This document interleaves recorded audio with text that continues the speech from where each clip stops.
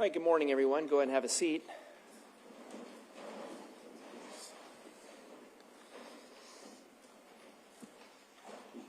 All right, we are back on the record. We have counsel parties and our jurors present. I hope everybody had a good night. And I think yesterday we had finished last with the testimony of, let's see, Ms. Michelle Wilson. And does the state at this point have another witness they wish to call? Yes, we do, Your Honor. At this time, the state would call Bradley Seek. Okay.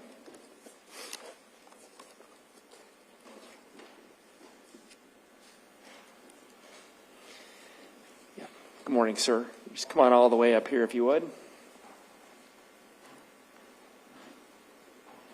Just grab a seat to my far left if you would.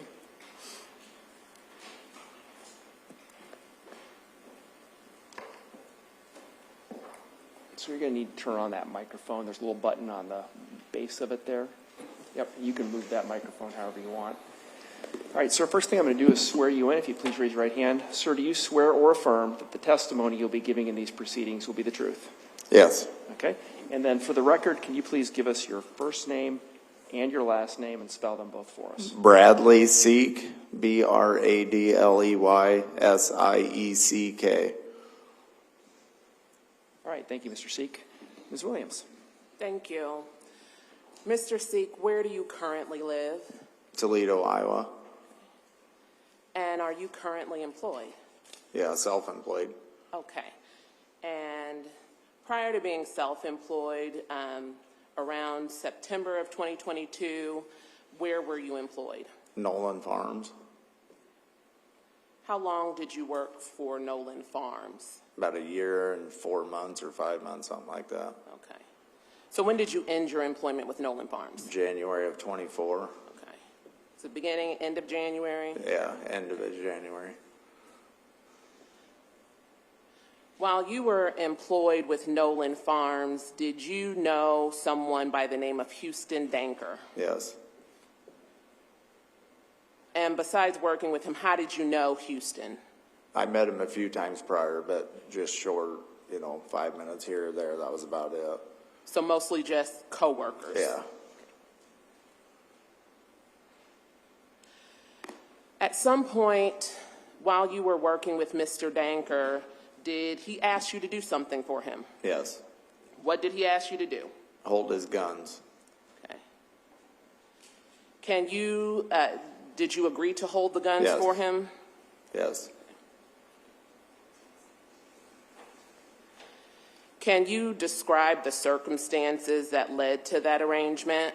He was moving, and his girlfriend, whatever he was moving in with, had a daycare in her house, so I'm assuming he didn't want him there.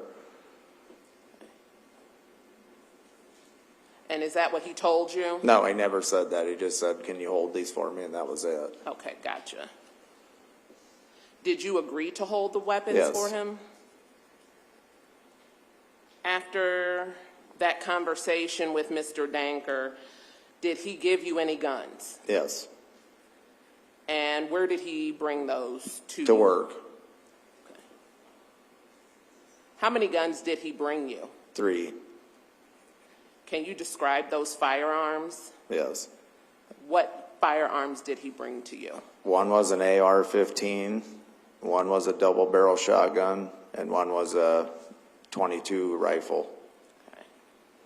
Was it a Ruger 1022? Yes.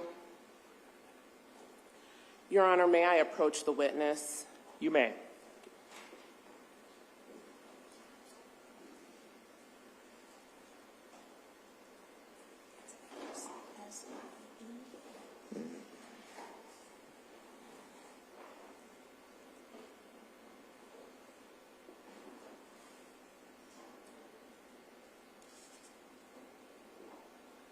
Your Honor, I'm going to approach the witness with one of the firearms in question. I just want to let the court know that it has been inspected by law enforcement and we're safe at this point. All right, thank you. May I approach? You may. and you don't need to ask again with this witness. Mr. Seek, I am holding what has been marked as State's Exhibit 298. Do you recognize this Yes. firearm? Yes. Can you describe it for me? It's a What Ruger, firearm is it? Ruger 1022. Okay. And how do you recognize it? Yeah, that's one Houston give me, one of them. Okay. And did you have this weapon stored at your home? Yes. At this time, Your Honor, by agreement of the parties, we would offer State's Exhibit 298. Any objection? No, Your Honor. All right, 298 is admitted.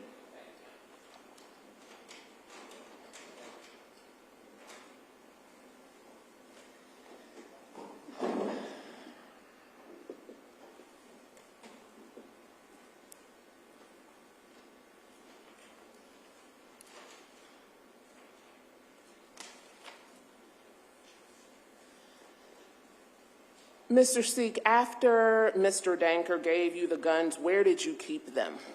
In the closet, in my bedroom. Of your home? Yes. And did you ever give those guns to anyone else or remove them from your possession during the time that you had them? No. Were there any accessories to these guns, like clips or ammunition, that No. were provided to you with those guns? No.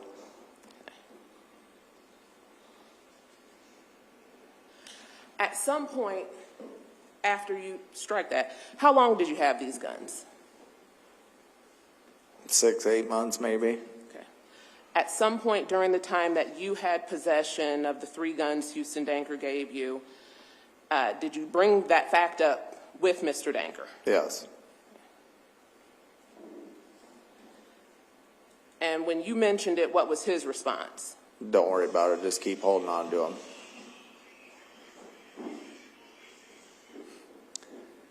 That's a good reminder to everybody to make sure your phones are off, please. After that conversation with Mr. Danker, did anything change with regard to the custody of those weapons? No.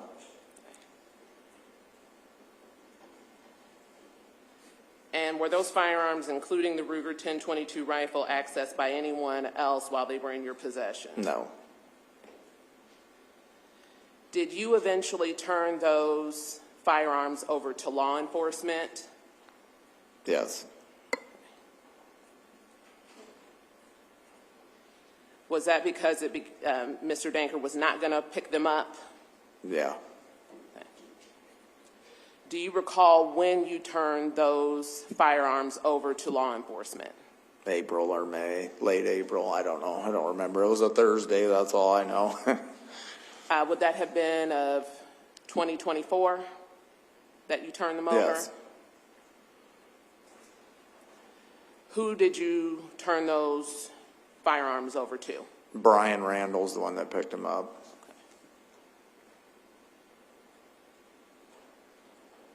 Is that the last involvement you had with those firearms? Yes. I don't have any further questions. Thank you. Mr. Hawbaker, any cross-examination? Thank you, Your Honor. Good morning, sir. Morning. Just so I'm clear, the conversation, well, limited conversation that Mr. Danker had with you, which was basically, here, will you hold my guns? When did that happen? Late summer, early fall of What year? 23. So late summer, early fall 2023. Yep.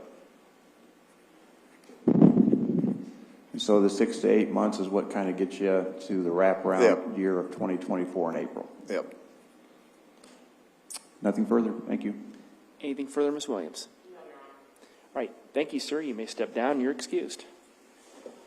You want me to shut this on? No, leave it on. Thank you.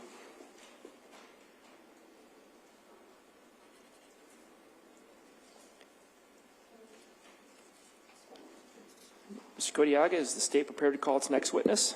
Yes, Your Honor. The state calls Brian Randall.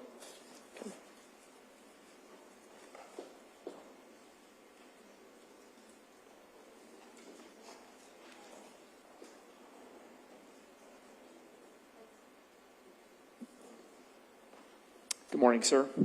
You come on up here to my far left, if you would.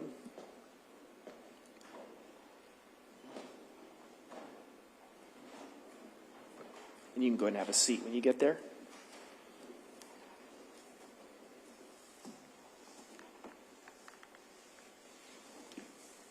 You can adjust that microphone however you'd like. It's on. First thing I'm going to do, sir, is swear you in. If you'd please raise your right hand. Sir, do you swear or affirm that the testimony you'll be giving in these proceedings will be the truth? I do. All right, and then for the record, can you please provide us with your first name and your last name and spell them for us? Brian Randall, B-R-I-A-N-R-A-N-D-A-L-L. All right, thank you, Mr. Randall. Mr. Kodiaga. Thank you, Judge. Good morning, sir. Good morning. You've stated your name. How are you currently employed? I'm a deputy for Tama County Sheriff's Office And how long have you been with the Tama County Sheriff's Office? since 2011. You say you're a deputy sheriff at the county attorney's office, at the sheriff's office? Yes, sir. Okay.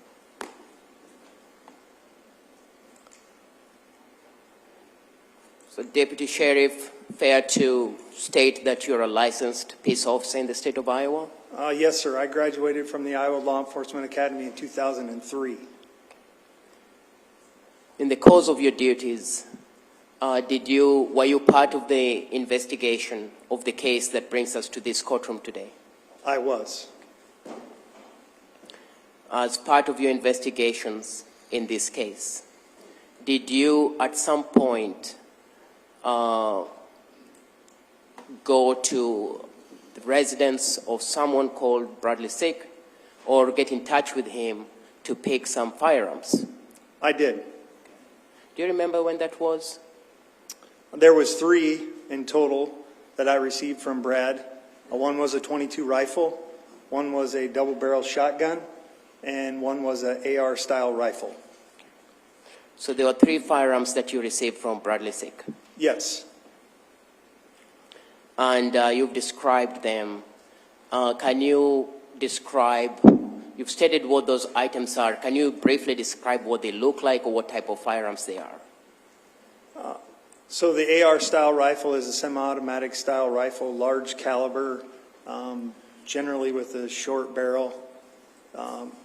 Double-barrel shotgun, it's just two barrels, one side by side, and then a .22 rifle, which is also a semi-automatic small caliber rifle. From your understanding, these guns belong to Houston Denker. Correct.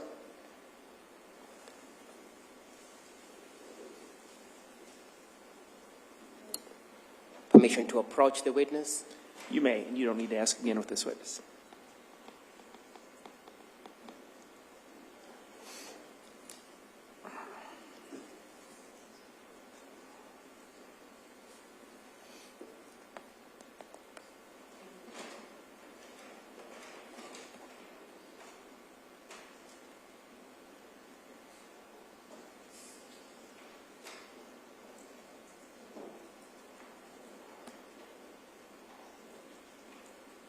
I'm going to show you what's been admitted into evidence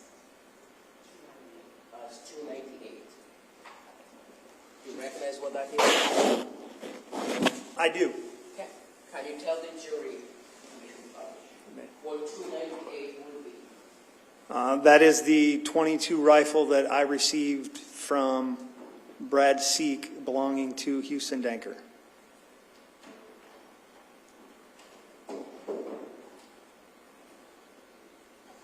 As part of the investigation in this case, was that type of firearm of interest that you and your other officers were looking for? It was. When you received this firearm, what did you do with it? It was initially checked into evidence at the Tama County Sheriff's Office, and then it was delivered to the Iowa DCI lab in Ankeny, I believe by Detective Killian. Why was it delivered to the lab? To be tested against the casing that we found at the scene of the homicide. So, as part of the investigation, you were aware that there was a casing of a .22 that had been found at the scene, and Therefore, you needed to confirm if it's the same firearm that had been used, correct? That is correct.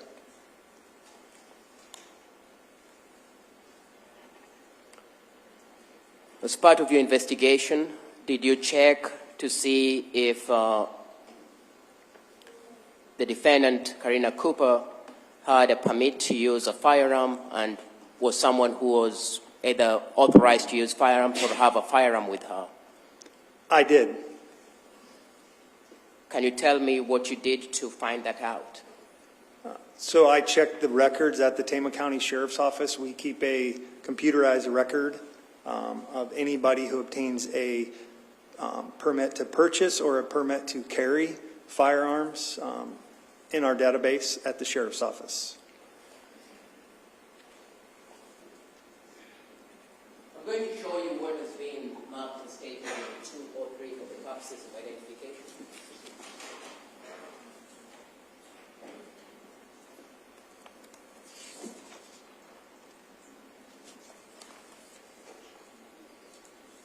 Do you recognize what 2 or 3 will be? I do. What is 2 or 3? That would be a printout of the electronic record that we maintain at the Sheriff's Office showing that Karina has or had a permit to carry weapons. Fair and accurate of what you have as a printout from your office? Yes. We move to agree 2 or 3. Any objection? Need to see it first, Judge. All right.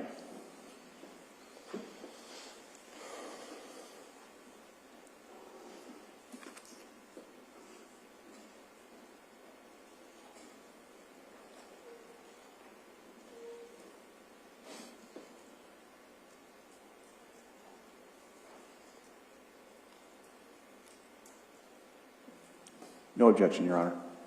Then Exhibit 203 is admitted. So to get a permit to have a firearm, what does a person need to do? So the initial permit at that time would require you to provide proof of satisfactory training, and that the satisfactory part is determined by the state of Iowa, not determined by the Tama County Sheriff's Office.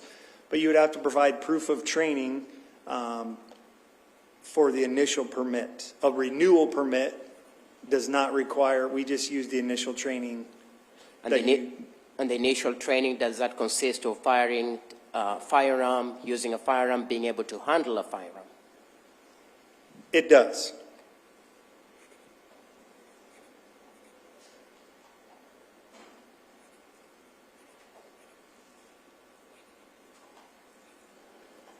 And as you testified, what we have that's been admitted as 2 or 3 is a renewal permit, and for that you don't have to do anything for renewal anymore, correct? Correct. So once you get the initial permit where you have to show your capability of using the firearm, after that you just yearly renew it without having to do any further training with the firearm, correct? Correct. I have no further questions. Thank you.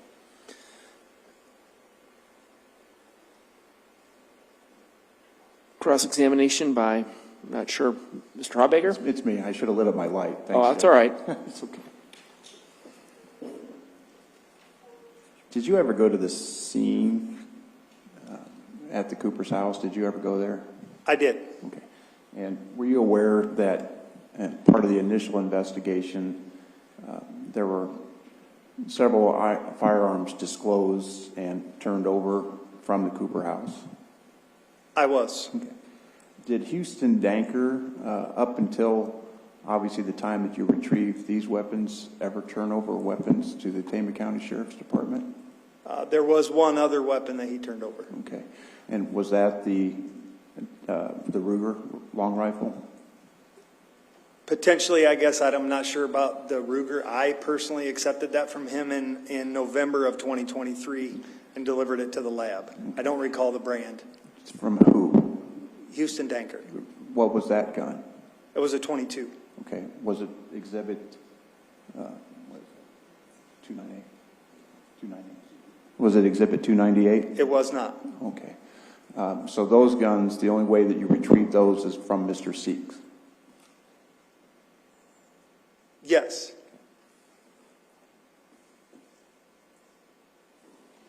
Exhibit 203, which was the Tama County Sheriff's Department's information on Ms. Cooper's permit to carry.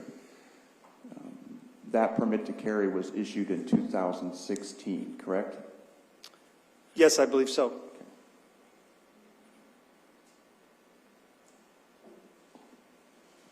And as part of obtaining a permit to carry, while I could understand why some training might have you fire the firearm, it's not actually required for the permit, is it? Not for Iowa. So it is possible for somebody to obtain the permit and never having fired whatever firearm they may have. It is possible.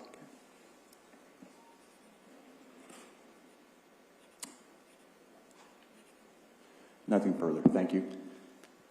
Anything further? No, Your Honor. All right, thank you, sir. You may step down. You're free to go.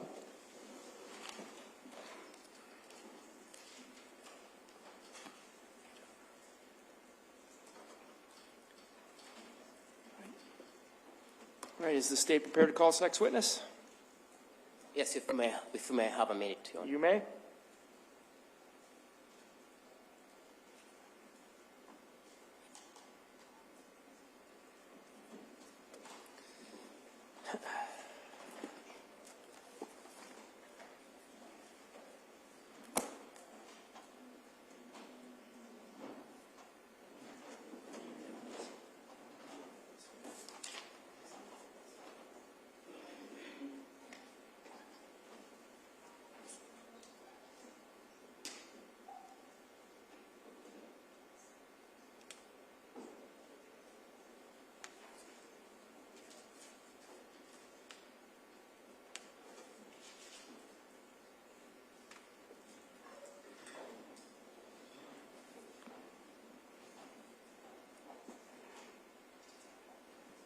The state calls Janna Berry.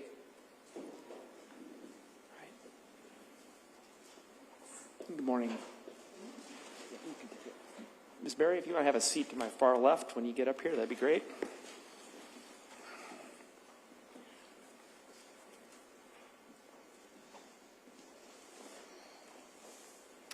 And that microphone's on. You can move it around however you'd like.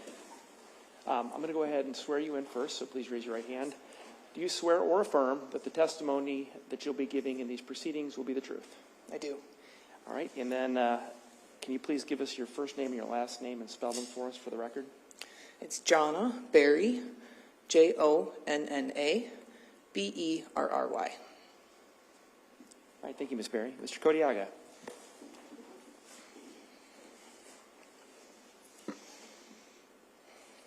Thank you, Judge. Good morning. Good morning.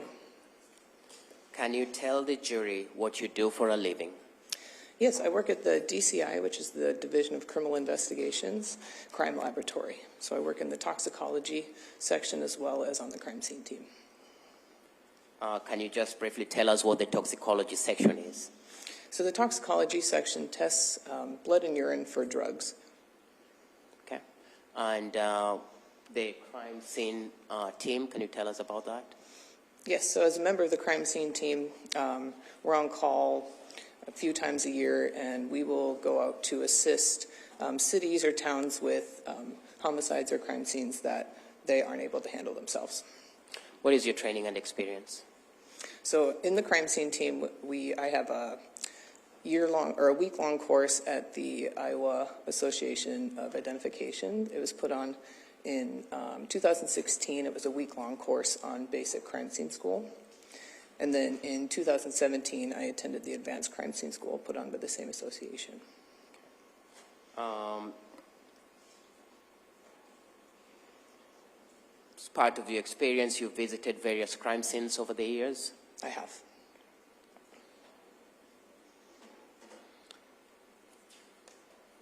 As part of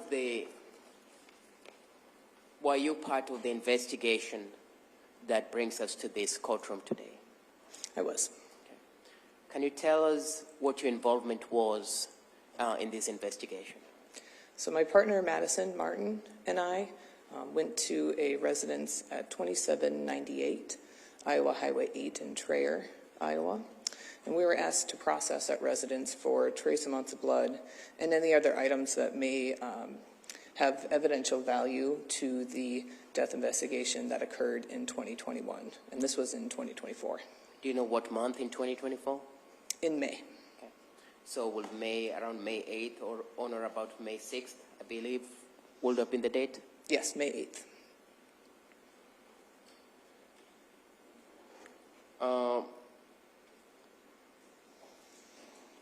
Did you have some instructions or some knowledge of some of the things that you would be looking for at this residence? Yes, we did. Did you know the owner of this residence? We were informed that Mr. Houston Danker was the residence of that address. So you're going to this residence in Traer, believing that the owner would be Mr. Houston Danker? Yes.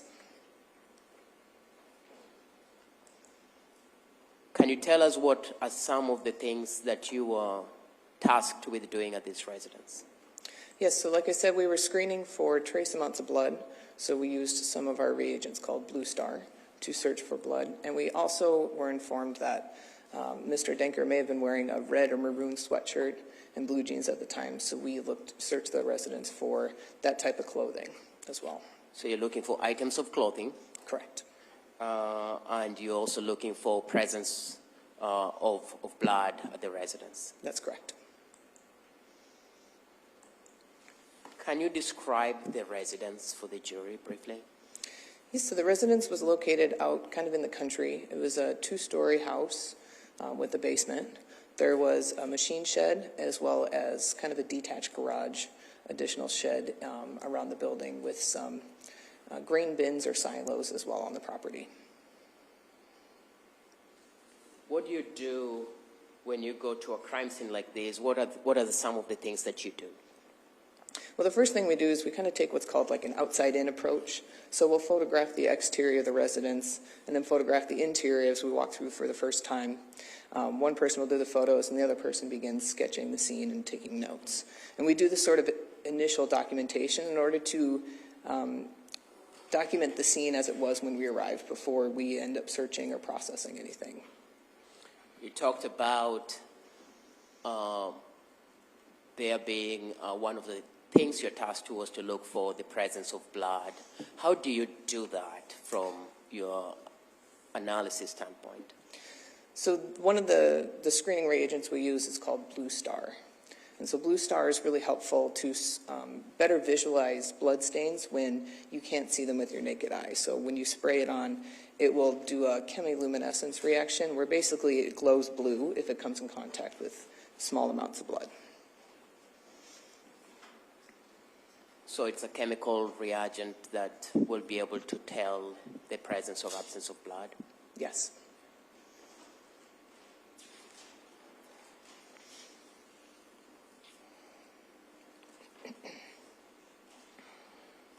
Could you explain the process of applying that Blue Star? So in this process, since the reaction glows blue, the first thing we have to do is make the room as dark as possible in order to better visualize that. Once we can make the room as dark as possible, we'll spray the Blue Star over an area and then document where we see any sort of what we call positive reactions or that glowing blue reaction, yeah. Was there a way that you handled the scene in terms of either cutting it into quadrants or separating it into certain sections? Yes. So the areas we sprayed, we kind of separated out as far as where the most foot traffic would be, because we were told there might be potential blood on a person's shoe in the area. So we sprayed the entryway at the beginning of the residence first, and then proceeded in to spray the kitchen area as well. Can you describe what you found in the various areas that you sprayed for this Blue Star? So in the entryway, we saw some positive reactions on the carpet and kind of a more larger area towards the center. So we ended up collecting that entire carpet to bring back for our DNA section.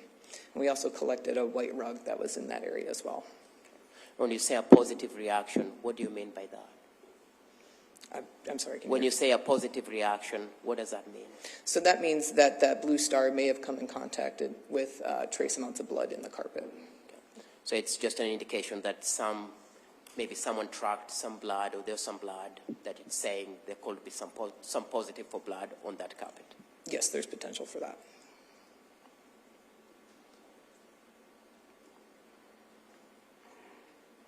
There's some evidence that you found suggesting someone attempted to clean up the carpet or the blood?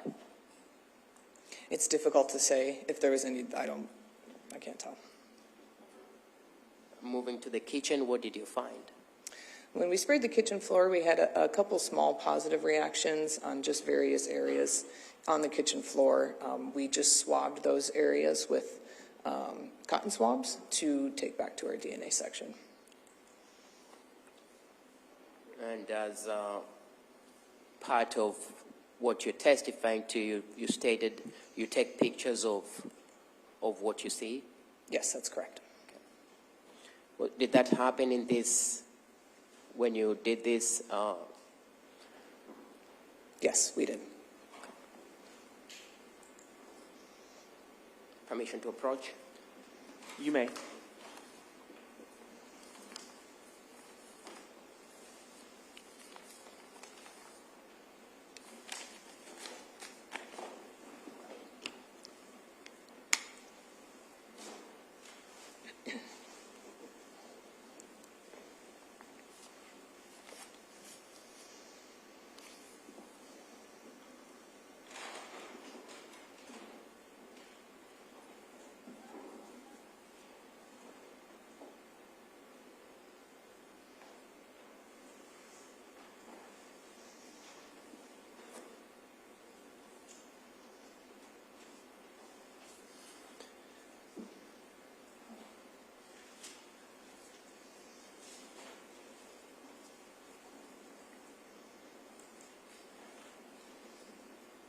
Remind you what's been marked as State Exhibit 261 through 266.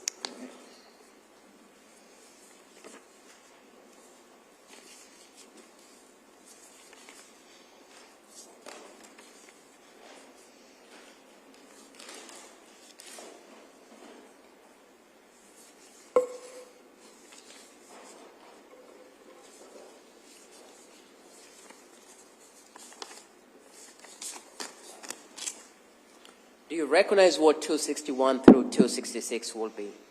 I do. What are they? They are photos that we took at the crime scene. Okay. Now, do they fairly and accurately depict what you took at that time? They do. Okay. We move to admit 261 through 266. No objection, Your Honor. All right, thank you. No objection, then exhibits 261 through 266 are admitted. We'll move to publish. You may, do you have them ready to go? All right.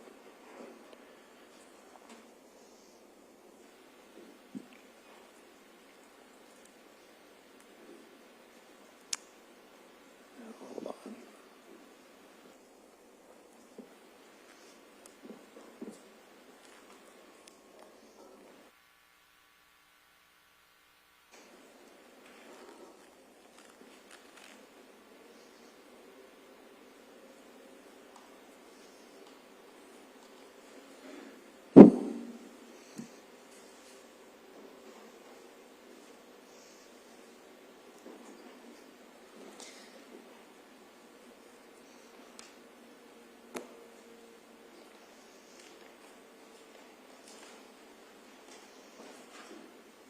Are you able to see what has been admitted as 261?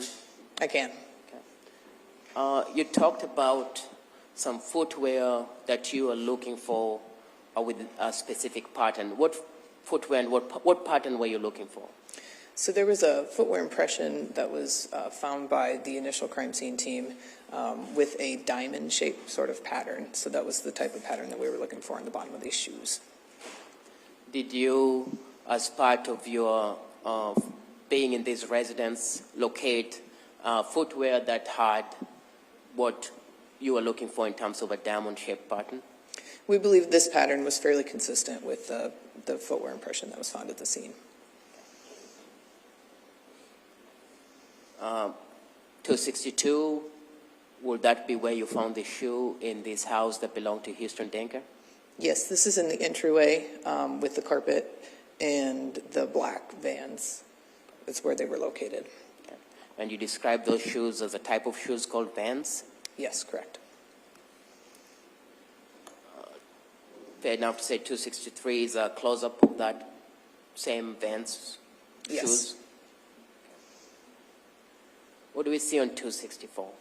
So this is a photo of the entryway after we removed the carpet, and we applied Blue Star to the underside of the carpet as well, or that surface. So, in other words, is that how it appears with the Blue Star? No, that's actually a flashlight shining onto the floor because the whole room was dark, so we were trying to get a photo of the floor with the flashlight on it. How would you describe the floor that you took this picture of? Well, this is after the carpet was removed, so there's kind of like an adhesive, sticky tack on the floor at that point in time. Okay, and this is when you'd remove the carpet to that floor. Yes, this is after the carpet was removed. What do we see on 265? This is the same area with just the flashlight moved off to the side. I believe this was before we applied Blue Star to it. What about 266?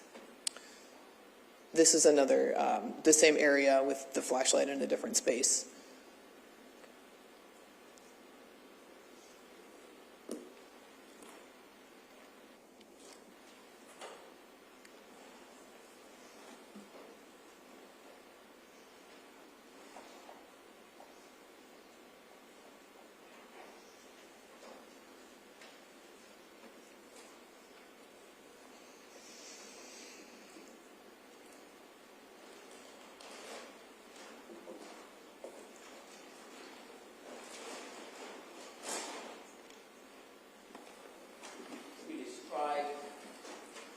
You described the shoes that you took photos of.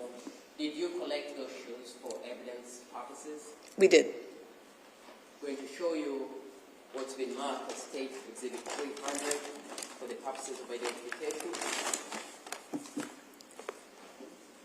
Do you recognize what 300 is? I do.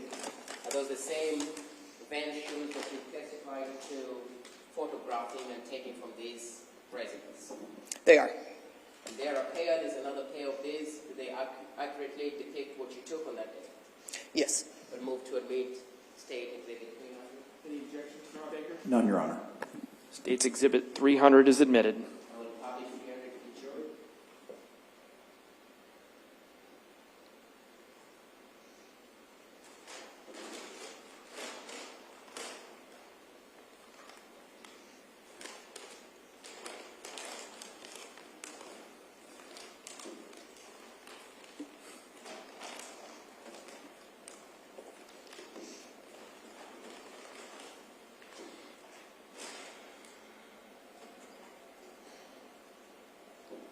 Were there electronic devices that you also secured from these residents? Yes, we collected 3 cell phones. Do you remember can you describe what cell phones you collected?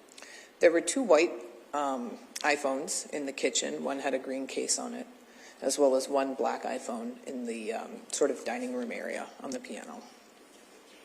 And fair enough to say these were taken to the lab for further testing too. I believe we transferred the custody to Special Agent Villata at the scene, so he took those. Was there presence of firearms or ammunition or any ballistic evidence that you recovered from Houston Denker's residence? Yes, we recovered 14 22 caliber fired shell casings from the outdoor, kind of around the porch area of the residence.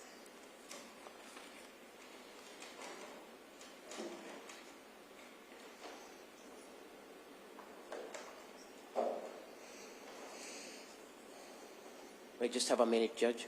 You may.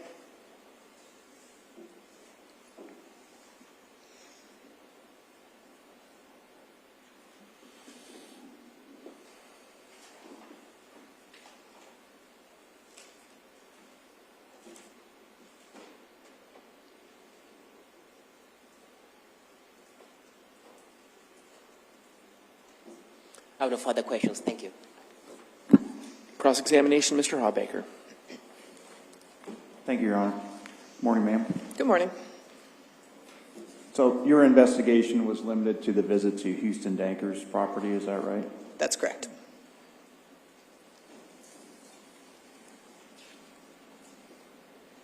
The footwear that was collected, the vans that have been described, we've heard testimony previously from somebody that does impressions.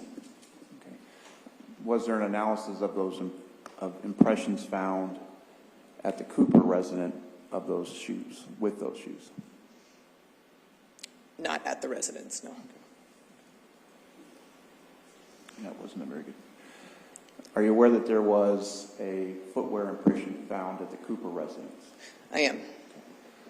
Do you know, and I'm asking this again because I asked it poorly, do you know if the shoes that you found at Houston Danker's residence were compared to those footwear impressions? I don't know if they were compared.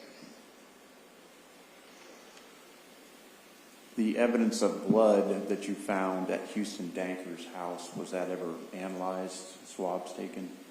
We collected like the carpet and some swabs, and they were sent to DNA for analysis. Okay, did you do that analysis? I did not.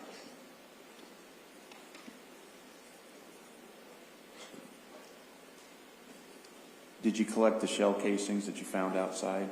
We did. Okay. Did you participate in any matching of those shell casings with firearms found in this case? I did not.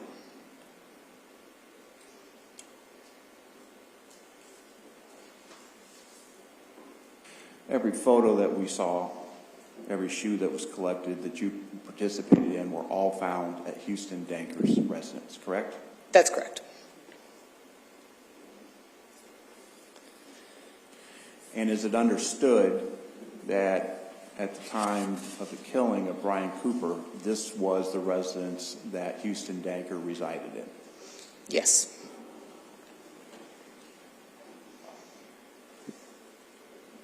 Nothing further, thank you. Any redirect? You were tasked to look for a certain type of footwear, correct? Like what you testified to, you're looking for a shoe that can make diamond patterns or will leave such an impression, correct? Yes, we were looking for that type of pattern. That's what you found that has been now admitted, correct? Those were the shoes we thought were best consistent with the pattern. Okay. And fair enough to say there were other people in the lab who were in charge of either doing firearms testing, ballistic testing, and also doing the DNA testing. Your job for this was only to go in and collect some evidence at this residence. That's correct. I have no further questions. Thank you. Anything further? And the significance of those shoes is quite clear. The shoes that you collected from Houston Danker's place, the Vans, had the similar print characteristics as the markings that were found at the Cooper residence, right? That's why we collected them. We believe they were a consistent pattern. Nothing further, Your Honor. All right, thank you, ma'am. You may step down. You're excused.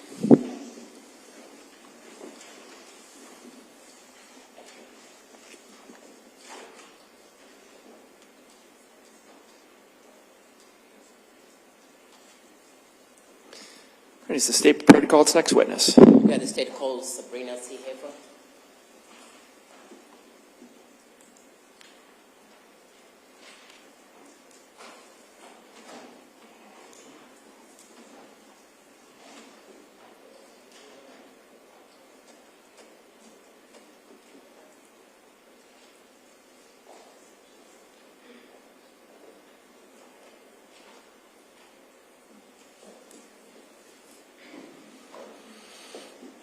Good morning, ma'am. Just have you come on up to a seat to my far left, if you would.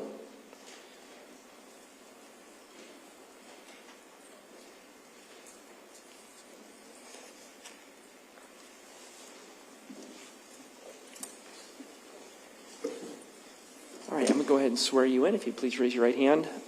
Do you swear or affirm that the testimony you'll be giving in these proceedings will be the truth? I do. All right, and then for the record, can you please give us your first name and your last name and spell them both? My name is Sabrina, Sabrina, Sea-Hoffer, Seehaffer.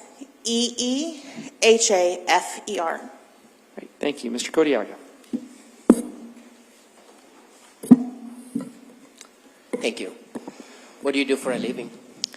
I'm employed by the State of Iowa Department of Public Safety, Division of Criminal Investigations, Criminalistics Laboratory, better known as the DCI Crime Lab. So we've heard a lot from other DCI crime lab people you work with, like the lady who just left over here, you work with her, correct? Yes, I do. What do you do at the crime lab? My primary assignment is to the DNA section of the laboratory. Can you briefly tell the jury your qualifications in terms of education and professional experience to be in your position?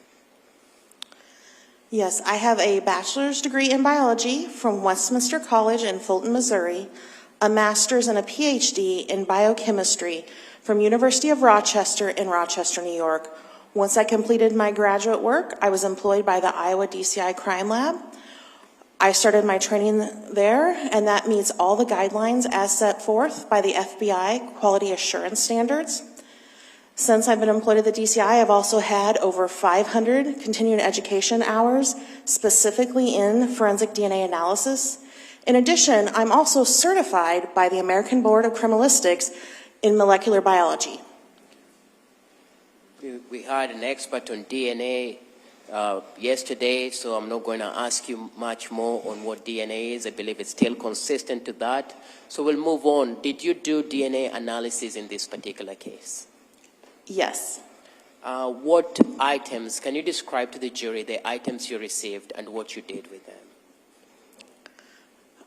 Specifically, I was submitted various items of clothing and shoes and some pieces of carpet, also some swabs and a known reference sample.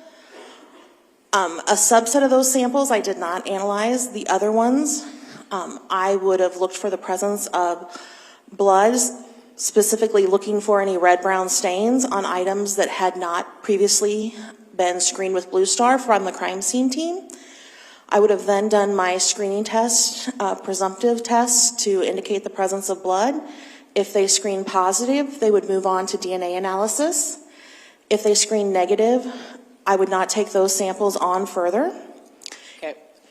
Let's go back and let's talk first on when you received these items. If you had, did you write a report in regards to this case? Yes, I did. Do you have a copy of your report? Yes, I do. Will it help you to go through these items line by line to be able to testify in a more clear way for the jury about what you did? Yes, it would. The court's permission will ask that she uses a report to refresh her memory. Any issue with that, Mr. Hawbaker? No objection to that, All right. Judge. Your Honor, may I open my binder? You may go ahead and you may use your report.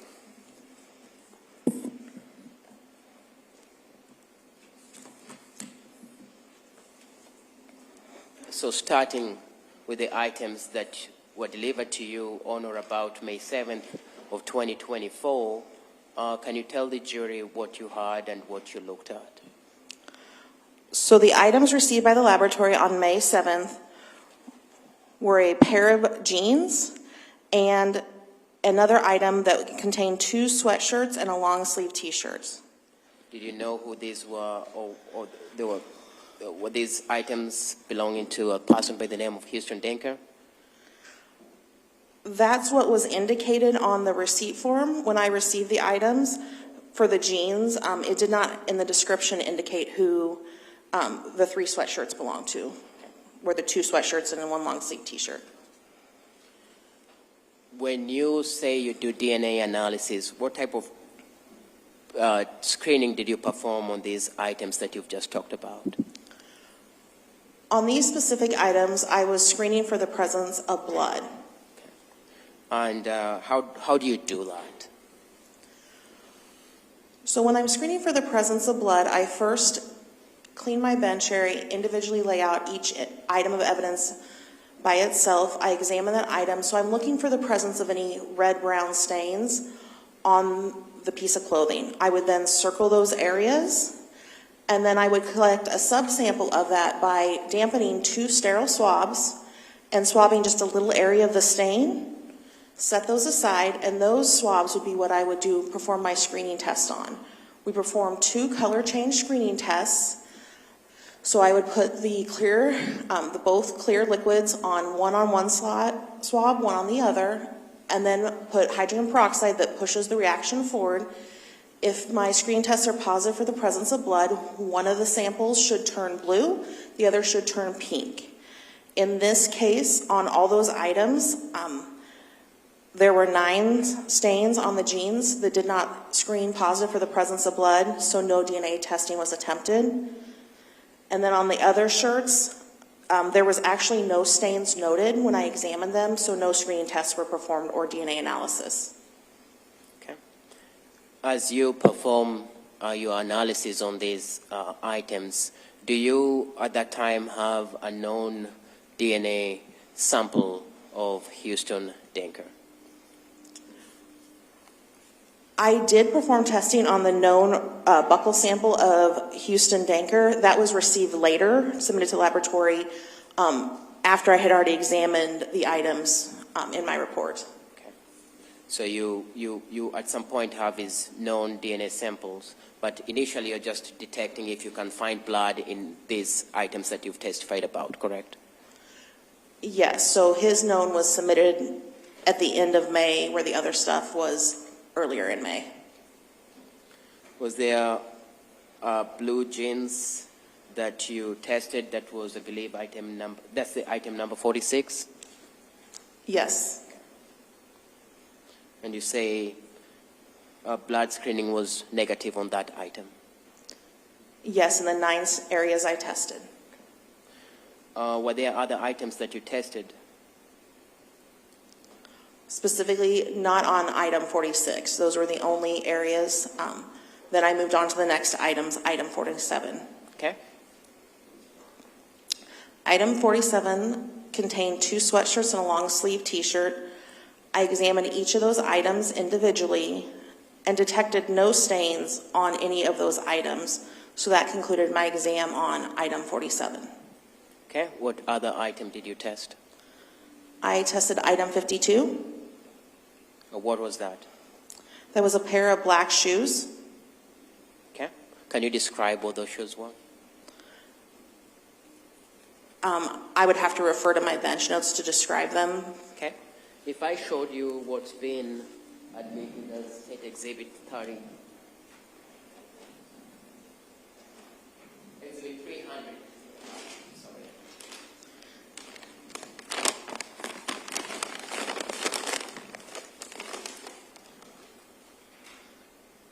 Do you recognize these as those items?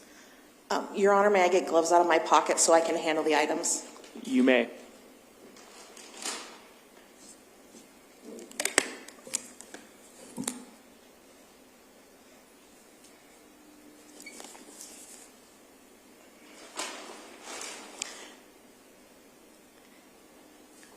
Yes, I do recognize these items.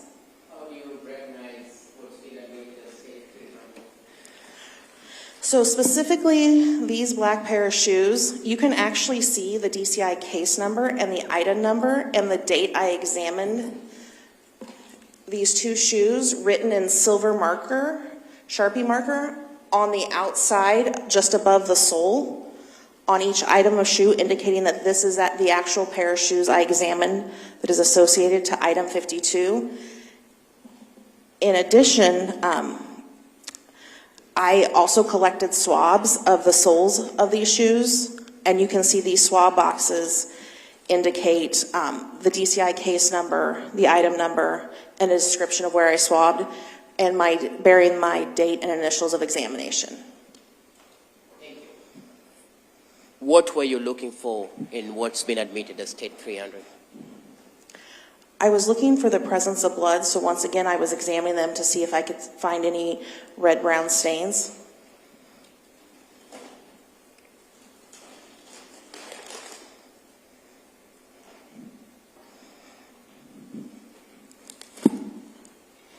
And what was the results of your examination? Screening did not indicate the presence of blood on 4 areas of the right shoe, and screening did not indicate the presence of blood on 5 areas of the left shoe. Therefore, no further DNA testing was attempted.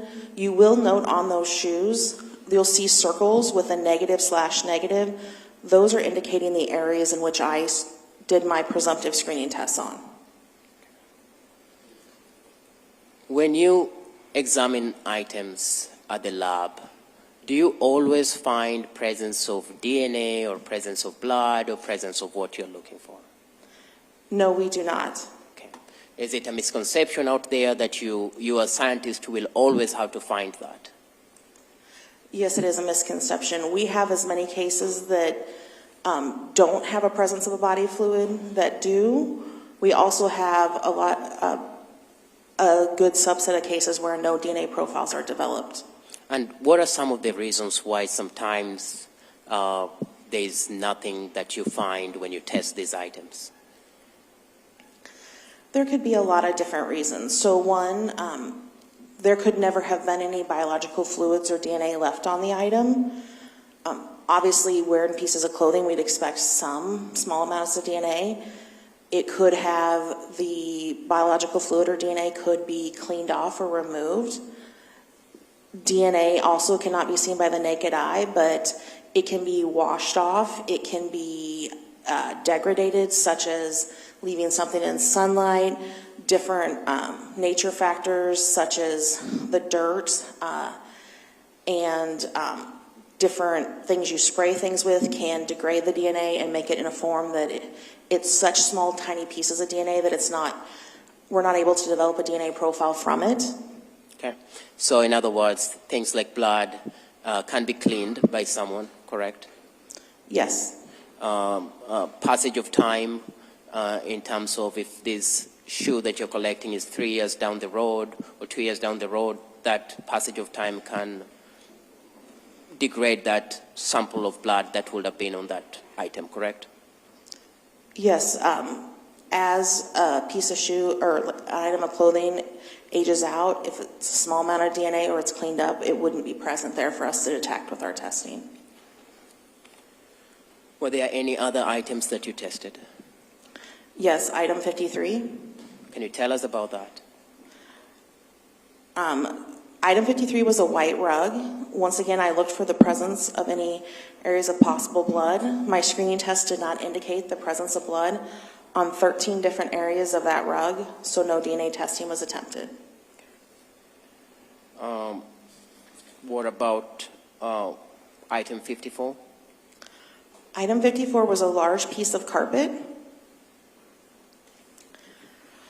So specifically in item 54, I did not do any blood screening tests for this.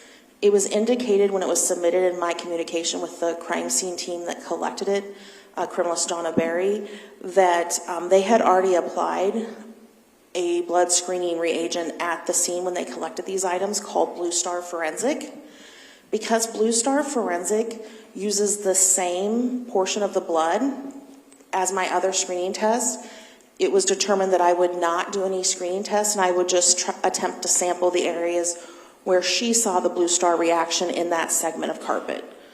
So she helped me identify those areas and I took cuttings of 6 of those areas and attempted DNA on them. And what were the results of your findings? No DNA profile was developed from 5 of the areas on the carpet. One area did produce a few DNA factors, but those DNA factors were just too weak for any conclusive interpretation. Okay. And from your understanding, this was they came from a house where a person by the name of Houston Denker was supposed to be living at, correct? Yes. Was it surprising? Is it surprising to you that even though this person lived here, you still were unable to find DNA factors or able to retrieve DNA factors from these tests? No, it's not unexpected. Carpet is something that doesn't either holds a lot of DNA or very little, and typically people walk on it with shoes and not your bare feet, so the bottom soles of your shoes, unless you walked in a biological fluid, would not have very much DNA present. So it's not unexpected. In addition, all of our screening tests are only indications of blood, not human blood. So if those areas did screen positive with Janna's for blood, it could also be blood of another animal, where my DNA testing is specific for human DNA only. Can you tell us about the other items that you tested? Yes. The next item I examined was item 56. This was swabs from marker E and from marker B. Once again, my communication and the receipt form indicated these swabs were swabs of area that had blue star reaction positive. So therefore, I did no further blood screening, but I did attempt DNA on them, and no DNA profile was developed from those swabs. And again, we are talking about these items that were retrieved by Janna Berry, who just testified before you, correct? Yes. Okay. What other item did you test? I also tested a swab indicated as swabs of marker C. Once again, no DNA profile was developed from that swab. What item did you test next? I tested item 58, which was a pair of tan moccasins. No stains were noted in my examination, but they're indicated that they possibly saw something on the right sole that I didn't see in my examination at the crime scene. So I went ahead and swabbed the right sole area of that right moccasin to attempt DNA testing on it in case the stained area just lightened in the transport. And once again, no DNA profile was developed. What's the next item that you tested? Item 59, which was a pair of brown boots. What were the results of your test? Once again, no stains were noted on the boots, but I did attempt to swab the soles of those boots and do DNA testing. And once again, no DNA profiles were developed from the swabs of the soles of those boots. And again, these were boots that, as reported to you, belonged to either Houston Denka or found at his house, correct? These boots were collected by the crime scene team. As for the ownership, I'm unaware. Okay. What else did you test next? That was the end of my examinations of items from the scene. I then examined the known buccal sample of Houston Danker. So because you previously heard that DNA, if we develop a profile, we can't tell whose DNA profile it is. So I developed that known DNA profile so that if I did have DNA profiles developed, I would have that for comparison's sake. Okay. And so you developed a DNA profile of Houston Denker. Yes. But fair enough to say that the bulk of your work that you did was testing most of these items and receiving a negative answer in terms of a DNA profile in these items, correct? Yes, I did not develop any interpretable DNA profiles from all the items I sampled for DNA. Even though they seem to be items that humans interact with, someone could have interacted with in terms of wearing the shoes or using the carpet in that residence, correct? Yes, but my sampling of the shoes were on the outside area, so typically you would leave your DNA on the inside or the tongue area, so all of my testing was not in those areas.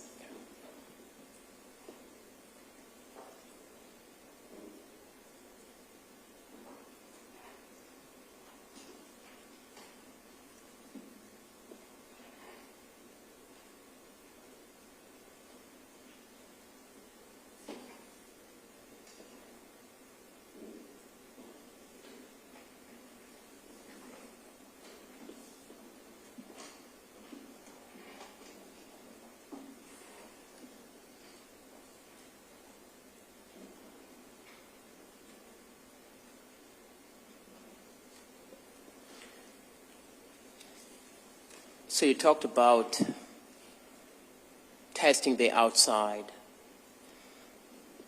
If you tested the inside, would you expect to find the DNA of the wearer of the shoe? Yes, I would expect to get some DNA factors when you're testing for wearer DNA on the inside of the shoe. Sometimes it's not a complete profile, but I would have expected to get at least more than I got on anything else I tested. And did you get anything? Or? Only one sample, and it only gave me 3 DNA peaks. So I would have expected to get at least a partial profile or mixture from the inside of wearer's shoes. Can you explain that more? So we're going to go back to what was probably talked about yesterday. So bear in mind that some of this might be repeat. But so because we test 21 locations, I have, because you give it half your DNA from mom and half your DNA from dad, you have no possibility of leaving 2 peaks at any one location.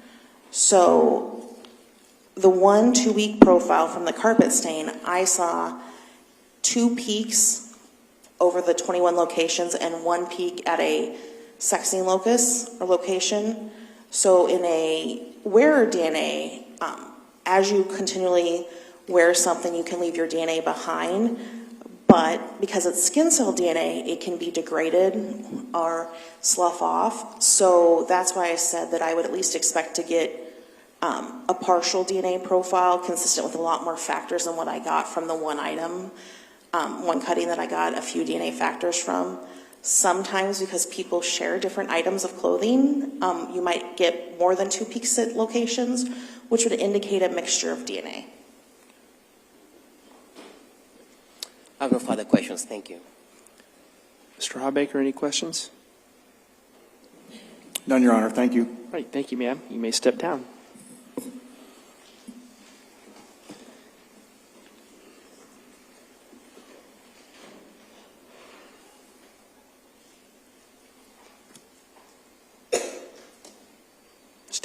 State prepared to call its next witness.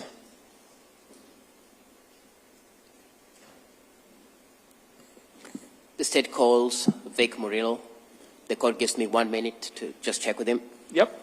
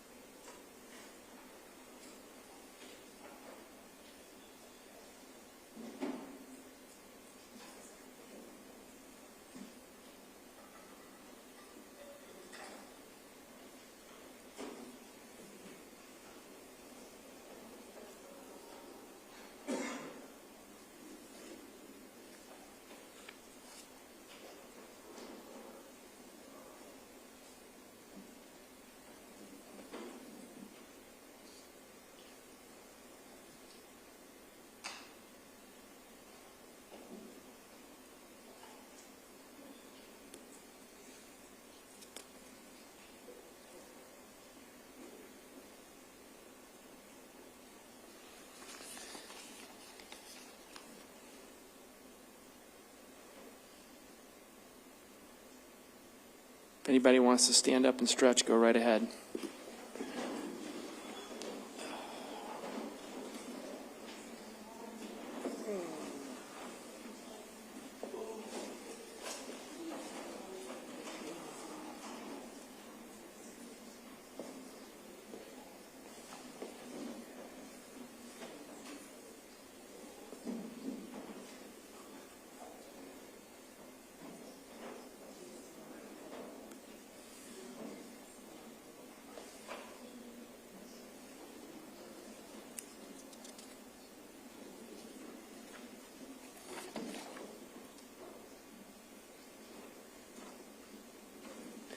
All right, let's go ahead and have a seat. Yep. Good morning, sir. Can I have you come on up here to my far left, if you would? And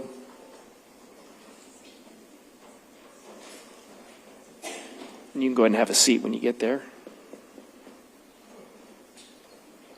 Yeah, go ahead and have a seat.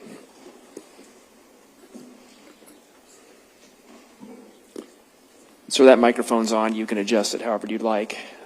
I'm going to go ahead and swear you in, so please raise your right hand. Sir, do you swear or affirm that the testimony you'll be giving will be the truth? I do. All right, and sir, for the record, can you please provide us with your first name and your last name and spell them for us? Yes. First name is Victor, V-I-C-T-O-R. Last name is Merillo. Last name is M-U-R-I-L-L-O. All right, thank you, sir. Mr. Codiago, whenever you're ready.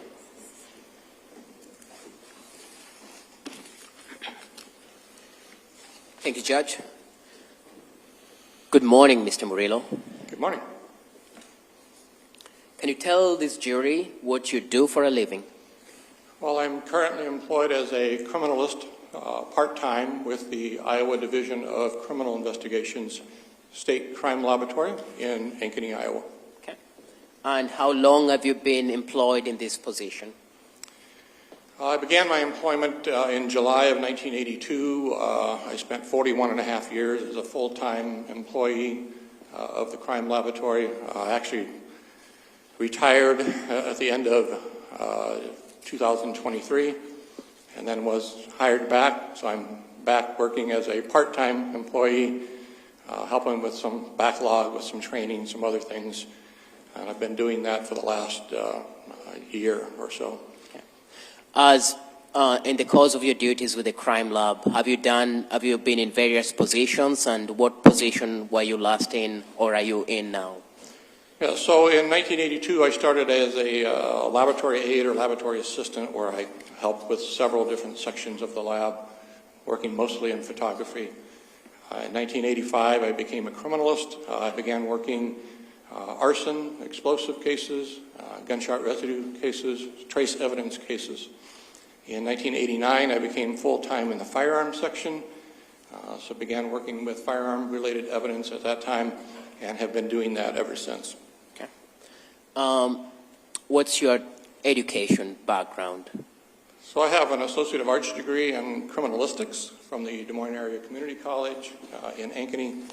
I took several classes that were kind of related to the different sections of the lab that I currently work in. So I had a firearm class, I had a fingerprint class, a drug class, so several different classes that were kind of related to what I do today.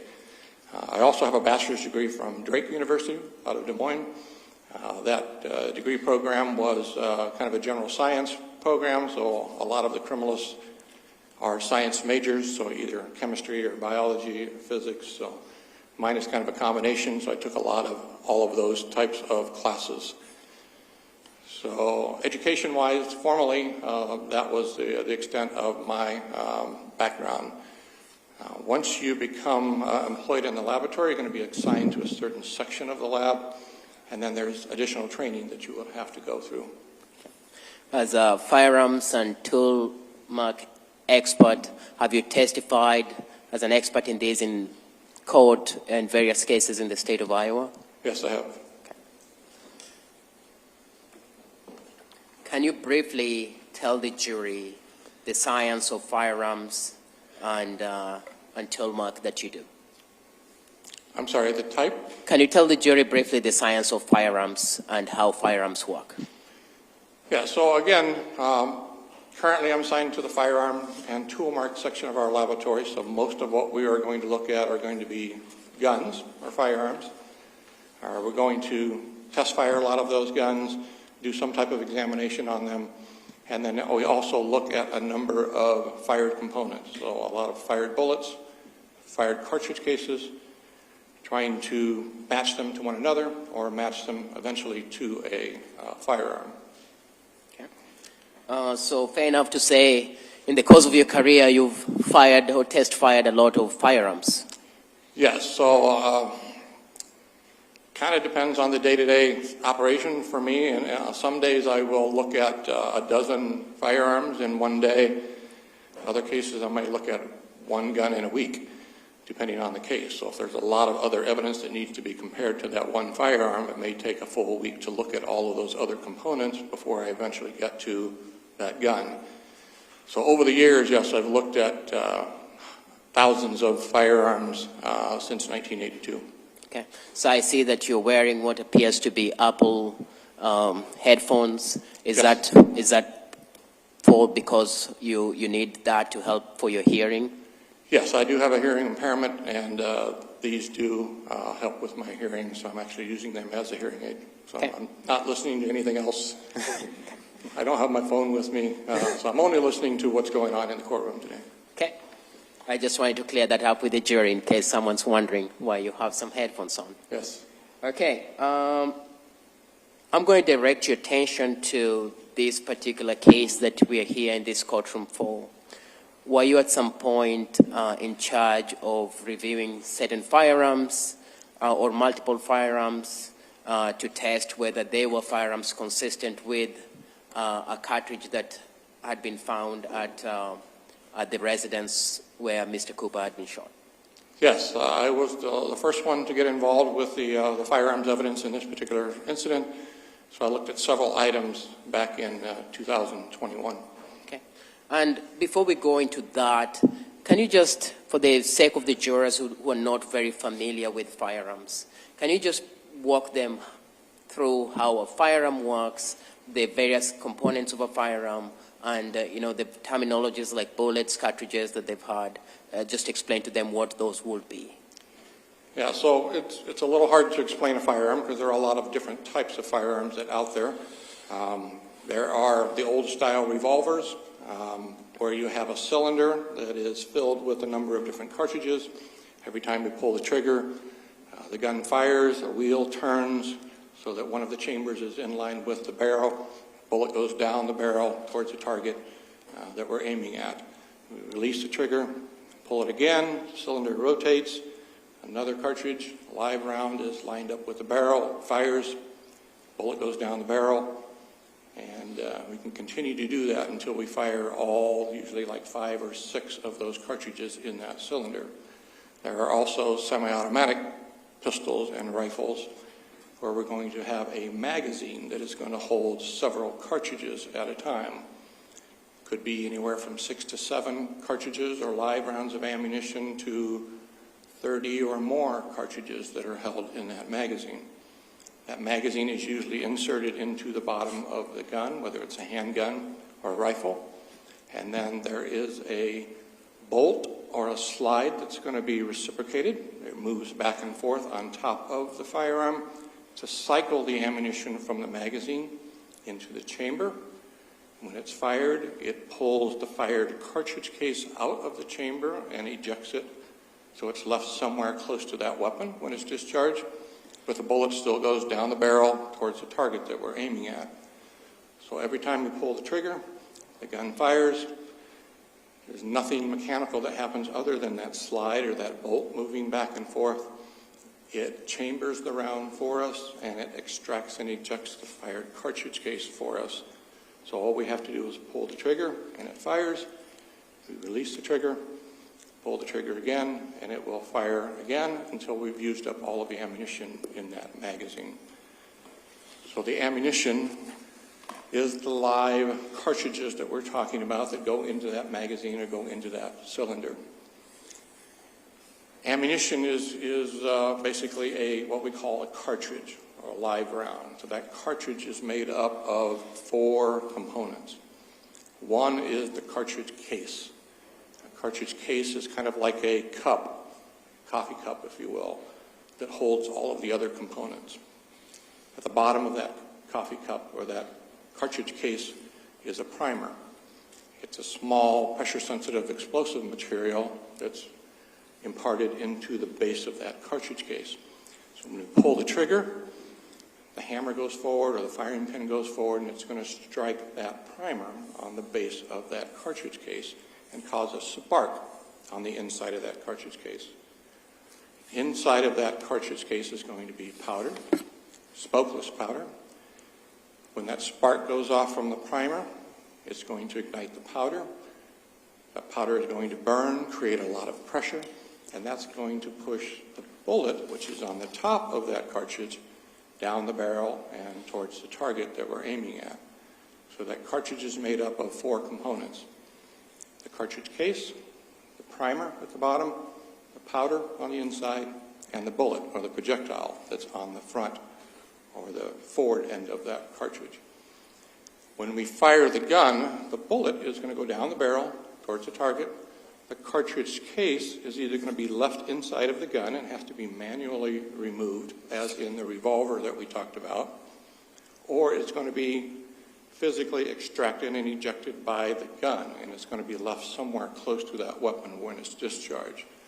So those are the things that we're normally looking for at a crime scene. Is going to be the fired bullets, the fired cartridge cases that are going to be somewhere close or in the firearm, and then if they're outside of the gun, so we have fired bullets at a crime scene, fired cartridge cases at a crime scene, we can possibly match them to one another to try and determine whether they all came from the same gun or not, or we can possibly try to match them to one specific firearm.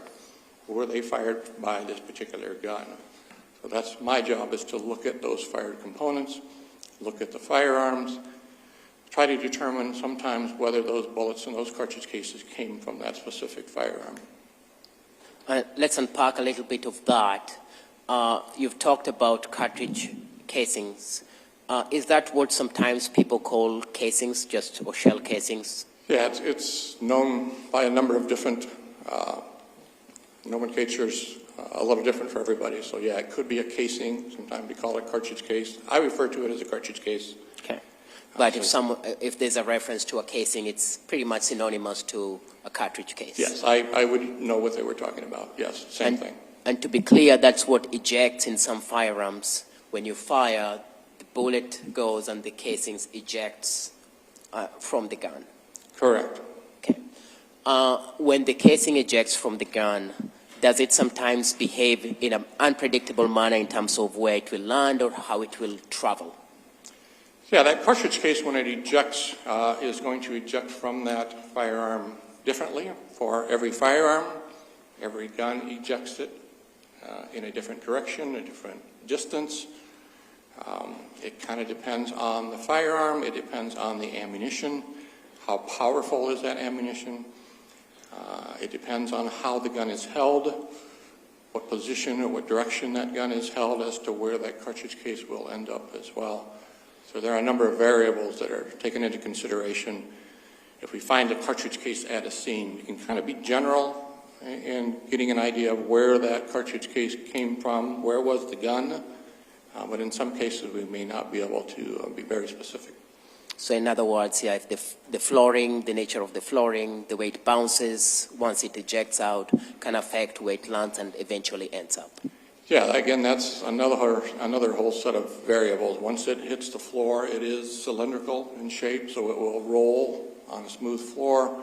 It will bounce. It will hit a wall, furniture, so it may not end up in the same position where it eventually fell after it was fired. It may get kicked out on a street. They get run over and get moved by vehicles and people walking. So, yeah, they could be in a different position once we're doing our investigation from where they originally fell at the time of the shooting. When you, and I don't know if you talked about a caliber. What do we mean when we hear the term caliber weapon or something to that extent? Yeah, so the caliber or the cartridge name refers to the ammunition that's being used. In this particular case today, we're going to talk about .22 caliber ammunition. So 22 caliber ammunition, same thing that we talked about before. It has a cartridge case. It has a priming material that's around the rim at the bottom of the cartridge case instead of being in the middle, but it still has powder. Still has a bullet, so we still have a bullet that's being fired. We have a cartridge case sometimes that's going to be ejected, so nothing different. The .22 cartridge case, or the .22 cartridges, the live ammunition, is probably the smallest cartridge that we usually deal with at the laboratory, but it's also sometimes the most popular. It used to be the most popular cartridge that we would see in shooting cases. And tell us more about that. The .22 ammunition? Yeah. So yeah, again, back in the day, a long time ago when I started doing this type of casework, I saw a lot of revolvers. We didn't see a lot of semi-automatic pistols. So a lot of revolvers and a lot of .22 caliber cartridges. .22 ammunition is probably the most popular type of ammunition that's out there. You can find it almost everywhere. So as long as you have a .22 caliber cartridge and the gun is designed for .22 caliber ammunition, that cartridge should fit in that gun. So it doesn't make any difference who made it, who the manufacturer is. As long as the cartridge name and the designation for that firearm is the same, then they should be compatible with one another. Okay. Can you tell the jury how toolmark comparison works? I'm sorry, how? Can you tell the jury how toolmark comparison works, how you compare firearms and what cartridge was used?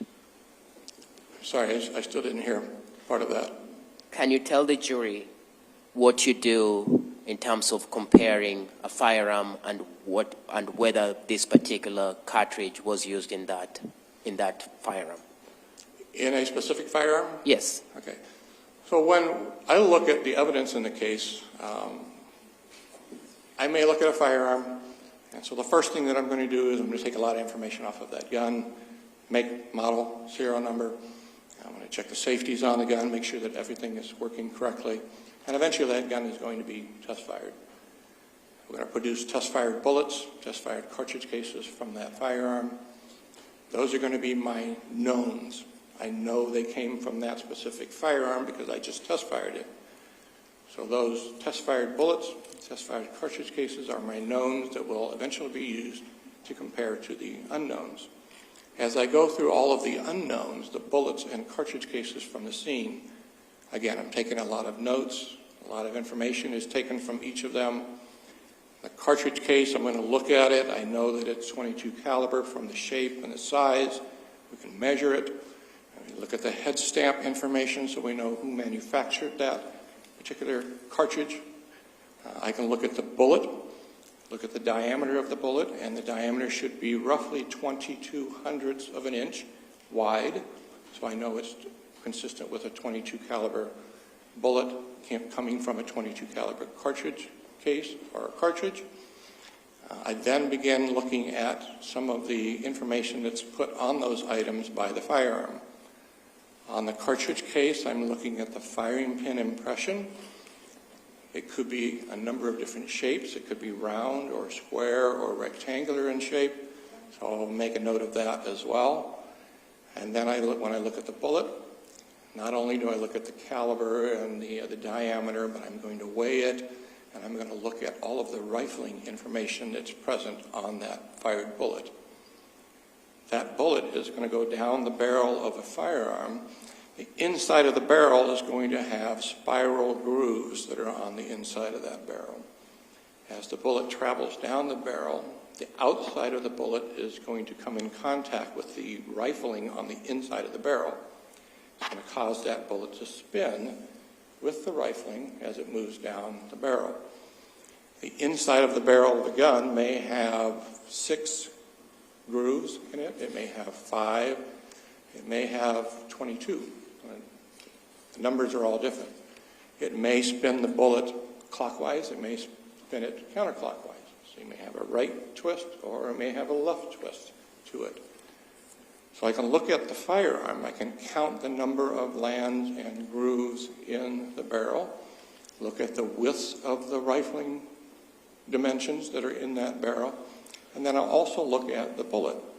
Does it have the same number of land and groove impressions on it as what I'm seeing on the barrel? So if I have a bullet that is 6 right, 6 land and groove impressions with a right hand twist, and I have a barrel that has 5 lands and grooves with a left hand twist, then I know that that bullet could not have come from that particular firearm.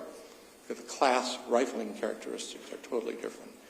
So that's my job initially when I'm looking at those items, to look at the cartridge case, firing pin information, breech face information, look at the bullet, take as much information off of that bullet as I can, the caliber, what the bullet is made of, whether it's lead or copper plated or brass plated, the rifling information that's present on it.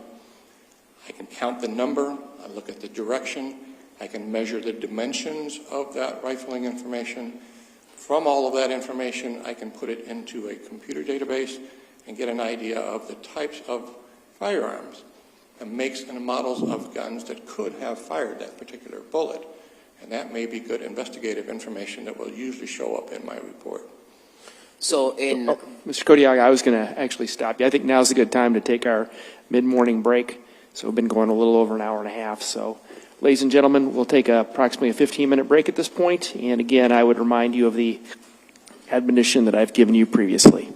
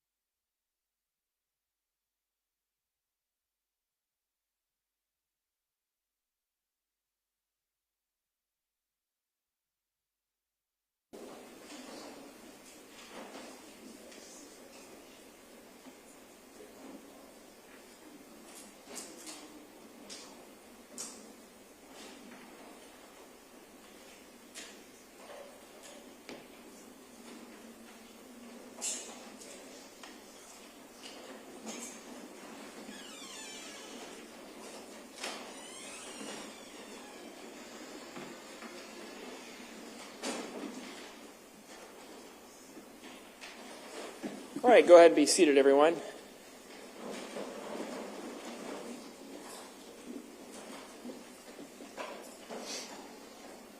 Mr. Kodiaga, Ms. Williams, do we need to wait for Mr. Ringel?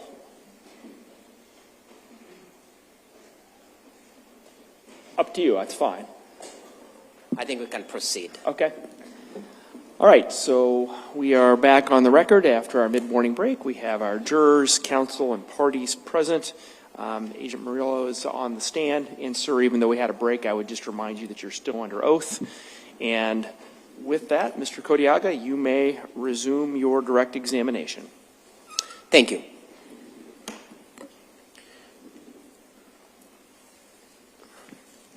I think when we stopped, we discussed briefly about firearms, how they work, what your examination entails. And I don't know if you talked to the jury about the purpose of your examination in trying to find a firearm that has been, or a cartridge or a bullet that has been fired from a particular gun, and what that tells, whether guns or bullets tell a story based on what they leave behind. Can you just explain that briefly to the jury? Yeah, so I think I talked a little bit about it. On that cartridge case, you're going to have a specific size and shape of the firing pin impression. On the bullet, you're going to have information that's there that we can look at and try to compare that to the rifling on the inside of the barrel of the gun of a suspect firearm. So those are the first things that we will look at. When we actually do a comparison, we're going to look at a little bit more. So when we get a firearm and I'm going to test fire that gun, I'm going to place one of the test-fired cartridge cases underneath a comparison microscope and then place an unknown underneath the microscope. And I begin looking at both of those items at the same time, side by side. I'm going to begin looking at what we call unique individual characteristics that are inside of that firing pin impression. Tiny little scratches, impressions, tiny little markings, and the same thing on the bullet. The outside of the bullet will not only have that rifling information present, but there are going to be tiny little scratches and striations that come specifically from that barrel of that gun that it was fired from. So I began looking at all the tiny little scratches and striations. It kind of looks like a little barcode, if you will. Little lines, thin lines, thick lines, deep lines, shallow lines. And there's a specific pattern that's going to be on every bullet that comes from that particular barrel. And that pattern is going to be unique to that particular firearm and will be different than the pattern that we will see on every other firearm. So that pattern that we're seeing on the fired bullet, the markings that we see on the cartridge case are going to be unique to a specific firearm. So we can look at the test fires from the gun, look at the unknowns, see if they have the same pattern. If they do, then we know that they came from that particular firearm, the unknowns. If they have a different pattern or different shape or different size or different number, then we know that that bullet or that cartridge case did not come from that particular firearm. So we can eliminate it, we can identify it and say, yes, it definitely came from that particular firearm. Sometimes it's inconclusive. You may be able to look at some of the markings and there's just not enough information there. I don't know whether it came from that gun or not. I'm just not sure because of damage, or maybe the gun just isn't producing any markings. There's a lot of different variables, again, that are taken into consideration. So we may call it inconclusive. And the fourth thing that we will sometimes look at is tiny little pieces of evidence that really have no value, and sometimes we'll say that they're unsuitable. So those are the four things that we normally will come to conclusion with when we look at those items. But hopefully what we can do is find the correct firearm and eventually match those bullets, cartridge cases, to a specific firearm. As part of your job in this particular case, were you tasked with trying to find, there was, I believe, what you've referred to as a cartridge casing that was found at the scene of this crime. Were you trying to match that cartridge casing to certain guns that were delivered to you to see if those guns had been used to fire that cartridge casing? Yes. May I approach? You may. And you don't need to ask again with this witness.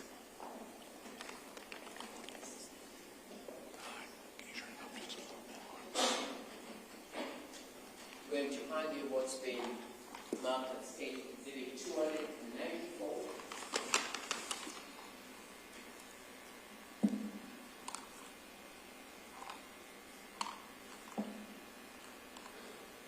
Do you recognize what 294 would be? Yes, I do. Can you tell the jury what 294 is? Sorry, 294, State Exhibit 294 is my item 6 as it came into the laboratory. This is a fired cartridge case that came from the scene, and one of the items that I initially looked at that's in my initial report. So you identify 294 as the casing, what we've called casing, colloquially, or cartridge casing, that came from the scene that you were tasked with trying to find which firearm had fired that casing.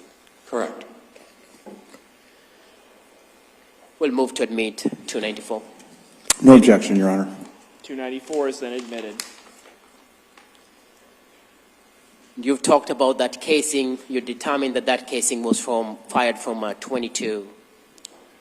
Correct. So as we look at that cartridge case, I can tell that it is a 22 caliber, probably from a 22 long or a 22 long rifle cartridge. They both use the same cartridge case. And I can also see the manufacturer. I think this one was made by Winchester, which is a popular ammunition manufacturer. So all that information is in my notes, including the size and shape of that firing pin impression that we talked about. Because it is a fired cartridge case, it's going to have an impression from the firing pin when it hit, and so that information was also documented. And when you say 22 long, that's a long rifle. 22 long or 22 long rifle, they are different, but they use the same cartridge case. Now, did you have certain firearms that had been either retrieved from the scene or had been brought to you that you're trying to eliminate or find if they're the ones that had fired that cartridge casing? Yes, so initially I looked at 2 bullets, I looked at a fired cartridge case, and there was 1 firearm that was also submitted along with those items. So I compared those items to that 1 firearm initially. And you said you looked at 2 bullets. Can you tell us what those were or what you looked at? Those were, they're my items 20 and 21. They were bullets that came from the head of the decedent. Okay. So bullet and bullet fragments that came from Mr. Cooper's head? Yes. Okay. I'm going to show you what's been marked as State Exhibit 296, 297 for the purposes of identification.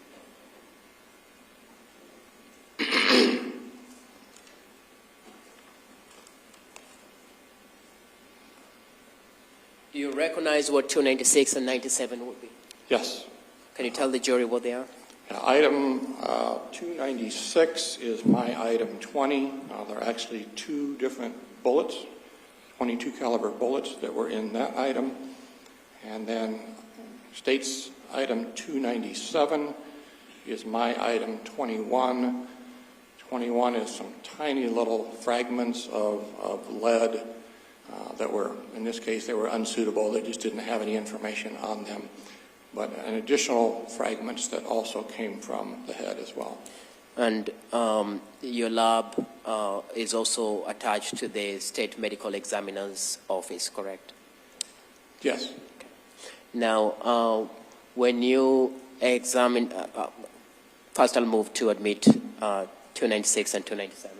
Any objection to 296 or 297? No, Your Honor. 296 and 297 are then admitted. You observed, thank you. You observed 296 and 97. Can you describe to the jury what the characteristics or what you observed in this, what has been admitted as 296 and 97? So I kind of talked about 297. Again, it's just tiny little fragments that were unsuitable. There's no rifling information. I couldn't get a caliber, nothing. It's just very, very small fragments of lead that were of no value. The other item, 296, my item 20, there's actually 2 different bullets in there, 2 fired bullets. And so those 2 items are the ones that I looked at. Take the information, rifling information off of those. I weighed them, looked at the composition, all of that. They were very similar to one another, had the same type of rifling on them. Again, 22 caliber bullets coming from a 22 caliber firearm of some sort. Were they in a damaged condition, or what was their physical condition? Yeah, I took photographs of them as well, but yes, they were flattened, or the nose, front end of the bullet was flattened quite a bit, kind of mushroomed out. So they were distorted and damaged from impact, and that's pretty normal when a bullet hits something very hard, especially something like this bullet. These bullets, again, are made out of lead. Lead is very soft, so when it hits something hard, it tends to smash and become much more distorted than a copper-jacketed bullet or a brass-jacketed bullet that we will see in other types of ammunition. So not unusual that it was flattened and distorted, but it still had a little bit of rifling information there that I could base some information on. When you compared the cartridge casing, did you have some firearms then that you tested to see if they were consistent with the cartridge casing that you found, that was found at the scene? Yeah, so I looked at the bullets, again, compared them to one another. I gave some investigators some information about the gun that they were looking for. There was one firearm that was submitted with these items. It was a Savage rifle that I believe was found at the scene. So I compared these items to that rifle, and that rifle was eliminated as the firearm that was used to fire these items. And when you say at the scene, fair enough to say it wasn't at the scene where Mr. Cooper was dead, but in that home in Traer. Yeah, I meant in general. I think it may have been found in another building or something, but it was part of that original search that was done. There was a 22 caliber rifle that was found, so they submitted it. I looked at it, but it was not the correct rifle. In fact, if your report says it was found in the safe in the red garage, will that be fair and accurate? I believe so, yes. Okay, so this Savage Arms Rascal bolt action 22 was in a safe in the red garage, and you compared it with that casing that was found inside the house or next to the door, and it was not the firearm that had fired that shell casing. That is correct. Did you compare another firearm or any other firearm? Yeah, there were 3 other firearms that were submitted. One about a month later, I think it was a Ruger pistol. And then another year or 2 later, there were 2 additional firearms, another Ruger rifle, and also a Marlin rifle that were submitted. So I looked at all of those firearms as well, compared them to these items, these unknown items, and did a comparison of those items as well. And what was your findings from comparing these firearms to that cartridge casing that was known? So those additional firearms were also eliminated as a suspect firearm, so they were not used to fire the bullets or cartridge cases in this incident. Okay, they were not the firearms that killed Ryan Cooper. Correct.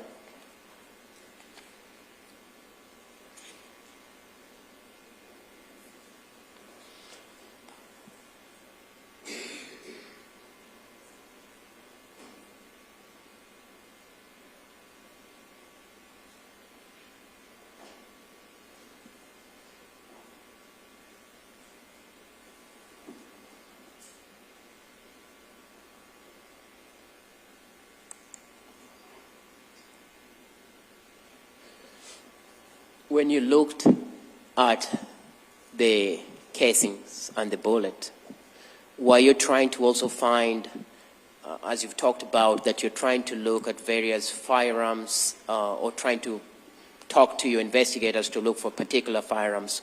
Were you trying to rule or find which firearm could have fired those bullets? Yeah, I think I mentioned earlier, I can look at the cartridge case, look at that rifling information that's on the bullets, measure the dimensions of that rifling information. It can be entered into a computer database. We actually have a couple of different computer databases that we use, and those databases will tell us all of the makes and models of guns that have those specific dimensions in their barrels. So that particular list was actually very long. It was several pages long, hundreds of firearms that had that 22 caliber, 6 lands and grooves, right hand twist, the width of the dimensions that I found on all of those hundreds and hundreds of firearms that were on that list. So that list was generated as part of my notes, and also in my report I indicated there is a long list of firearms that could have been used to fire this particular bullet. Hopefully, in some cases, we like to narrow it down so we can say this is the one gun that you're looking for, but unfortunately, the 22 caliber, 6 right rifling that we found on these bullets is probably the most popular rifling dimensions that we see on 22 caliber rifles. So there are a lot of firearms that have those dimensions, but there was a list that was generated. Did that list include a Ruger 1022?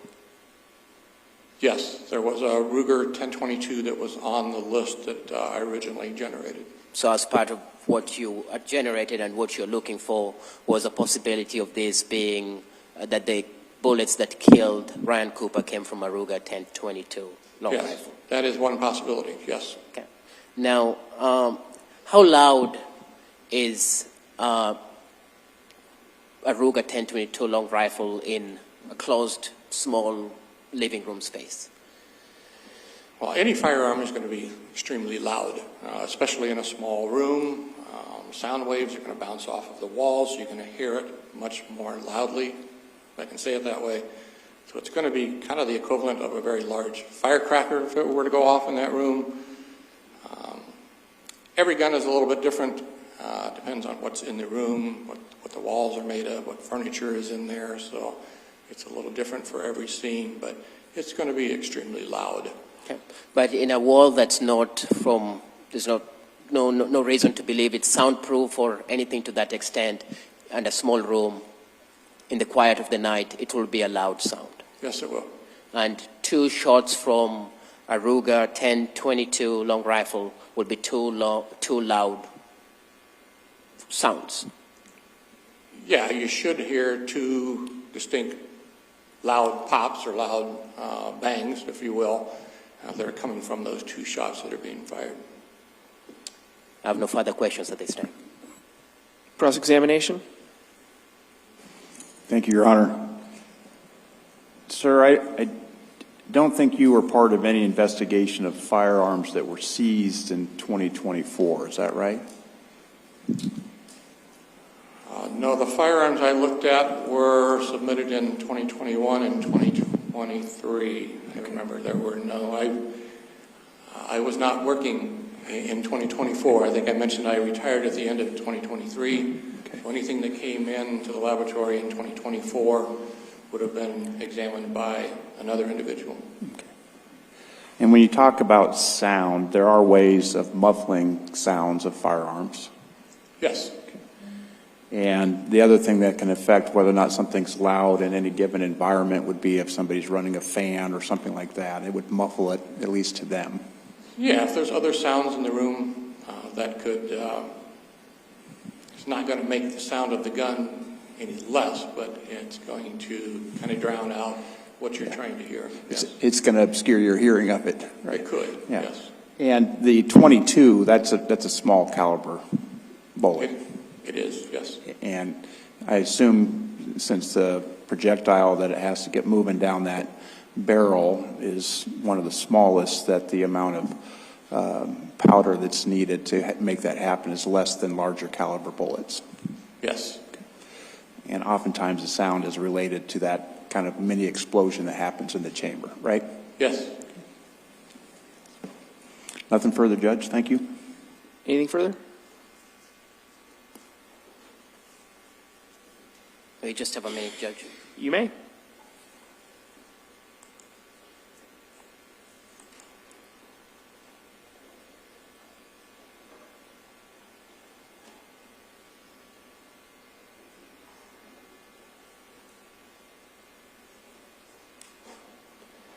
Nothing else from the state. Thank you. All right, thank you, sir. You may step down. You're excused. Thank you.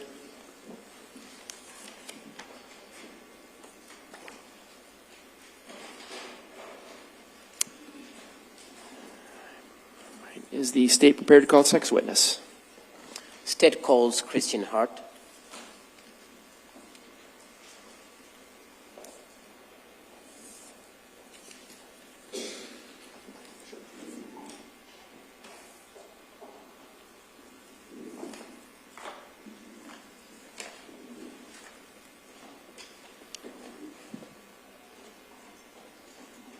Good morning, ma'am.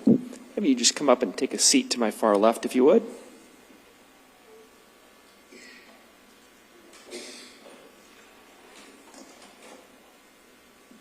That microphone's on. You can adjust it however you'd like. I'm going to swear you in first, so please raise your right hand. Do you swear or affirm that the testimony you'll be giving in these proceedings will be the truth? Yes, I do.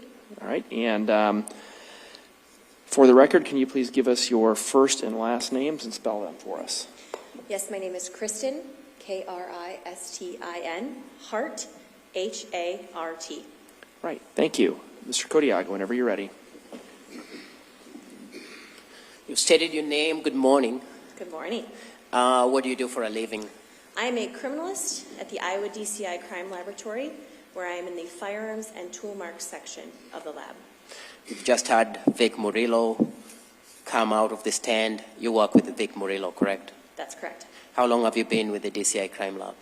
I've been at the crime lab since 2006 and the firearms section since 2017. Okay. Do you do similar job that Mr. Merillo does? Yes, I do. So I'm not going to bore the jury by going through all about firearms anymore. I think they understand that pretty well. In this case, were you in charge of doing firearms examination? Yes, I was. When did you get involved in this case? I got involved 2024, May-ish of 2024. Okay. When you got involved, were you, Mr. Merillo has testified that he was in the process of trying to find the particular firearm that had been used to kill Ryan Cooper. Yes. Was that part of your task to take over and try to determine which firearm had been used to kill Mr. Cooper? Yes, it was. Okay. As part of that, did you then examine certain firearms? I did. Can you tell us what firearms you examined? In the first examination, I examined 5 long guns and 1 handgun. In the second examination that I performed, I examined another rifle or long gun. Okay. Do you have a copy of your report with you? I have a copy of the second report, but not the first report. Okay. Would giving you a copy of your reports help refresh your memory on what you would have examined? Yes, it would. Permission to approach? You may, and you don't need to ask again with this witness.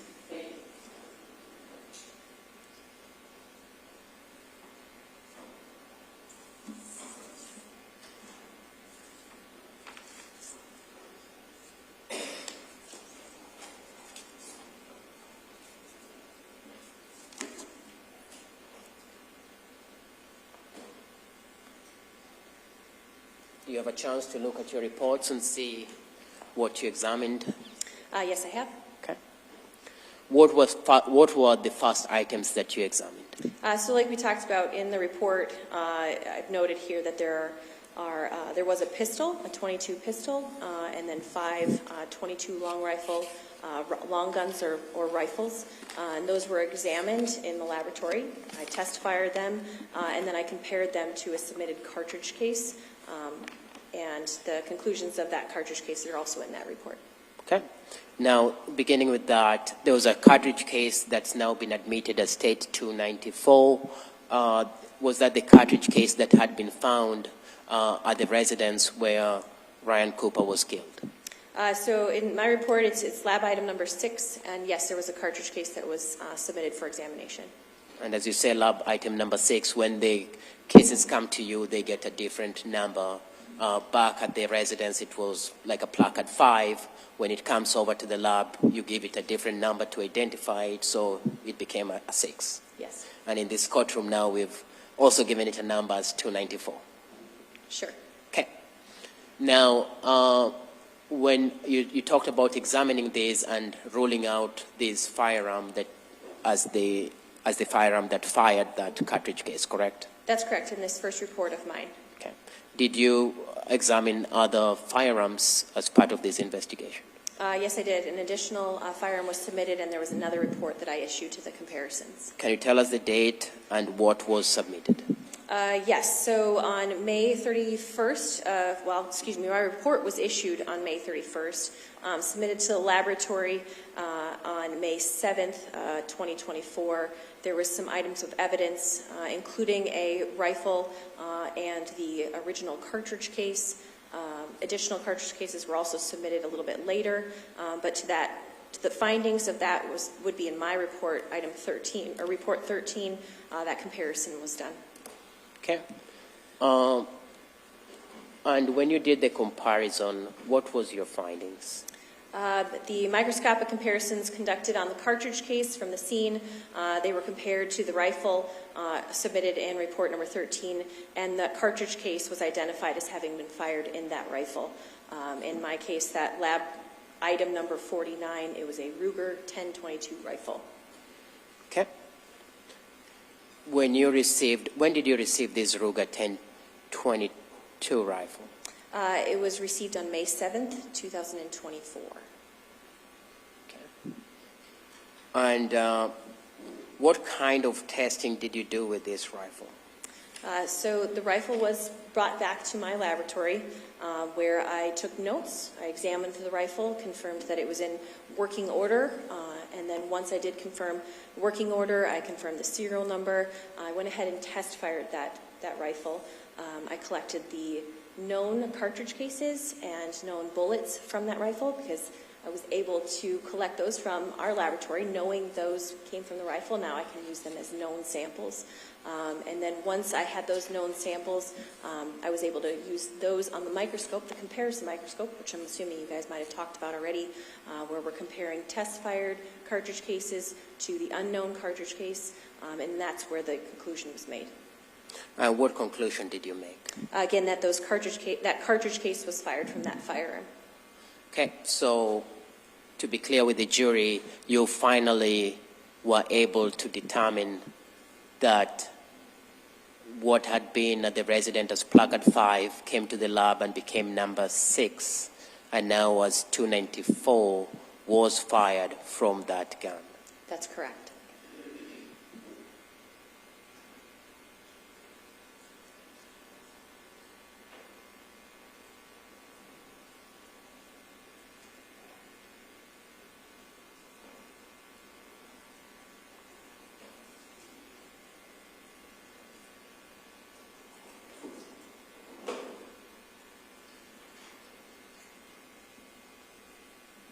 I'm going to approach and show you what's been admitted into evidence as 298.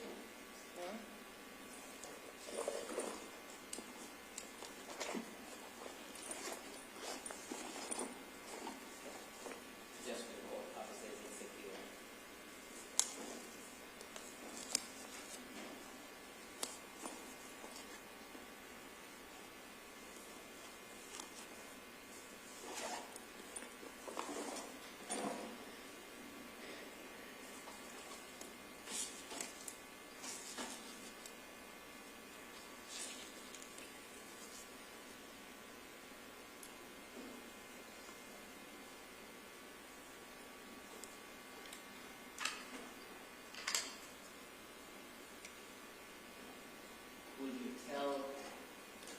Will you tell the jury what 298 is?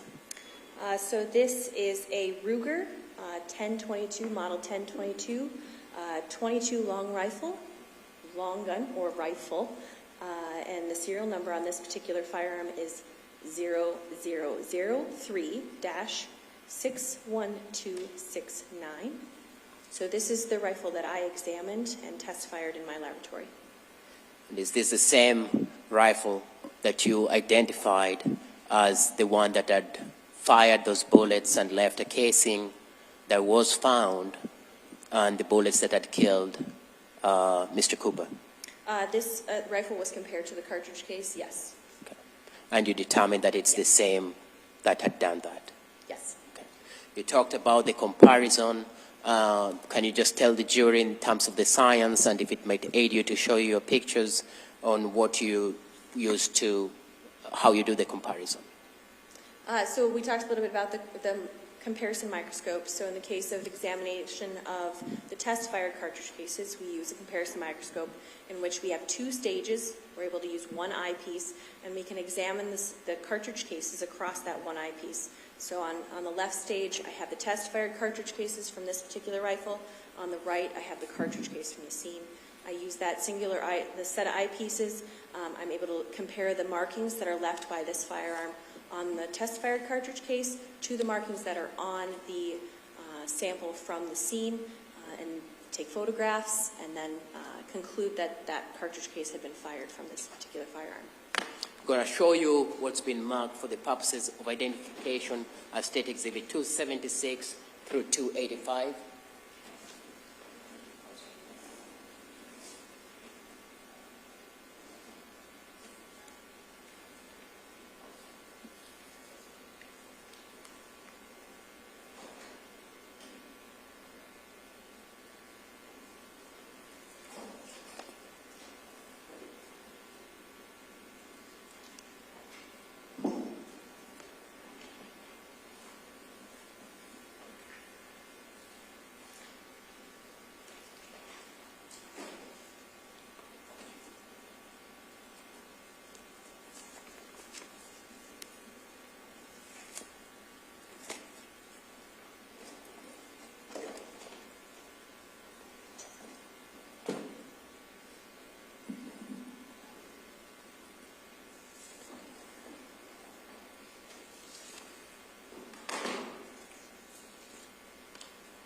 Do you recognize what I've handed you as 276 through 285? I do, yes. Okay. Those pictures that you took as part of your testing for this firearm to determine if it was the exact firearm that had been used to fire those bullets that killed Mr. Cooper? This is a combination of photos of my first report and my second report, including the comparison photos that I took. Okay. They're fair and accurate of what you did as part of your analysis? Yes. We move to publish 276 through 285. Do you want to offer them first? Oh, we move to admit them into evidence. Mr. Robecker, any objection? We have no objection. All right. Then 276 through 285 are admitted, and we can now publish them. Okay.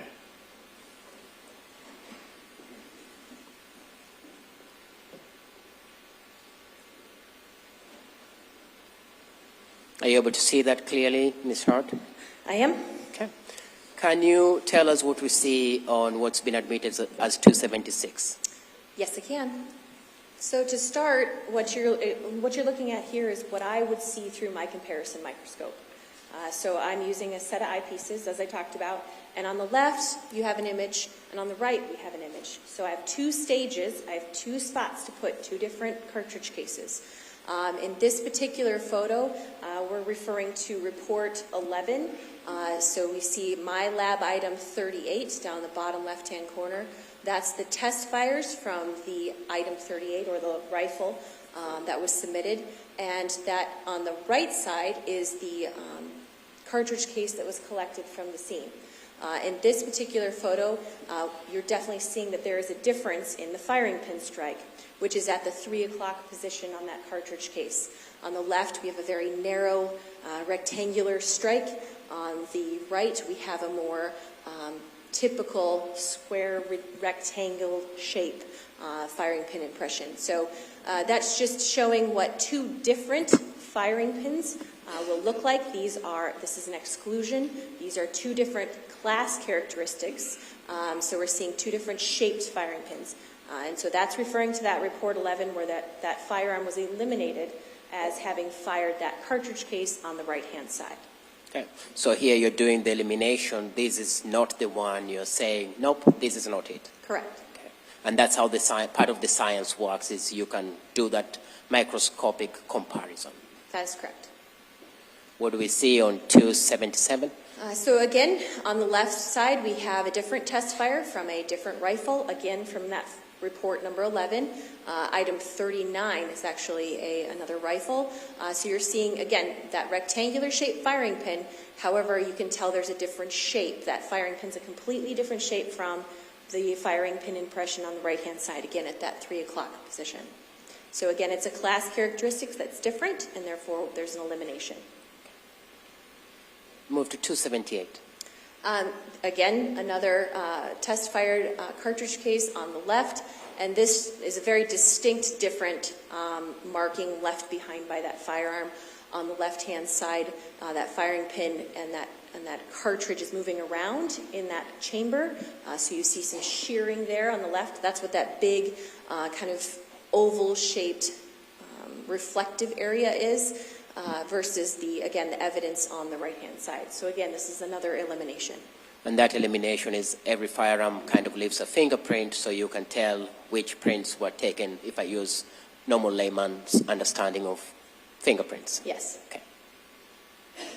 What do we see on 279? So now this is a picture of item 49, and this is found in report 13. This is the Ruger 1022 rifle that I just showed you a little bit ago.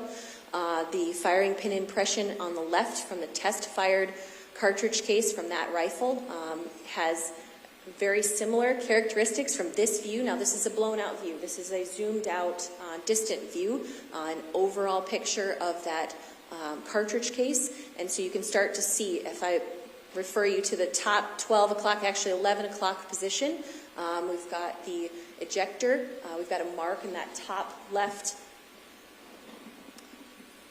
corner, and then you work your way around to the 3 o'clock position, and that firing pin shape and the marks that are in that firing pin are consistent with each other. And from this position here, this overall just gives you a general view. I'll take additional photographs of that breech face marks, of the ejector marks, of the firing pin impression. So that's what you're going to see in the subsequent photos. I'm going to hand you a pointer so that you can just clarify what you say in the jury. So that you take what is clear. Thank you. So I was referring to that 11 o'clock position, these marks here and here, and then that firing pin impression here at the 3 o'clock position. And then there's also some breech face marks, but again, we'll look at those in closer magnification. So this would be the firearm that I identified the cartridge case as having been fired from. Okay. What do we see on State Exhibit 280? So this is actually kind of turning the cartridge case around on my scope. So instead of the previous photo, which we're looking at the head stamp area of that cartridge case, now we've turned it on its side and we're looking at the chamber marks from the inside of that chamber of that firearm. So again, these are stria. These scratches that go across this black line is the line of demarcation. So on the left is the left stage of my microscope over here, and the right side of that line is the right stage. So I've got that cartridge case turned horizontally, and I can see these marks that are left from the inside of the chamber. And so you can start at the top and you kind of work your way down, and you can see how these lines here align across that line of demarcation. It's just another mark, another spot within that chamber that helps to identify that cartridge case as having been fired from that firearm. What do we see on 281? So this is a cast. So when we are dealing with cartridge cases, we use some casting material. It's kind of like an epoxy. It mixes together, and we're able to apply that to the head stamp. We can pull that casting material off, and it's going to give us a mirror image, if you will, kind of like silly putty. When you pull silly putty off of a newspaper, you'd have that silly putty would leave the newspaper on its surface, and you can read it backwards. That's the same thing that's happening here with that casting material. So now we're able to see what's down, and this is the firing pin impression. So now we're able to see what's at the bottom of that firing pin impression. And again, across, test fire on the left, evidence on the right, and you can start to see these marks here, these impression marks here, and there's some marks down here that we're looking at, come around here. Those are the marks that I used to identify, again, that this cartridge case was fired in this particular rifle. What do we see on 282? This, if you remember from that overall picture at that 11 o'clock position, this is the ejector mark that we have on the breech face. And again, shape, we've got the shape and then the small little impressions here. These are what we refer to as, again, individual characteristics, and they line up across both sides of that that screen, indicating again that identification. Again, indicating that this is the firearm that fired that casing that was found inside that living room in Trail. That's correct. What do we see on 283? This is just one additional mark, an extractor mark that was found on the breech face or the head stamp area of that cartridge case. Again, these are photos that are taking pictures of the individual characteristics that I am seeing in regards to supporting my conclusion. Again, same conclusion, that it's the same firearm. That's correct. What do we see on 284? One more mark that we're seeing on that head stamp from the breech face of that firearm. We're just seeing some marks here that align that I saw on both sides, again, of that firearm and the test fire. And on 285? Just a different view of that. Okay. So your conclusion within a reasonable degree of scientific certainty is that's the same firearm that was used to kill Mr. Cooper? To the cartridge case that was found at the scene. Correct. Yes. Okay. Now, Judge, you can take it down.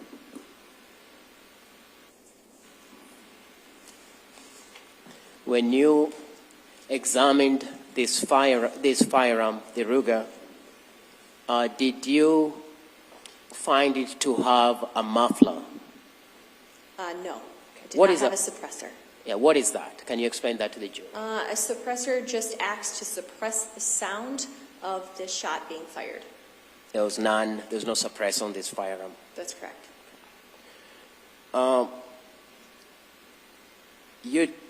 The bullets that were found or retrieved from the body or the head of Mr. Cooper, were you at some point, did you have a chance to try to make a comparison of those bullets as to whether they came from this firearm? Yes, I did. And what was your findings in that regard? In this particular instance, the bullets were in poor condition. The rifling information that was located on the bullets compared to the bullets that I captured from the rifle, so the test-fired bullets, unfortunately I did not have enough individual characteristics to make a conclusion in regards to an identification or an elimination. In this particular case, it was an inconclusive result. It had similar rifling characteristics, so the shape and the size and the number of lands and grooves that were present did align between the unknown bullets and the test-fired bullets. However, there wasn't enough information to go any further than that. And when you say poor condition, what do you mean? Is that they were damaged and you're unable to use them because of the damage they didn't cut? They were damaged. The 22 bullets are lead bullets, so they're very soft, so they tend to, one, damage easy, and two, they don't usually have great individual characteristics that are captured from the rifling information inside that barrel. And so in this case, they just lacked the individual characteristics, those small marks, to make any type of conclusion. And when you talk of the damage, like I said, they were retrieved and have been admitted as 296. they were damaged, will the damage be when they pierce through skin and meet bone on the face of Mr. Cooper that could cause the kind of damage that you're talking about? Yes, it could. Talk of this firearm. When this firearm is fired, as you said, you didn't find it having a muffler when you tested it. What kind of sound, will it make a loud sound when this firearm is fired, especially in a small, closed quarters of a house? Yes, it would. Now, did you find this firearm to be in good working condition? Yes, it worked properly for me in test firing it. And when you say that, can you just explain what that means? Again, we go through the firearm, we take notes, we make sure it's in functioning order. It did not malfunction in any way. When I pulled the trigger to the rear, it functioned as I would expect a rifle to function. When I test fired it, I didn't have any issues with misfires or anything like that. Okay. Now, again, it sounds like a silly question, but to use this firearm, you would have to hold it. That's correct.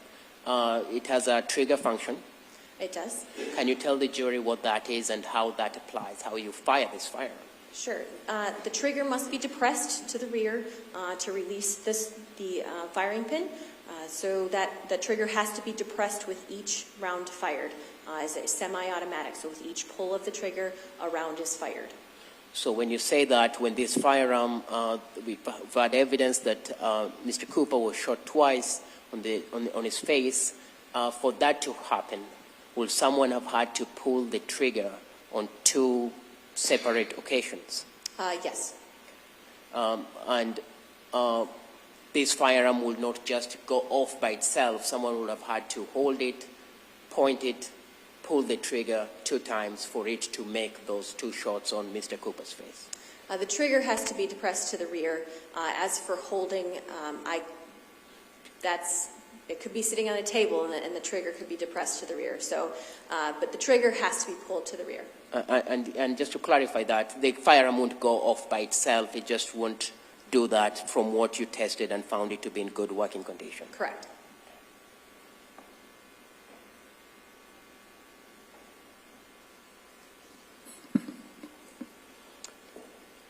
I have no further question for this witness at this time. Thank you. Any cross-examination, Mr. Harbaker? None from us, Your Honor. All right. Thank you. You may step down.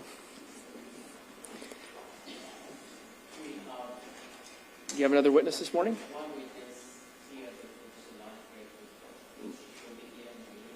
Okay, well, let's get started and go till lunch once she's here. If anybody wants to stand up and stretch while we're waiting a minute, go ahead.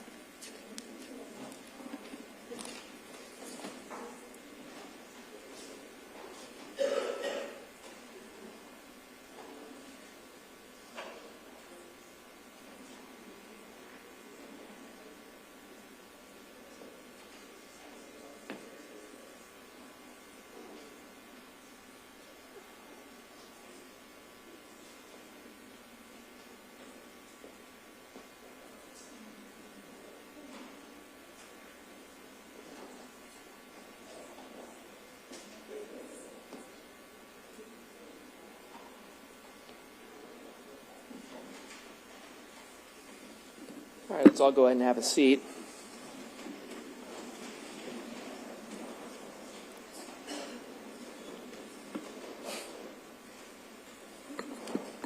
The state recalls Brenda Reinhardt. All right.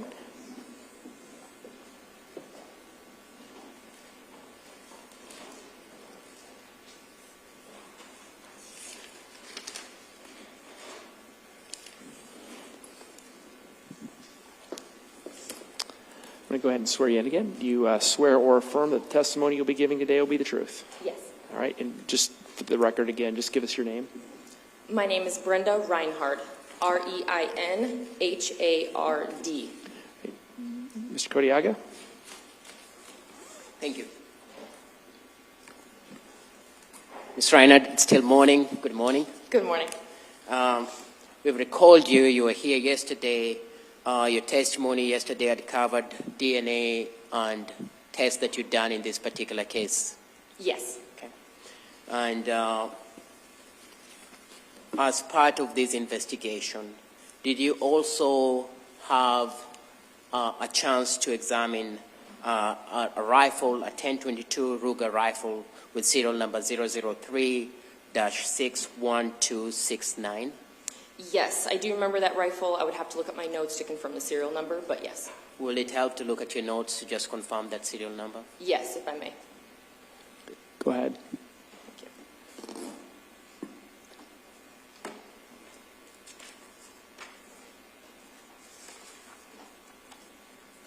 you. And I also have a copy of your report if you want me to give you that.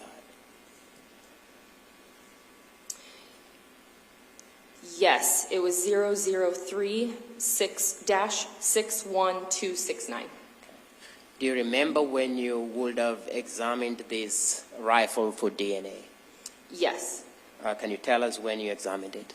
I examined it in December 17th of 2024. And permission to approach? You may.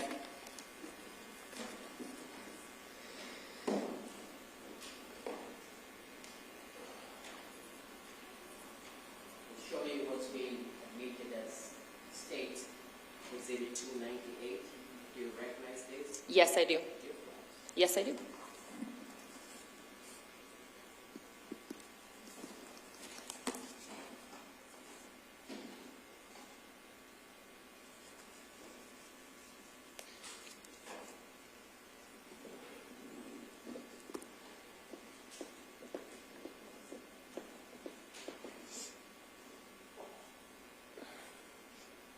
Ms. Reinhardt, is that the same weapon that you examined?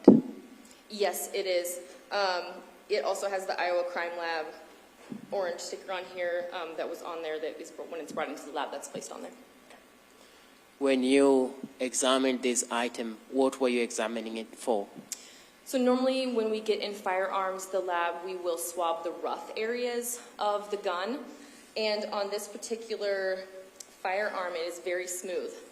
So a lot of times we look at the grip or even the forearm might have some rough areas, but it was all smooth. So the rough areas that I swabbed would have been the safety, which is on the other side over here. So that's a rough area. I also looked at the charging handle, which is right here. And then I also swabbed the trigger. And I also took additional swabs. So I did take from a smooth area, which there was no latent print examination on it. So I did take from the stock area, which would be this area where I would hold the gun, and then also the forearm. So this entire area I also took swabs of as well. You described it as having a lot of smooth areas. Does that cause problems for you in terms of getting good material from it? Yeah, typically rough areas are a better source for DNA because they do have those grooves that DNA can get into. And sometimes there's latent print examinations, so we do leave most of the smooth surfaces for them as well. Okay. When you looked for swab for DNA from this rifle, were you able to find or get detect factors that were sufficient for you to test? No. Of the 3 sets of swabs that I looked at, they were either too weak for conclusive interpretation, or there was some, excuse me, let me look really quick. Yeah, in all 3 of them, the DNA factors detected from the swab of the safety, charging handle, and the magazine release were too weak for conclusive interpretation. And then the swabs of the trigger was too weak. And the DNA factors from the swabs of that forearm, and the forearm right here, and then the stock area was also too weak for conclusive interpretation. And in layman terms, what does that mean? There was just too little DNA, so I couldn't tell, even if you had a known sample that was brought into the lab, I have nothing for comparisons, too little or too weak. So even if you have Houston Denker's DNA at that time, or the defendant's DNA at that time, you cannot compare because what you're getting from the firearm is just too weak to be able to say, yes, that's Karina Cooper touched it, or Houston Denker touched it. Correct. And fair enough to say, you talked about this yesterday, but just to highlight that to the jury, what are some of the reasons why you can't find, why you end up at a result of too weak for interpretation? It depends on how often or how long an individual has touched or handled a gun. I know if you're a gun enthusiast, you might clean your gun a lot, so they could have been wiped off, it could have been cleaned, gloves could also be worn, and smooth surfaces, that's also another area. But yeah, guns, we don't really get great DNA results depending on how it was handled. Okay. And by the time you're testing this gun, it's sometimes in 2024?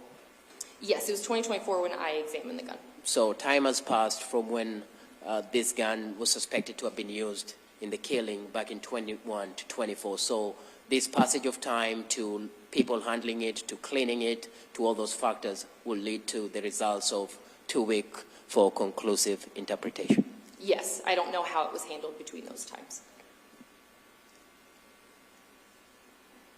I'll retrieve the weapon and then I'll have no other question.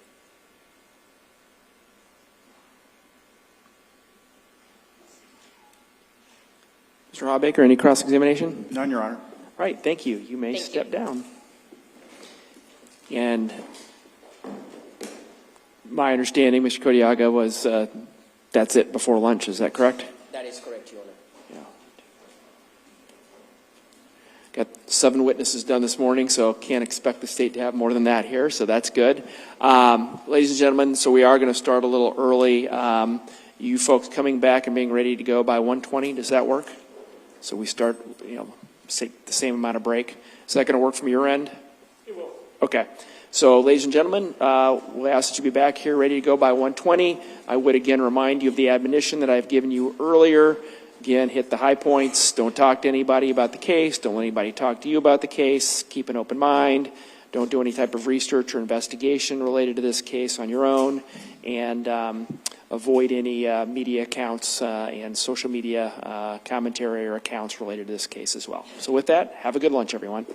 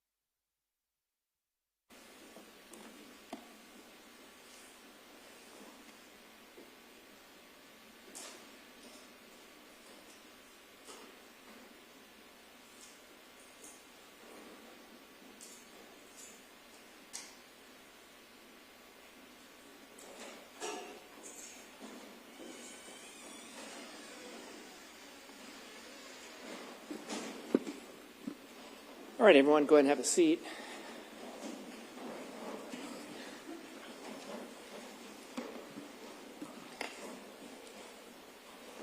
Okay, we are back on the record after our lunch break. I hope everybody had a good lunch. We have our jurors, counsel parties here, and I believe we're ready for another witness by the state. Mr. Ringel, are you prepared to call your next witness? The state is prepared, Judge. The state would call DCI agent Holly Whit.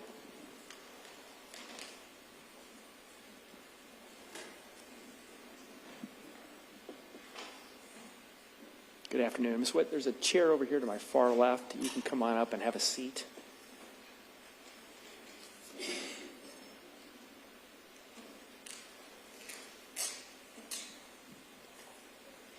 You can move that microphone around however you'd like. So, Ms. Whit, first thing I'm going to do is I'm going to swear you in. If you please raise your right hand. Do you swear or affirm that the testimony you'll be giving in these proceedings will be the truth? I do. Okay. And for the record then, can you please provide us with your first name and your last name and spell them both, please? It's Holly, Holly, Whit, Witt. Right. Thank you. Mr. Ringel. Agent Whit, how are you employed? I have been with the Iowa Department of Public Safety as a state police officer. This is my 30th year. Could you briefly outline your education and training? Yes, sir. Excuse me. In 1995, I graduated from Simpson College with a Bachelor of Arts degree in criminal justice. Immediately after that, I went to the 22nd Iowa Department of Public Safety Academy. So this is an academy with Division of Criminal Investigation, which is the division that I'm in now, state troopers, narcotics agents, and fire marshals. It's an approximately 22-week academy. I graduated from the State Police Academy, which is held at Camp Dodge in Johnston, Iowa, and I've been continually serving as a state police officer since that time. You said you've been with DCI for some time. What are your duties or your roles with DCI? So my current assignment is with the Major Crimes Unit. My office is in Dubuque, Iowa. And then, so I do, DCI is an invited agency. We assist county and local, sometimes federal law enforcement, with investigations, but we have to be invited in.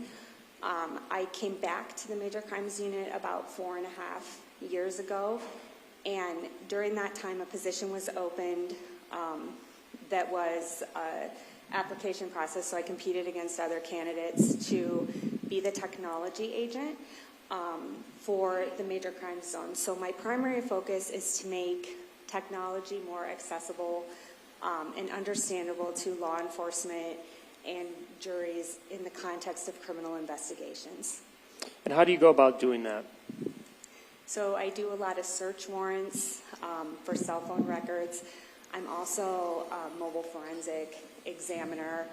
I have training in software. So today you're going to see visual depictions of business records from companies such as US Cellular and Snapchat. I just try to make technology understandable in the context of a criminal investigation. Do you have any certifications outside of the training that you just discussed? I'm certified to operate a number of mapping softwares. They're just a visual depiction of business records. I'm also a cell phone forensic examiner, and then there's continual ongoing training, like, for example, law enforcement and Google, they have law enforcement summits every year that talk about the newest technologies that the companies such as Snapchat, Facebook, Google are rolling out. So it's continual ongoing technology. Technology is always changing and evolving. Were you assigned to assist with the investigation into the death of Ryan Cooper? Yes. Do you recall when you were assigned to assist? Yes, I was contacted by case agent Ryan Herman on June 18th, 2021, via the telephone, and one of my primary responsibilities is doing what we call a tech triage, talking about potential options with technology available in the case, things that I would want them to do to preserve a cellular phone correctly, and just asking about general contact numbers and reminding the agents to ask about anyone under 20 can say, I called someone, and that can mean I actually texted them. That doesn't necessarily mean they use the native app on their phone. Like sometimes they use Snapchat or Facebook, and that can mean I talked to them. So just reminding them to also get like a broad collection of how people communicate with one another that are persons of interest in the investigation. So you're serving in somewhat of an advisory role and providing agents with information to aid them in their investigation, correct? Yes, sir. And you specifically, what was your role or what did you do besides that advisement role?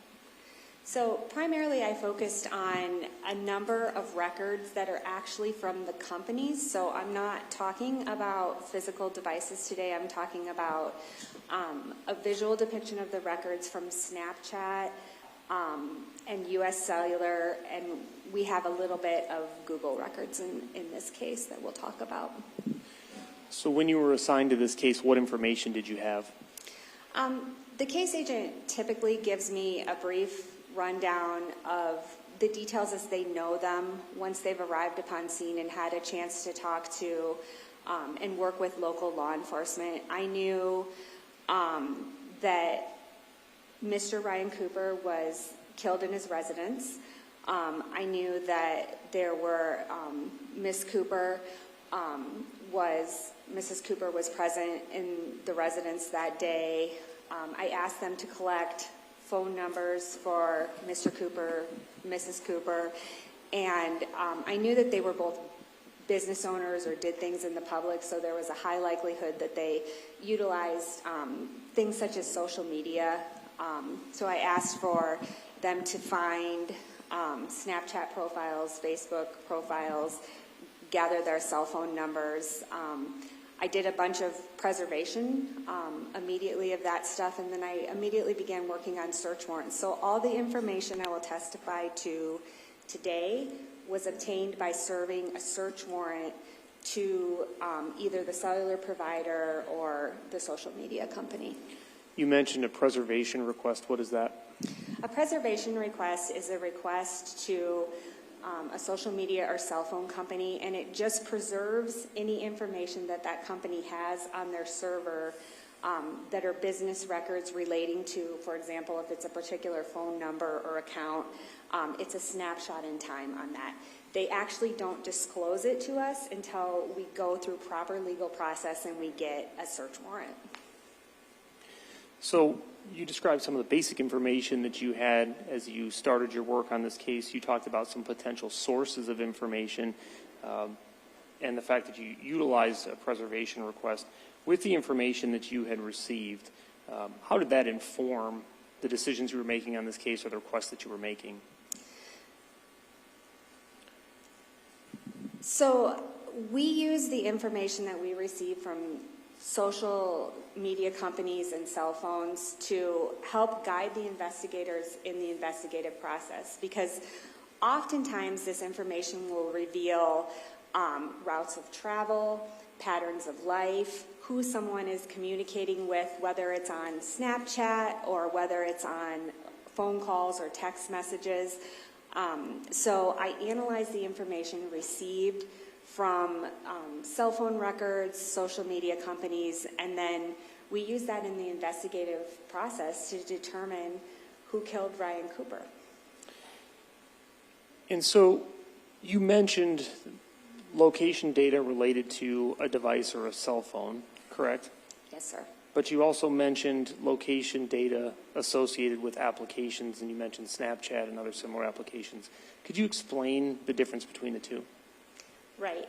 So the location data from a search warrant, in this example we're going to use Snapchat, that we get back from them is provided by the company Snapchat. So it's independent corroboration of any location information that that iPhone would necessarily have on the actual device. So the company sends back information, and Snapchat, because that user has enabled certain location attributes on the phone. So Snapchat, you can go in and you can say, I want to share my location. I don't want to share my location. There are certain times when you use Snapchat, if you're looking at an advertisement or whatever, Snapchat has, when you sign up for that app, Snapchat's probably going to use your location because it wants to send you ads that are targeted to where you are at in your geographic location. It wouldn't do me any good as an advertiser to see, to send someone in Iowa ads that were located in California, for example. So when you provide basic information to Snapchat, such as your address, your phone number with your zip code, your area code, Snapchat and all the applications that are social media applications then can target content to you based on those geographic identifiers. So if someone's using Snapchat, they've enabled those features, that location information is available to Snapchat, that then becomes available to you because that's in their records? Yes. So if you apply for a search warrant, you can obtain that location information? Yes. With the information that you had and the potential sources of additional information, what were the first steps that you then took in your investigation? So obviously we take time and we have to have probable cause to do a search warrant to obtain this stuff. So we have to show that communications in this case, such as on a cell phone or U.S. cellular records, Snapchat records, Google records, are relevant to the investigation that we're conducting so that it's reasonable that phones or applications were used in the planning of the crime. They would have location information. Sometimes this information can alibi someone as much as it can and put someone's device near a crime or give location information that's relevant in the investigation. So oftentimes it will clear someone out because their device is nowhere near that. We also look for things like pattern of life. When does a device wake up in the morning? Where does the device routinely go during the week? Like, I go to work every day, so if you were to look at my device information, you would see that my device goes to my office in Dubuque Monday through Friday, most days. And then if you were to look at my communication, you would see I'm primarily communicating during business hours with coworkers that also do my job. So it shows patterns of life. It shows deviations from patterns of life. It shows where a device normally goes. And just to be clear, everything that I'm talking about today is for a device, not a person. I have to say the device went here, the device went there. But there are times that I can say there was a user-manipulated event. For example, an outgoing phone call or a sent Snapchat. That's an event that has to take place, that a user has to physically manipulate the device to do those things. I just want to make sure that it's clear what you're talking about because you were referencing a device versus a person. And I think there may be a misconception that if you see a device moving, that also indicates that that person is moving. Can you just explain a little more clearly what the difference is when you talk about a device versus a person and when you can state that someone is manipulating a device versus when a device may just be, again, separate from the person? Yes, sir. So let's do the easy one first. So even in U.S. cellular records, something such as an outgoing phone call would be a device manipulation. That means someone actually has to physically be with that device to make that outgoing phone call. There are things in records that aren't dependent on a user using a device, so such as location where a phone is at or where a Snapchat location would give you. That isn't dependent on a person necessarily doing something on Snapchat. Sometimes those are things that are running in the background. So there's something on phones called U.S. cellular records called timing data. And that's like if you've ever seen the Sprint commercials where it says, "Can you hear me now? Can you hear me now?" That's network engineers testing the efficiency of the network because they don't want things like dropped calls or areas where there's no cell phone coverage. That runs in the background of U.S. cellular all the time. So the cellular network is constantly checking in with the cell phone to make sure that there's good coverage in the area that you're in. Because if it wasn't, you would switch to a different carrier. And so that's essentially all cell phones, right? Yes, sir. And when you say the network is checking in, what does that look like? So the cellular network is just a fancy term for the infrastructure that exists, so you and I can use our cell phones to make wireless phone calls. Timing data is the part that they test the efficiency of their network, making sure there's no dead spots. And that runs, the system engineers are constantly using timing data, and that's recorded in their normal business records on an ongoing basis. But because it has a location base, we have to get that with a search warrant. So if we're talking about some of this timing data, it's essentially, if I understand, the network checking in or pinging off a device. So timing is a measurement because radio waves travel at the speed of light. So it's just a measurement that's reproducible. We can reproduce it from the business records, from the cell phone to the network and back to the cell phone. So that it's a known distance and it's recorded in the business records, and we can reproduce that timing data measurement visually so you can see, now this is still an estimate, but the phone is at or near that location, recorded in the U.S. cellular business records that are certified as true, accurate, and correct. And companies keep these through normal course of business. They need them for billing. They need them to make sure their network is running efficiently.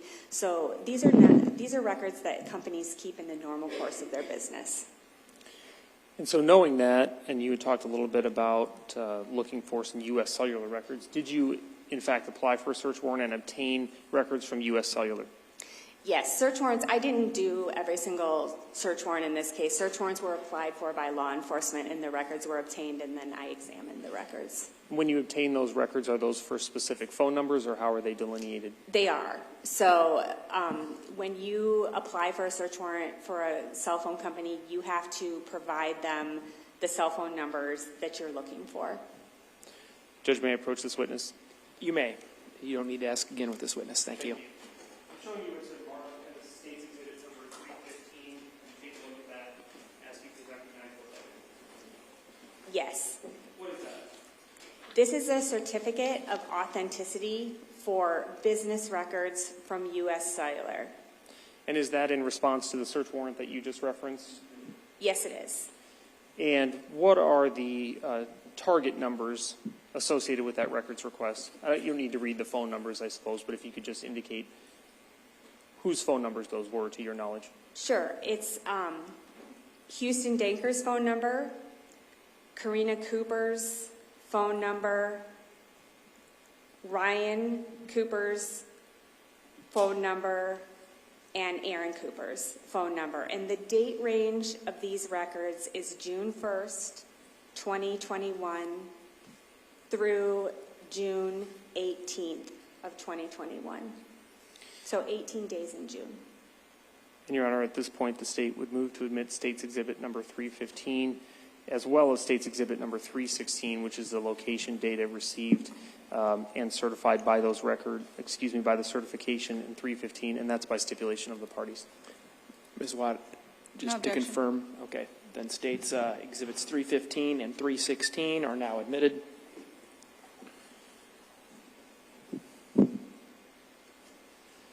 All right, had you prepared a demonstrative exhibit associated with your testimony here today? Yes, sir. Would it aid in your testimony to use that demonstrative exhibit? Yes, sir. With the court's permission, I'd ask to publish that demonstrative exhibit. Any objection, Ms. Watt? No, Your Honor.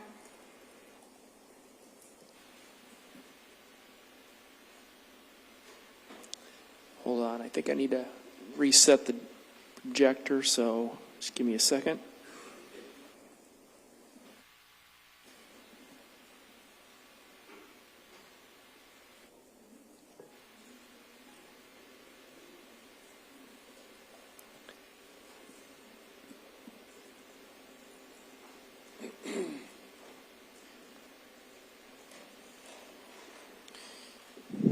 Agent Whit, is this the demonstrative exhibit that you prepared? Yes, sir. And I'll let you know as well that there is a laser pointer up there in front of you. If you want to use that, I believe it'll show up if we lower the lights just a little bit, if you need to use it. So what is this first page of your demonstrative exhibit? What does that show us? So this is just going to cover for you visually the records that we looked for. So the U.S. cellular records that we obtained from search warrant, and then there's our date range of June 1st through June 18th, 2021, are for Aaron Cooper. I'm just going to refer to it by the last 4 digits of their number there. And then you'll also notice that we assigned, so Aaron Cooper's number, the last 4 digits of his cell phone number are 0636. And then if you look, Aaron Cooper is assigned orange. So anything that's mapped for Aaron Cooper will be orange throughout the entire presentation. Houston Danker's cell phone number is the next one. The last 4 digits of his cell phone number right here are 1616. And then anything mapped for Houston Danker in this presentation will appear red, and it will appear consistently red through the entire presentation. Ryan Cooper's cell phone number is 3536, the last 4 digits, and Ryan Cooper's U.S. cellular cell phone records will be green, and Karina Cooper's cell phone number 6135 are her last 4 digits. And anything mapped for Karina Cooper will be blue. All right, and that's for the U.S. cellular records that you obtained? Yes, sir. And now I think the next heading is Snapchat. What information did you obtain from Snapchat? So we obtained information from 2 accounts from Snapchat. The first one, the HDank1, for the date range of March 1st, 2020 through July 1st, 2021, is Houston Danker's Snapchat information, and we will keep that red. So if you see locational information from Houston Danker, that will be consistent with the color for his cell phone mapping as well. And then the second Snapchat account obtained for the same date range is Karina Cooper's, and her Snapchat username is right here, Karina Coop, and that will remain kind of the blue turquoise color consistently throughout the records. And then at the bottom of this slide, it indicates that you had prepared a search warrant for Google. What information were you seeking from Google? Right, so we did a search warrant to Google. Google has a wide variety of information. Obviously, this is the Gmail address here, karinacooper50@gmail.com. Google also sometimes has locational information. It has information about apps that you use through the Google browser. So if you download Snapchat, Google records that. If you change your password on something, Google records that. It can have locational information. And also there's all search history that can be there. And when we do a search warrant to Google, it depends. It's user controlled, so people that have a Google account can set their privacy settings however they want. So sometimes we see their entire search history and location information, sometimes we don't. It just depends on how they have their privacy settings set. And the range for the U.S. cellular records was June 1st through June 18th of 2021. Is it your understanding that Ryan was killed on June 18th of 2021? Yes, sir. Moving on to the next slide. What are we seeing here? So this is just to give you an example of some cell sites. So if we look here in the middle, this is like a typical cell phone tower is how I would describe this with the 3-sided array. Here's one side, here's the second side, here's the third side. But I want you to steer away from using the term cell tower because this is also a cell site. It has cellular communication on it. We see a lot of antenna arrays for cellular carriers in Iowa on water towers. This is in Mason City. There's cell phone towers on a building. So this is just to kind of generally explain to you that cell towers communicate through RF frequency radio waves with cell phones. And then cell towers are kind of the middleman in the cellular network. They also help facilitate communication to the rest of the cellular network so our mobile phones can talk to each other. So this is just to kind of orientate you to cell phone towers. When you see cell phone towers mapped here, I'll point it out on the map to you, but these cell phone towers are mapped by their latitude and longitude. So we don't map by the business address in the cell phone records because that can be like a mailing address. So we always map by the physical latitude and longitude of the actual cell site. And the latitude and longitude is provided in the U.S. cellular business records. So in the business records, these cell sites, towers, or whether the communication devices are on flagpoles, et cetera, that information appears by latitude and longitude in the records. It does. All right, what are we seeing here? So this is just to orientate you what mapping looks like. It's going to be pretty simple.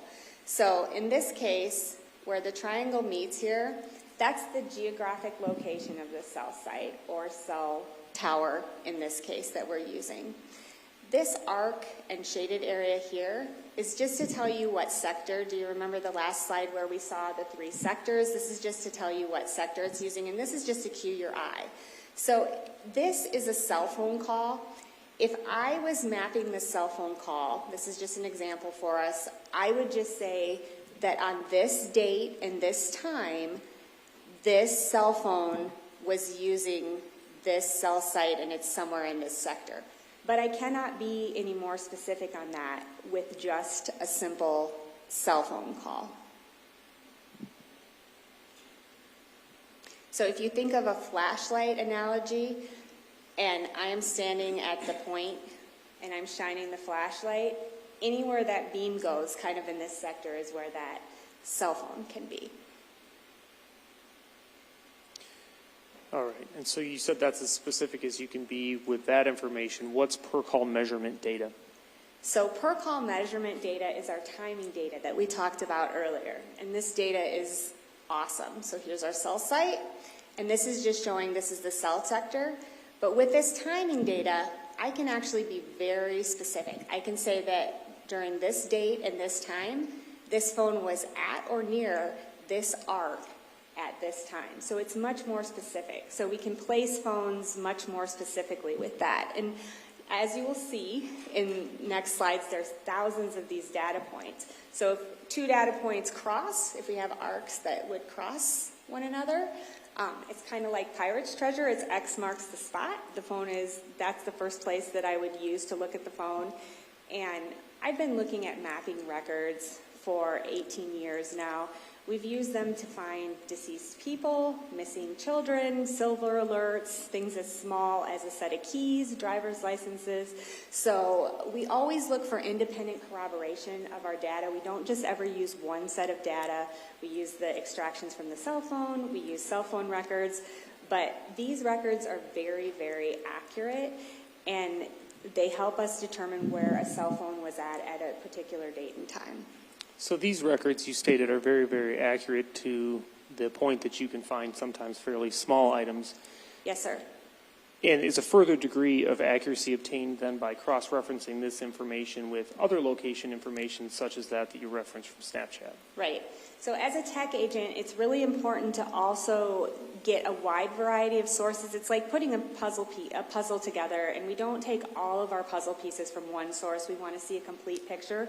So we always look for additional sources of information that corroborate location information from one set of records. So we're constantly evaluating that against cell phone extractions, data from other sources that may have locational information. Is this only valuable for devices that are fixed, or does it cover movement as well? It covers movement as well. And is that what we're seeing here in this next slide? Right. So this is not an actual slide from our presentation. This is for illustrative purposes here. But sometimes, as you can see, we have Monarch Highway 80 here. And then you can see that the device is moving. So the device is here at 10:28 p.m. It's here at 10:47 p.m. And then the device is here at 10:21 p.m. So in this particular example, I told investigators you need to look for a device moving in a vehicle because I certainly can't travel that far on foot during that time. So I would look for the device moving along this interstate, and I would look for a vehicle or something that could convey the device along that interstate. So sometimes it can show us a movement from one place to another as well. If you're standing in a fixed location with a cellular device, presumably it's going to bounce off one tower or the location will be fixed. If you're moving in a vehicle, how is the phone or the device interacting with the towers? So I always tell people that devices are like divas.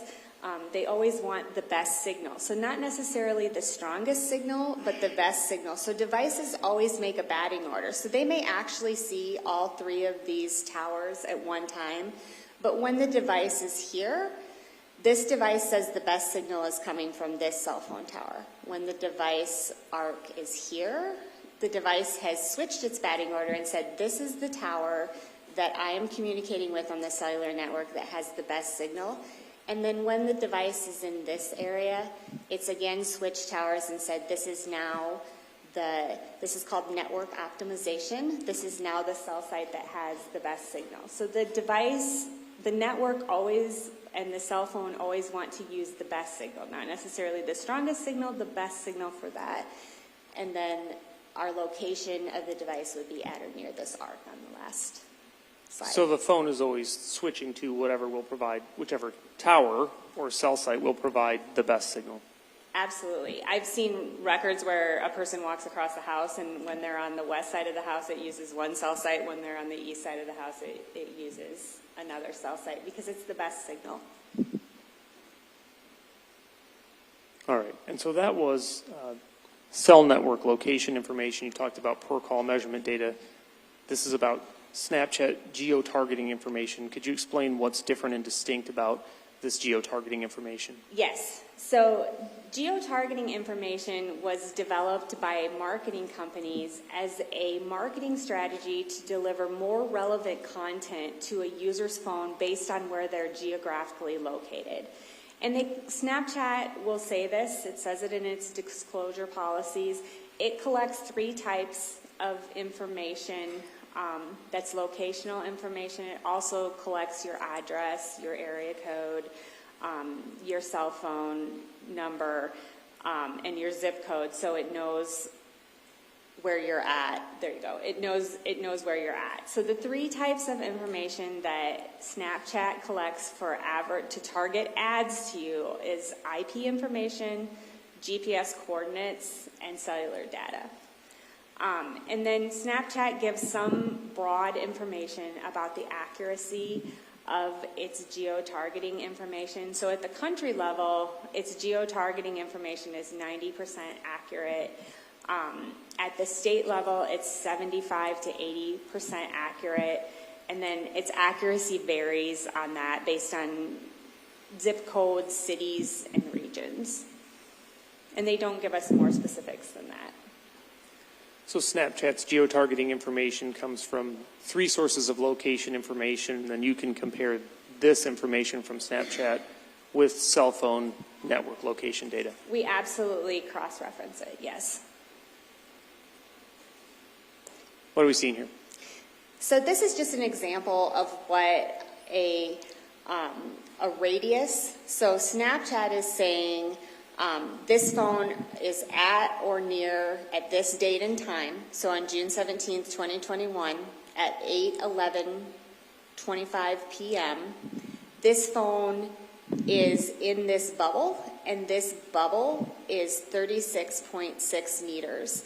So the circle of the radius is determined by latitude and longitude, and that's going to be in the center right here. That's going to be your center. So that's just giving us some information about accuracy, essentially, correct? Yes. All right, what are we seeing here? So this is just to give you a reminder or cue. When you see mapping for Houston Danker for his cell phone number or Snapchat, it's going to be red. When you see mapping information for Ryan Cooper, we are just using his cell phone in this, it's going to be green. And then when you see mapping information or visual depiction of records from Karina Cooper, it's going to be blue for US Cellular, Snapchat, and then there's some Google information. All right. You've noted key locations in Traer, Iowa. What are these key locations? Right. So this is just to orientate you to the lay of the land and where things are at here. We're going to start here on the west side of the screen, so north is up on all of the slides today. Ryan and Karina Cooper's residence is here, 1846 K Avenue. This pin just represents the geographic location of their house. Aaron Cooper's residence is here, 1856 Highway 63. This is Highway 63. It turns into 96 here, and then Highway 63 at this intersection continues north-south. Here we have the city of Traer. This is 2nd Street, or Highway 8, as it's referred to. And then Houston Danker's residence is going to be on the east side of this slide, and it's 2798 Highway 8. This is just a different view. So the thing that I want you to notice is we have more population density here. This is obviously the city of Traer. You can see more streets. Again, this is the Cooper residence, pretty rural, surrounded by farmland. I think there's one small residence here and one residence here, one here. This is the Aaron Cooper residence, and then Mr. Danker's residence. So we're just showing you the geographics that this is rural Iowa. Okay. And what are we seeing here? This is, again, just to show you our roads here. This is 63 north-south. This is Highway 63 east-west, and then this is K Avenue. Their street address is actually K Avenue, so you'd come up here, and then there's a driveway to their house right And is there. this just a satellite view of that same property? Yep, it's just to get you used to looking at the maps so you know where things are geographically located at the maps. And we're going to show you the maps in the simplest format, so you're going to see them mapped in the other sequence. But we just want you to recognize that there's farmland around here, K Avenue, Highway 63, and then here's our T intersection here. All right. So what are we seeing in this slide here? So Ryan Cooper's cell phone starts its night out at the Traer Sports Complex, and when you're seeing the darkening of the lines here, we call that pancaking. It just means that the phone's in the general geographic location for a long time. So our arcs appear darker, and then what you're going to see is that the phone is going to leave the sports complex. It's going to go up through Traer, and then the device is going to end up in the general vicinity of the Cooper residence here at 1846 K Avenue. And the time frame of that is the travel here from the general vicinity of the Traer Sports Complex to there. There we go. Was 7:40 to 8:02. So if you look at Google driving distance, so if you were just to put that in your map and say, what is the driving distance from the Traer Sports Complex going up 2nd Avenue and through Traer, which is the path that I see the device travel. Google driving distance says that that takes about 10 minutes. So the device, when it starts to migrate from the area of the sports complex, Ryan's device, I don't know what they had going on that night, but it takes them, this device on this trip, approximately 22 minutes from the Traer Sports Complex to the residence, the Cooper residence at 1846 K Avenue.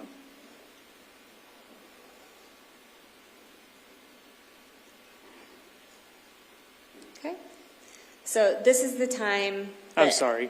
Go ahead. Just returning to that previous Okay, slide. sorry. Is this an example then of, you mentioned that this was pancaking, showing that the device is just in the same place for a period of time. I see the clock running there. Yep, and you can actually see the actual times of all of these slides. And then it's also just to kind of orientate your eye to movement. The device is going to eventually leave the Traer Sports Complex, kind of go up through Traer, and then end up at the residence. So this is the device moving there, and there's the device at the residence.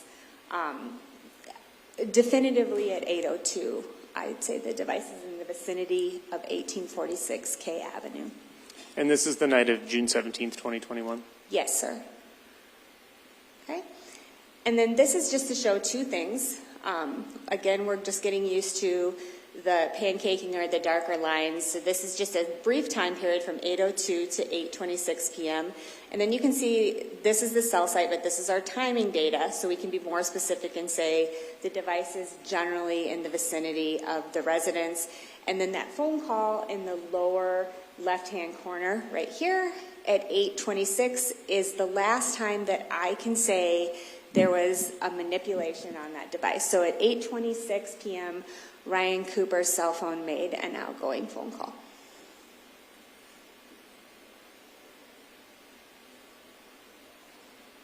Okay.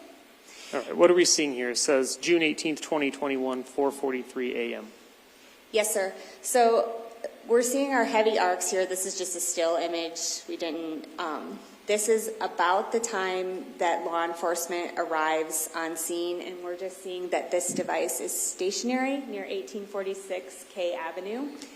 And also what we know is that this device was recovered by investigators at 1846 K Avenue. So independent corroboration. The records tell us that this device is there, and the investigators physically were able to recover the actual device from the residence. It's based on the location information that you received from U.S. Cellular as well as that outgoing phone call. Does it appear to you that Ryan Cooper's device left the residence there at 1846 K Avenue on the night that he was killed? No.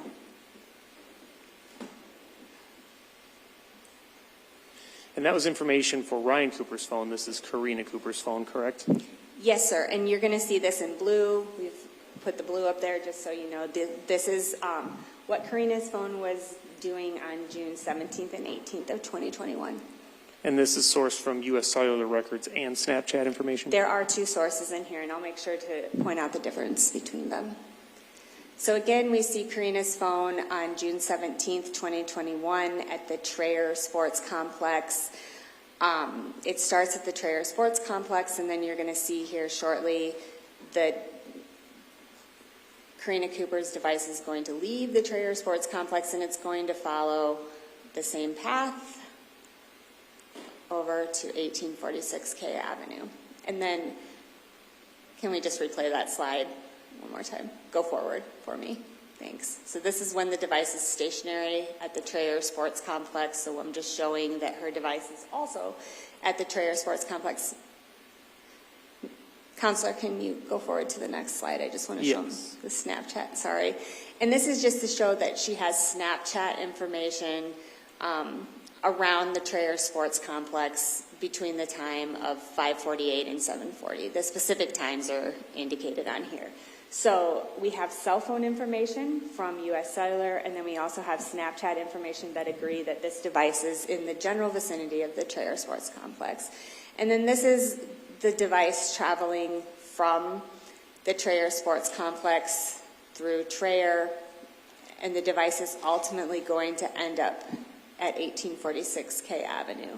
But in reviewing these records, obviously I watched them hundreds of times, I see what I think is a little pause in Trayer, and we will show you on Snapchat where that is on the next slide here. So this is the device leaving. Do you see some overlap of arcs here? I think this device stopped at Pizza Palace on the way home in Trayer, Iowa. So we see that on Snapchat, and I see just a little pancaking and overlapping in town. And then ultimately, there it is, right there. And then this is Snapchat to show by this time this evening that the device ends up at home.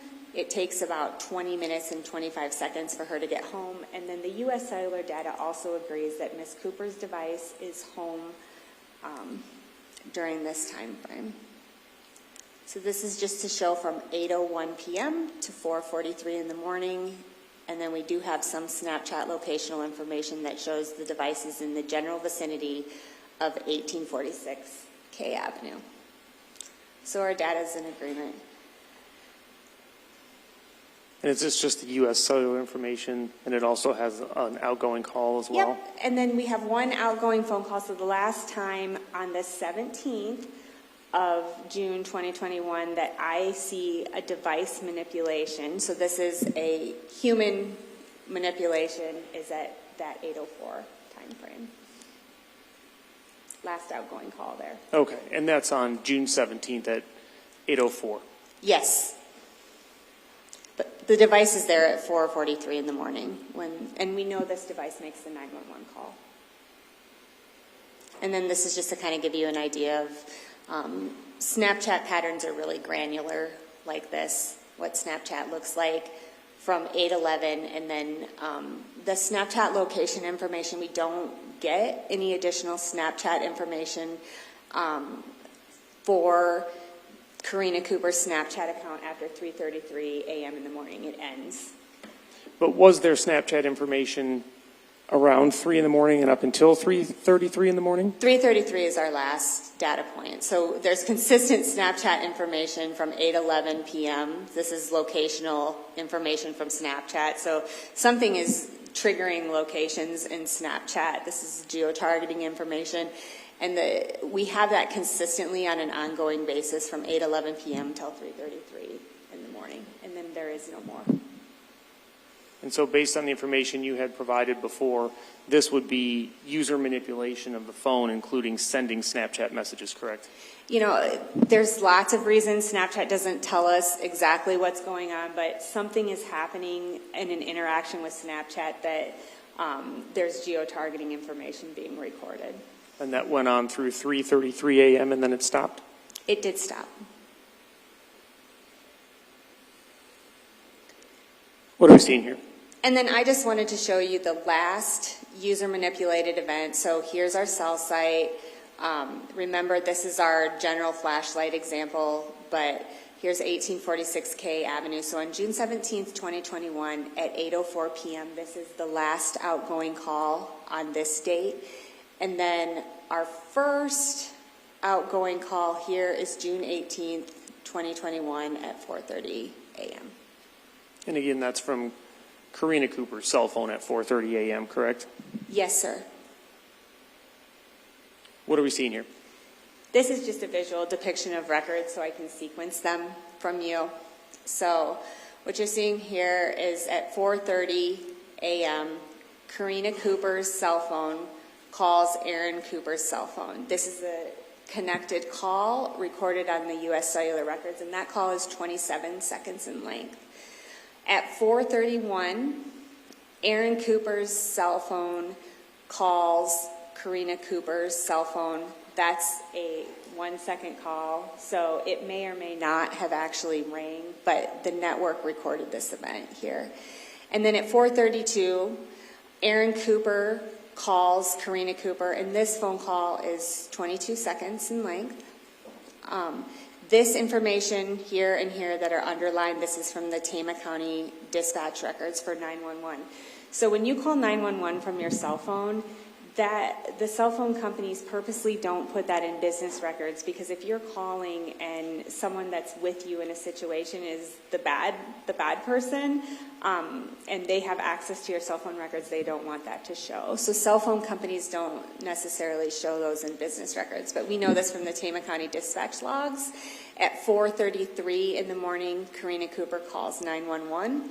And the duration on this call is 4 minutes and 59 seconds. And then shortly after that, Aaron Cooper also calls 911. That's at 4:34. And that phone call lasts 7 minutes and 41 seconds. At 4:39, dispatch puts, and they're actually on the phone with him the whole time, puts Aaron Cooper out at 1846 K Avenue. And then 4:42, dispatch logs the first deputy on the scene from the 911 dispatch logs. All right, and this is Houston Danker's U.S. Cellular and Snapchat information, correct? Yes. So this is just, Mr. Danker works in Van Horn, Iowa, and this is just him progressing up to his residence here. So this is a snapshot of time on, or I'm sorry, the cellular records from June 17th, 2021, from 6:21 p.m. to 6:58. So this is just him leaving work and going to his residence. All right, this says device trip 1. What information are we seeing? So first, what you're seeing here, we'll just let it play is the round trip. This device is going to leave 2798 Highway 8. It's going to come up kind of through Traer. It's going to come a little bit here. We're going to break this down in a minute. Just past 1846, the Cooper residence here. So this is the first arc. Can we go back one slide? Oh, forward. Sorry, I apologize. So this is the device traveling up. This is its furthest forward progression, and this is the device traveling down. And the time frame on that is 6:58 p.m. to 7:30.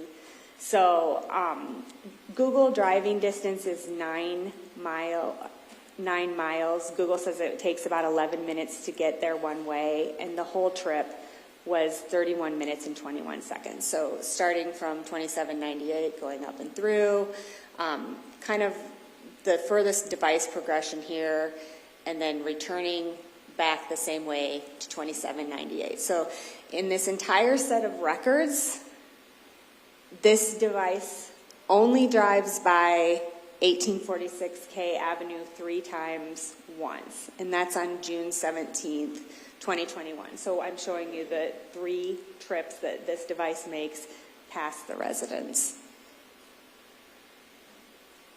Okay, so this is just to show you, this is where the device started. This is where the device ended on the trip out here. So this is from 6:58 to 7:14. So this is all part of that animation we just showed you. The next slide will kind of show you the return trip here. So by 7:14, we call this the most forward progression, the farthest forward progression there. By 7:14, that's as far as this device goes forward. This device is turning around here.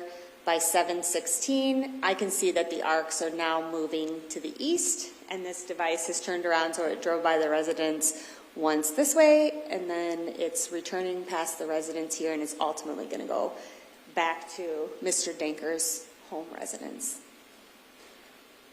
All right, this says 7:14 to 7:30. Yep, so this is just to show from our farthest forward progression to the return arc that I see near the residence at 2798. That's the return trip time. And that takes about 15 minutes. All right, what are we seeing in device trip 2? So device trip 2, we can just let it play. We're going to see that this device is going to leave the residence here. It's going to go up through Traer, and then it's going to continue on to Gladbrook.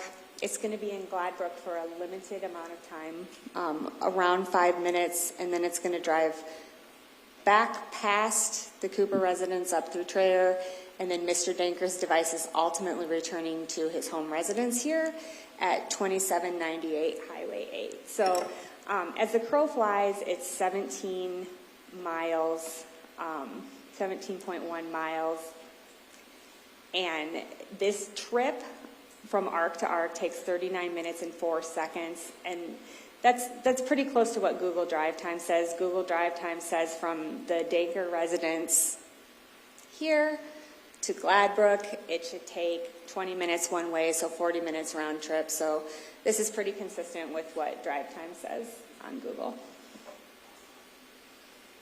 And then this is just a blow up of that to show when the device is going by the house, and we're seeing some blue here, as you can see. So there is Snapchat activity from Karina Cooper's Snapchat account near the 1846 K Avenue at 8:13:35, and then the red obviously is Mr. Danker's device traveling west towards the Gladbrook area.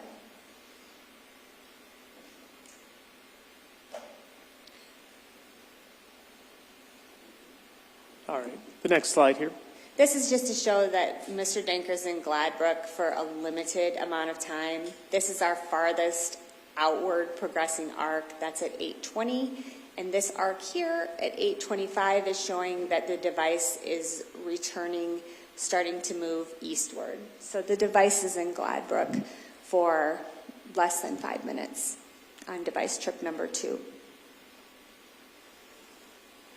And then this is just to show what the times are on our arcs, and then we see our forward progression. So here's 8:30, here's 8:31, that's going to be this arc here, and then 8:32. So it's just showing that the device is moving to the east, and then we also see that Ms. Cooper has Snapchat locational data at 8:29 during that time as well. And then ultimately, this is just to show you from arc to arc the device furthest forward progression, and then it returns back. So. All right, you've marked this as device trip number 3. I did. So this trip is from, the device is going to do something different here. So this trip is on June 17th, 2021 from 9:04 to 9:40 p.m. So the device is going to leave from the Danker residence. But what you're going to see here, and we'll break this down, is that this device is largely stationary in this area for about 7 minutes, and then it's going to return a slightly different way here, come back up, and return home. We'll break that down for you more specifically. So the device on the third trip leaves the same way, but it hangs out in a specific area for a little bit. We have some pancaking, and X marks the spot stationary movement, and then it ultimately returns home a different way. And we'll break that down more here. And we can see that there is some Snapchat activity here as the device, Houston Danker's device. This is Karina Cooper's residence. And we can see that there's some Snapchat activity while the device crosses. And then ultimately, when we're seeing these X's and this device is in this area, we'll see it on a different slide. Okay, you're saying that you're seeing Snapchat data from Ms. Cooper as Mr. Danker's device crosses that area near 1846 K Avenue. Yes, I am. So there's Snapchat activity on Karina Cooper's phone, and Mr. Danker's device is locationally in the vicinity of this area right here. And you said that the device was in that area, and you said about 7 minutes, if I understand correctly. You mean in the area of Ryan Cooper and Karina Cooper's residence, correct? I do. We'll see that more specifically on the next slide. Okay. Can you go ahead and hit play? So from 9:19 to 9:26 p.m., I don't know if you're able to pause this. This device, do we see our pancaking kind of stationary here? A lot of X marks the spots here, crossover, and when we see that, we know the device. We can be more specific on where this device is located. And also the phenomenon of, on that last slide, just let it play again. This device is using 4 different cell phone towers in this 7-minute and 9-second period. So the device is in this general area from 9:19 to 9:26, about 7 minutes and 9 seconds. 1, 2, 3, 4 cell sites. So the device really isn't moving much during that time. What are we seeing here? This is just to show from the arc coming back when the phone is returning to the way home. Like this is the first arc, this is the second arc, and then the next slide will show you the route of travel. So the device goes, returns to 2798 a different way. And we're going to break that down on the next slide. So the device is going to come down here.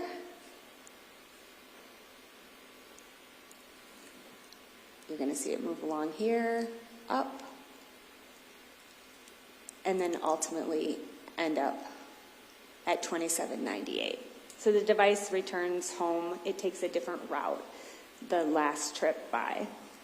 And so when you say it takes a different route, you mean this third trip differs from trip number 1 and 2 in terms of the route taken to return home? On the return route. The return route is more gravel and rural roads. So the return route isn't just back through Trayer, back to the house. It goes out this way. It's in this area for a period of time, and then it comes down and ultimately returns to 2798. And you also indicated that here on the bottom right-hand part of your slide. It says 14 minutes and 30 seconds. Was that their recorded travel time? Yes, so it's very fast. The Google drive time, so Google figures on the speed limit. The Google drive time for this return route from roughly 1846 K Avenue over to 2798 is actually 18 minutes. So this device is absolutely moving at a higher rate of speed than recommended drive time. And just as a reminder, we're at 9:26 to 9:40. This is the night before Ryan is killed, correct? Yes. What are we seeing here? And then this is just to show that Mr. Danker's device from 9:40 p.m. until 5:22 a.m., ultimately the device leaves the residence to go to work.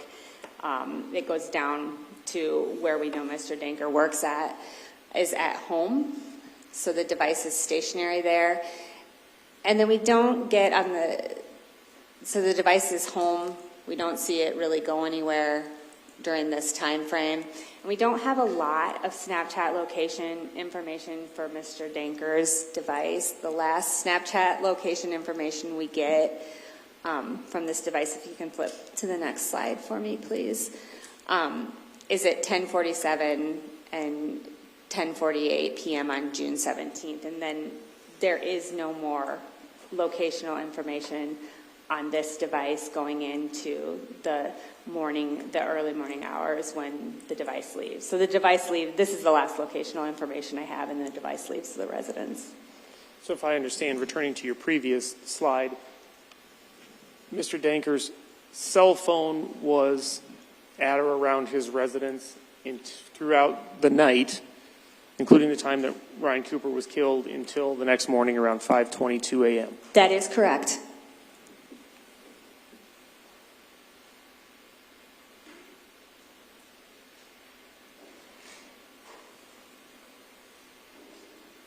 And what are we seeing here at 5:22? This is just to show you that the device has departed the residence here. So we're at 5:22, and we see the device moving away from the residence, and the device ultimately leaves.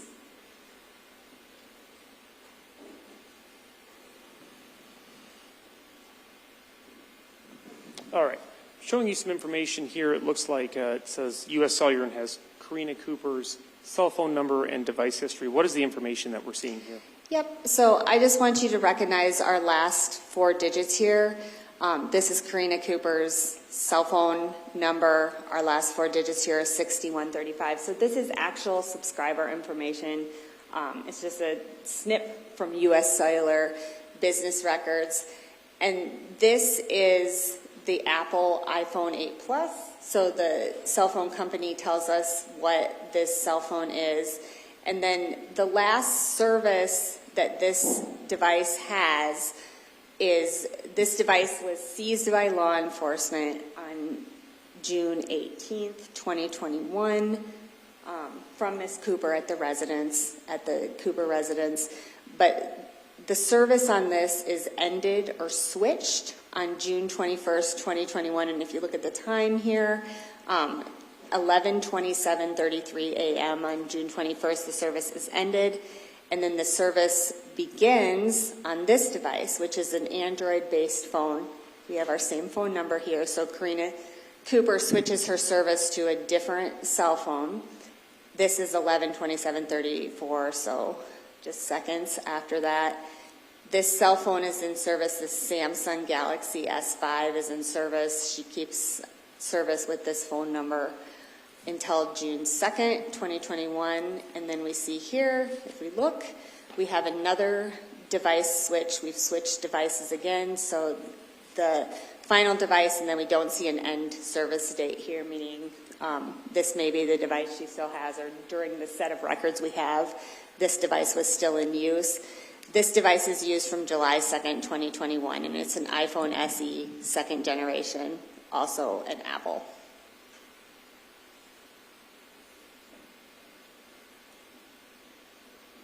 All right. And this final information says Karina Cooper, Snapchat, and Google. What information do we see here? Right. So we obviously see On June 21st, 2021, this information here, the top 2 entries are from a search warrant to Google. We can see that at 4:28 p.m., Google Chrome, so an internet browser, was visited, and Google Chrome actually recorded this as Karina Cooper's Snapchat password was reset. Then shortly after that, 1 minute later, Google Chrome records that they sent an email about Snapchat. So if you reset your password, Snapchat emails you to make sure it's truly you. And the email was sent, and it was a Snapchat email saying your password has been reset. And then this piece of information here, this is an actual snip from the Snapchat records here. This information is on June 22nd, 2021 at 2:54 p.m. Karina Cooper's Snapchat is deleted. That is a user-manipulated event. You have to go on and physically delete your Snapchat. And I don't know if you can see this because of the other screen, but over in the far corner, it just shows that Snapchat's business records record the status of this Snapchat account is that it was deleted. And that's a user-deleted account.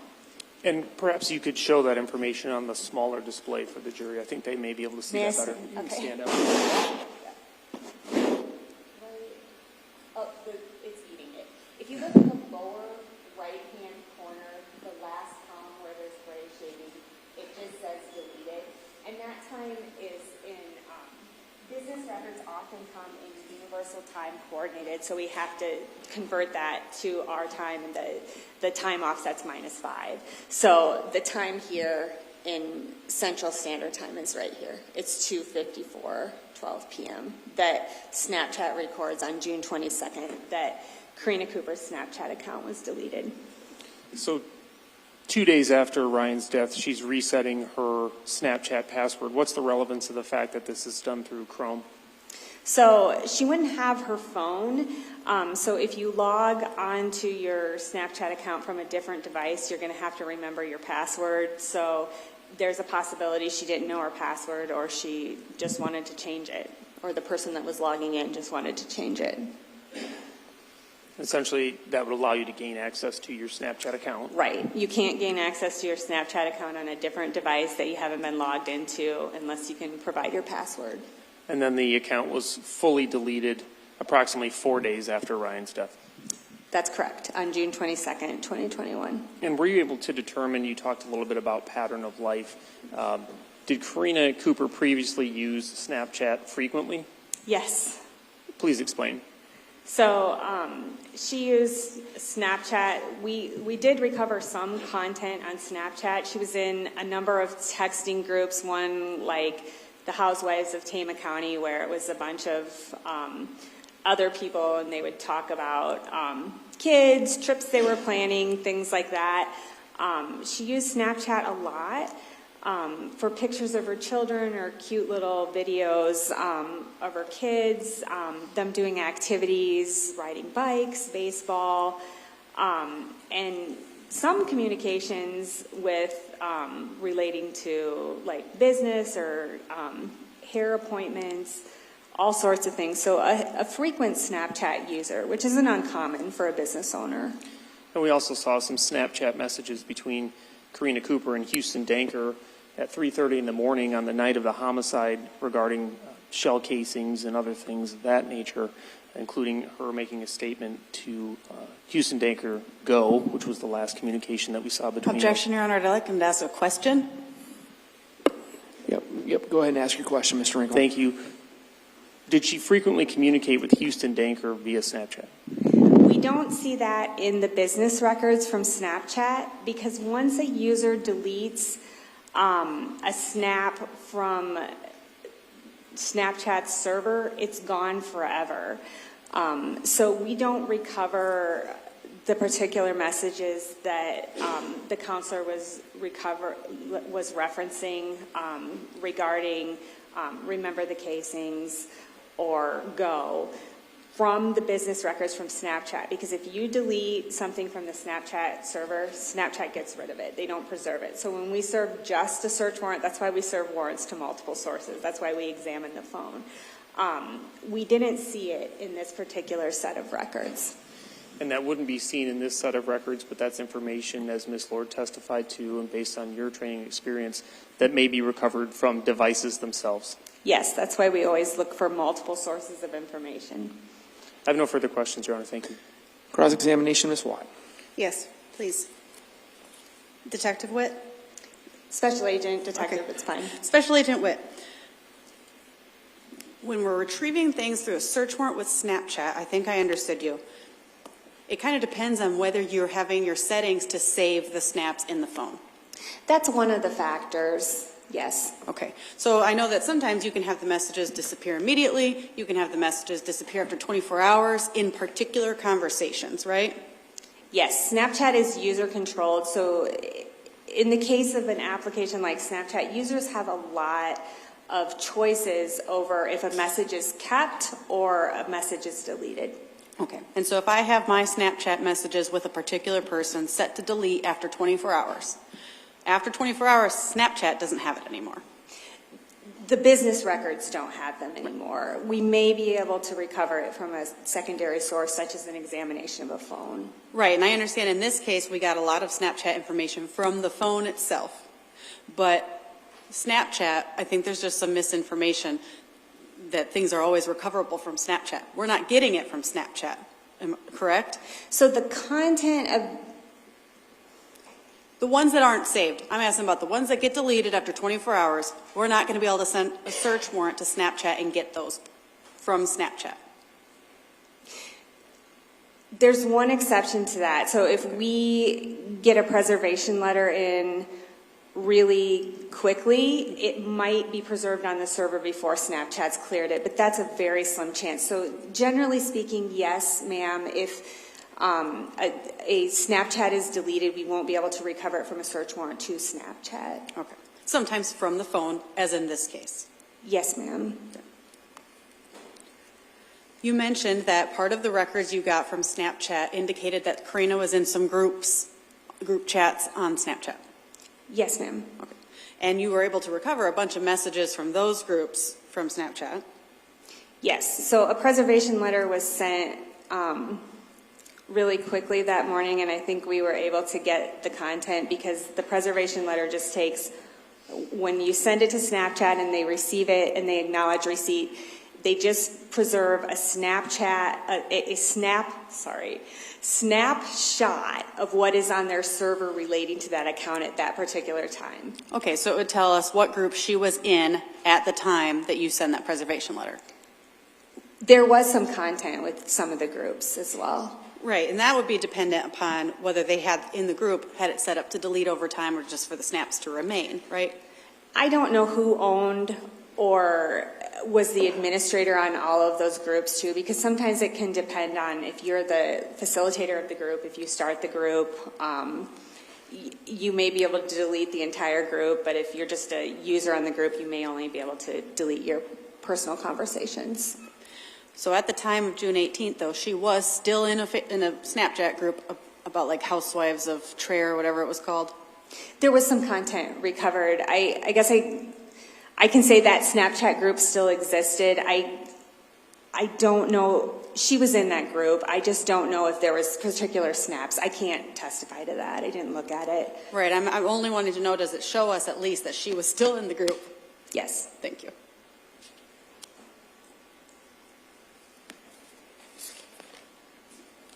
Do we have an answer for why Houston's phone doesn't have as much GPS data from Snapchat?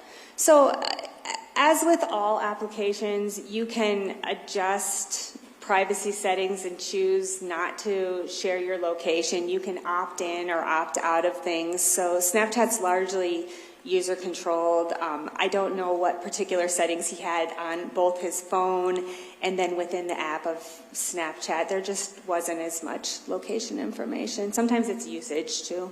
Okay. So, but somebody on Snapchat, I can choose to have my location update on the Snap Map, right? Yes, you can. From the information that we have from Karina's phone, of the search warrants and all of that, does it appear that her location would have been on and showing on the Snapchat, or do we not know? Snap Map. So Snapchat doesn't tell us this information came particularly from a Snapchat. Snapchat just tells us generally that there is location information that they have recorded in their business records. They don't say this is particularly from Snapchat or this is particularly from an IP address. This is particularly from a geolocation address. Okay. And so we also don't know what triggers the GPS location updating on Snapchat? So they don't tell us, no, they don't tell us the specific trigger of why we have location information at that time. Is it at least safe to assume, though, that given we only have a couple of data points for Houston's GPS from Snapchat, that would at least suggest to us that his privacy settings are more restricted either on his phone or on Snapchat than Karina's would have been? I don't know that, like, I don't know that I can. That would be one possibility. Okay.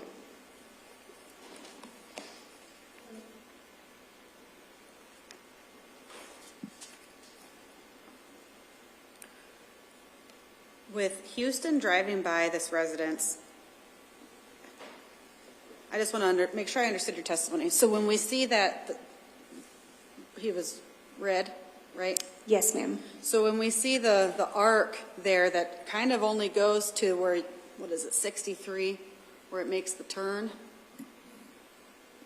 Is that, are we saying then that that's all the further his phone goes, at least the first trip?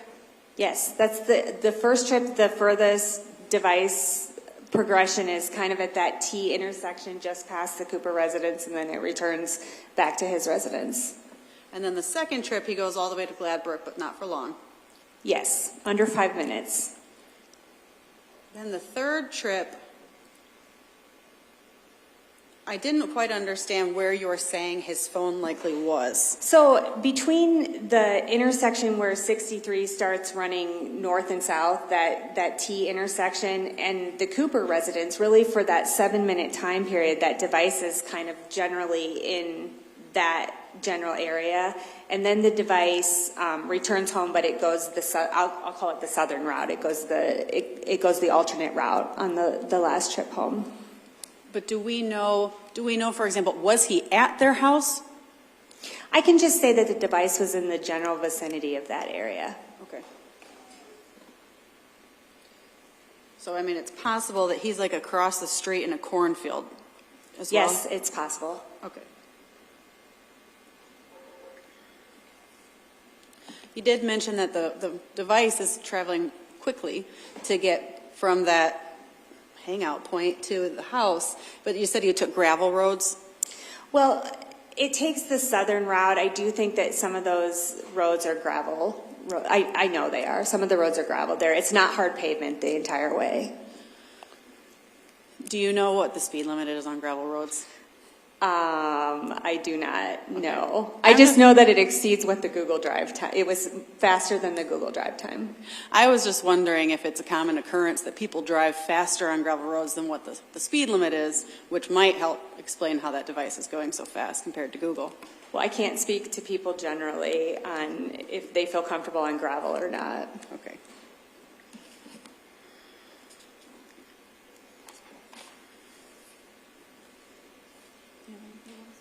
I don't have any other questions. Thank you. Mr. Engel? Defense asked you, based on that 7-minute period on the night prior to Ryan's death, that Houston Danker's device was near 1846 K Avenue. If he could have been in a cornfield, is it also possible that he could have been at the house or meeting with Karina? That's equally as possible, yes, sir.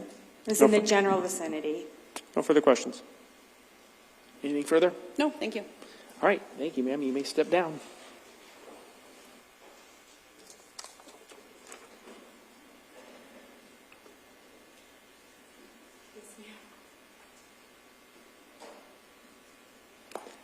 Stay prepared to call sex witness. And while next witness is coming in, I'm going to stand up and stretch. Anybody else want to, feel free.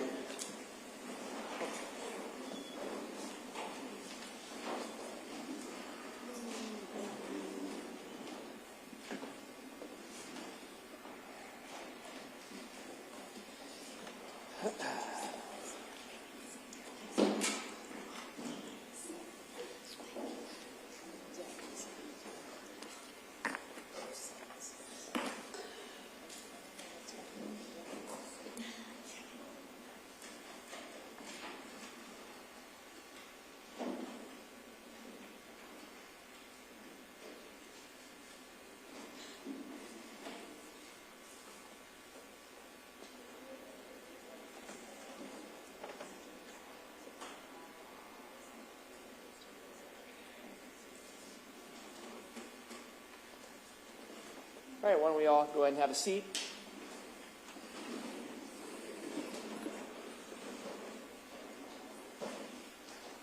And is the state prepared to call its next witness? Yes, Judge, thank you. The state would call Dr. Kelly Cruz. I'm assuming that's you. Yeah, you want to come up to have a seat to my far left?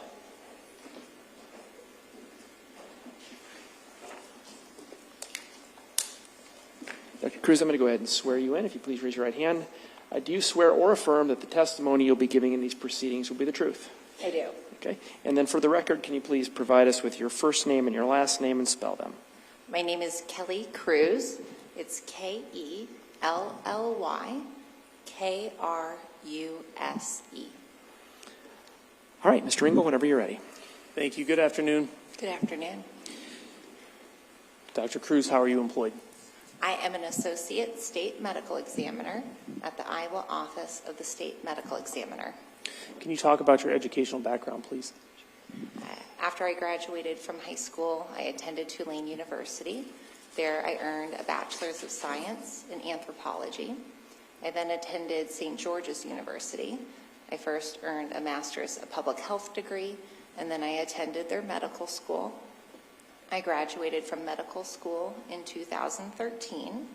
From 2013 to 2017, I attended and completed an anatomic and clinical pathology residency program located in New Jersey.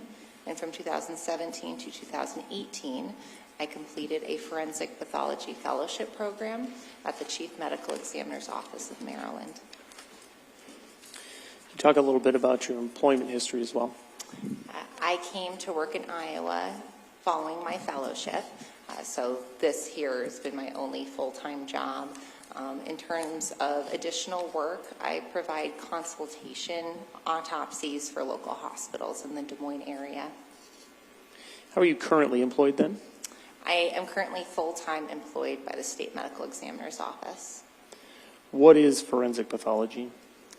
Forensic pathology is a specialized area of medicine. It falls underneath pathology. Pathology is the study of disease and disease processes. In the most common setting, a pathologist is in the hospital. They look at organs, they look at blood, they look at blood work, chemistry to diagnose natural diseases. A forensic pathologist or forensic pathology goes a step further. We have knowledge of those natural disease processes, but then we also have knowledge of injury. And we specifically look at how disease processes and injuries can lead to death. So you're employed as a medical examiner, then what does a medical examiner do? A medical examiner is a physician, and that's, in Iowa, we have a fairly unique system. So each county has their own medical examiner. They're all physicians, but most of them aren't forensic pathologists like me. Most of them will then use their medical knowledge and training to determine if an autopsy is necessary. If they think an autopsy is necessary, then they will send the deceased individual to the state medical examiner's office in Ankeny, and then myself and 5 other state medical examiners will perform an autopsy on them and determine why they died. Can you explain for the jury what an autopsy is? An autopsy is an examination of a deceased individual. The main purpose is to determine their cause of death, so the reason why they died. As part of that examination, we document injury, we document natural disease processes, and we will interpret ancillary testing like toxicology. Do you collect evidence as well during the autopsy process? We do. We have standard evidence that we collect for every individual. We will collect a blood stain card, so take blood and put it on a card for potential testing. We will take fingerprints. We also collect blood, vitreous fluid from the eye, and urine if it's available for toxicology testing. Any additional evidence collection would be done at the request of law enforcement. What is toxicology? Toxicology is the testing of a specimen, usually blood, for alcohol, drugs of abuse, prescribed medications. You mentioned cause of death. What is the cause of death? The cause of death is a process that ultimately leads to a person's passing. It can be a natural disease, it can be an injury, it can be a specific drug. There are a lot of options when it comes to cause of death. What is manner of death? Manner of death describes the circumstances surrounding a person's death. In contrast to cause of death, we only have 5 options for manner of death. We have natural, so death due purely to natural disease. We have accident, which is death due to unforeseen circumstances. A good example would be a car crash. We have suicide, death at the hands of another, or death at the hands of oneself. Homicide, death at the hands of another. And then undetermined, which is a manner that is chosen when we might not have enough information to choose one of the other manners, or we have 2 competing manners. Approximately how many autopsies would you say you've conducted? I've conducted over 2,000 autopsies. Is there a standard procedure for conducting an autopsy? We abide by procedures that are set forth by the National Association of Medical Examiners at our state medical examiner's office here in Iowa. We have our own set standard operating procedures that we follow closely for every autopsy, regardless of how a person died. As a medical examiner, do you attempt to obtain a history prior to the autopsy? Yes. Why do you do that? History is quite helpful with the autopsy process. We have that standard operating procedure, but there may be components of the history or circumstances surrounding someone's death that might lead me to order additional testing. Say if someone was in a car, I may order carbon monoxide testing, which I wouldn't do otherwise. It might encourage me to send certain organs to a specialist or order special toxicology testing. In order to obtain that history, what type of information do you review? Our office requires at least a small amount of information about the person who's coming to our office from that county medical examiner and the personnel there. They have county investigators as well. The amount of information varies, so it's really just case dependent, but we try and provide guidance and training to those county personnel so that what they give to us is helpful for the autopsy. We talked briefly about evidence collection. What's the purpose of evidence collection during an autopsy? Our standard evidence collection with the bloodstain card would be if we needed to test for DNA in the future. Fingerprints are taken potentially to confirm identity. Family may also request photographs of fingerprints for things like jewelry and tattoos. Other evidence collection includes fingernail clippings, which might be helpful if there's another person's DNA on those clippings. We'll collect head hair, and that can be matched to something at a scene. Clothing that might potentially have some evidentiary value as well. It just depends on the case. Do you collect projectiles and things of that nature as well? Yes. Any other standard components of an autopsy? All of our autopsies at the state medical examiner include both the external and internal examination, regardless of how a person died. So we look at everything on the outside of the body and the inside of the body to diagnose natural disease and injury. Depending on the type of case, we may have that additional evidence collection. Also, depending on the type of case, we may perform x-rays prior to the autopsy. You complete a report in association with the autopsy that you complete? Yes. Did you perform an autopsy for Ryan Cooper?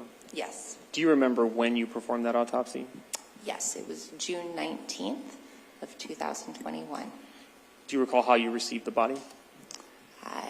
All bodies are transported, or at least we request that they're transported in a body bag. Counties have their own transportation system, either by funeral home or ambulance service. The body is brought to our office. It's placed in a cooler and then removed from the cooler on day of autopsy.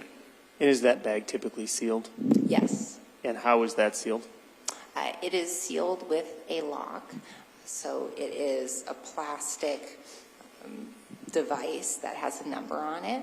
That number is documented at the scene when that bag is closed and the lock is placed in between the zipper pulls.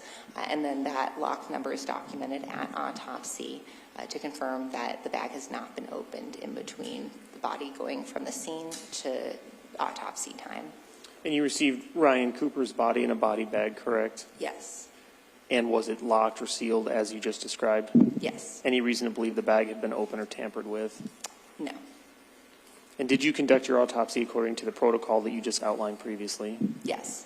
Did you take photographs during the autopsy that you conducted? Yes. Would those assist you with your testimony here today? Yes. Your Honor, if I may approach with State's Exhibits number 286 through 293. You may.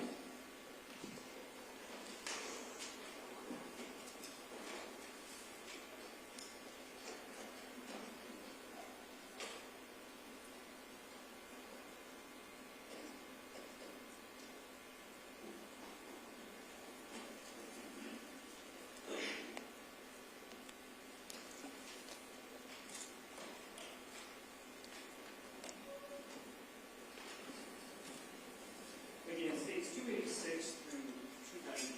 You recognize those?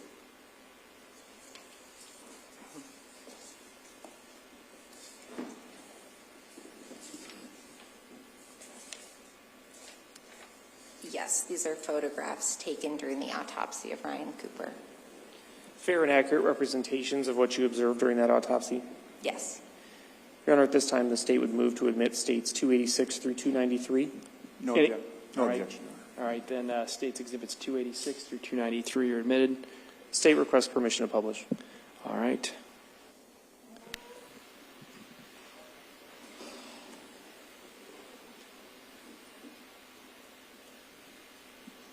Starting here with States Exhibit 286, what do we see here? This is a photograph that is taken of that body bag that Mr. Cooper's body was received in. The blue plastic material here is that lock I described with a unique number. The body bag itself also is tagged with the name of the person inside, and it says Ryan R. Cooper. States 287, what do we see here? This is a photograph of Mr. Cooper as he was received. This is before his body has been touched by our office, so it is his body exactly as it was in the body bag. 288, what do we see here? This is Mr. Cooper's upper body after his clothing has been removed and he's been cleaned. And that's part of the standard procedure of an autopsy? Yes. Why is that done? The cleaning process? Yes. Many different things such as injuries can be obscured by blood. So the body is documented as received with that blood. It's photographed. And then once everything is appropriately documented, the blood is cleaned to see if there is any additional injury that we couldn't see underneath the blood. Once you'd completed that cleaning process, anything of note? After Mr. Cooper's body had been cleaned, he had a number of different injuries. The major injuries and the ones that caused his death were on his face. There's a gunshot wound here to the left cheek that can be seen in this photograph. 289, this is a close-up of Mr. Cooper's face, correct? Yes. What are we seeing in this photograph of relevance to you? This is what we call an identification photograph. We take a photograph of everyone's face at autopsy. Part of my job is confirming identity of the deceased individual, so this photo would be compared to something like his driver's license photo.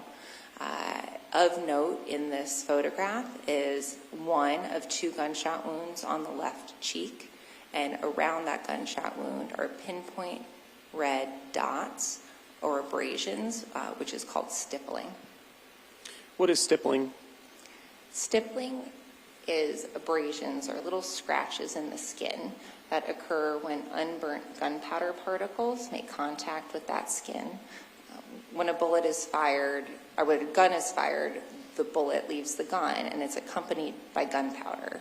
That gunpowder can be completely burned in the form of soot, or it can be unburned, and when that unburned gunpowder particle makes contact with the skin, it does so with such force that it causes a little scratch or abrasion in the skin, which is that stippling that we see here. Does the presence of stippling tell you, as a medical examiner, anything about the location of the barrel of the gun in relation to Mr. Cooper's face? Yes. The presence of soot and or stippling to me says that the gun was relatively close to the skin. Soot can't travel very far, really a matter of a few inches. The unburnt gunpowder particles can travel a bit farther, maybe a few feet. So the presence of that stippling indicates that the gun was likely within a few feet of the body.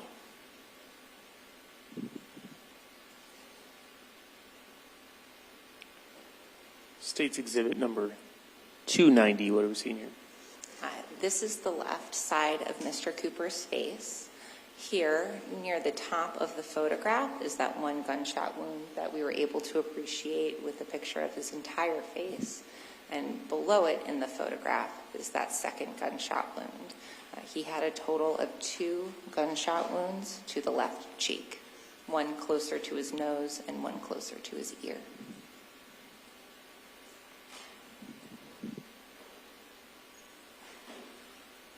State's exhibit number 291, what are we seeing here? This is a photograph of the base of Mr. Cooper's skull. In order to examine the brain, an incision is made over the top of the head, and the scalp is moved forward and backward in relation to that incision. The top of the skull is removed, and the brain itself is removed. And here we're looking at the base of the skull where that brain would usually sit. Traversing the skull are these metallic rods, and these show the wound paths of each of those gunshot wounds. So each gunshot wound was associated with injury to the skull and the brain, and bullets were recovered. You talked about entrance wounds. Did you observe any exit wounds? There were no exit wounds. Bullets were recovered from each gunshot wound. It should be fairly clear we've had some testimony about what an entrance wound is, but what is an exit wound and what would you expect to see? Were you observing exit wounds? The exit wound would typically be at the end of that wound path. For me, when I'm looking at a body and there are gunshot wounds, there are very clear differences, at least usually, between entrance wounds and exit wounds. Entrance wounds have a rounded appearance. It's a punched out defect. That bullet has a lot of energy and it pushes through the skin, creating a hole. So if I tried to, I couldn't push the edges of that wound together. There's missing tissue there. An exit wound has more of a slit-like appearance. The bullet loses a lot of energy along the wound path and essentially just pushes out through the skin, wherever that exit wound may be. So as you saw with the picture with the skull, I traced the wound paths. At the end of the wound path, there weren't any slit-like defects or any injuries that looked like exit wounds. And I did recover fragmented bullets, but 2 of them. Showing you State's Exhibit 292, what do we see here?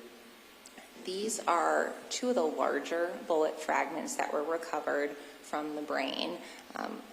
What we could also see with those rods moving through the skull is that the wound paths intersected. So they essentially terminated roughly in the same area of the brain. And so determining which of these 2 bullets was associated with the entrance wound closer to the nose or the ear was not something I could do. And you said that the 2 shots terminated in the same area. Is that illustrated here in 291? Yes, these rods, as they move through the brain, they start to intersect in this area, and that's where those bullet fragments were recovered.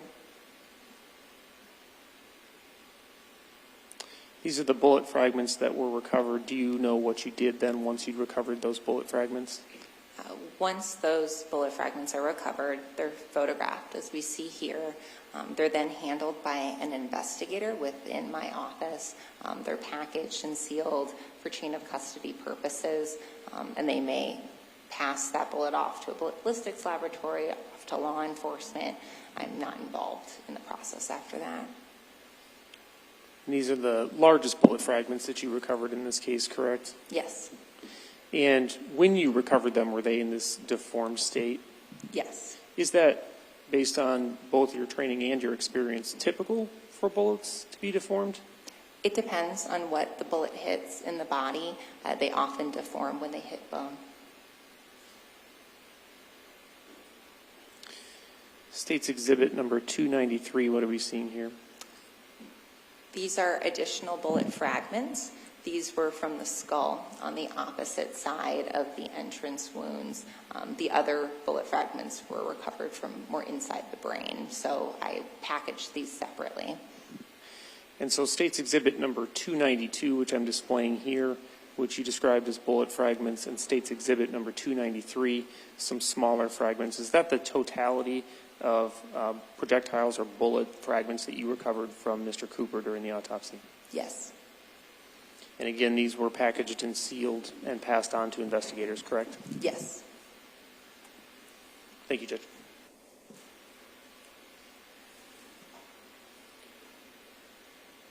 Just let me know if it's going to be helpful as we go through these remaining questions to reference any of those exhibits.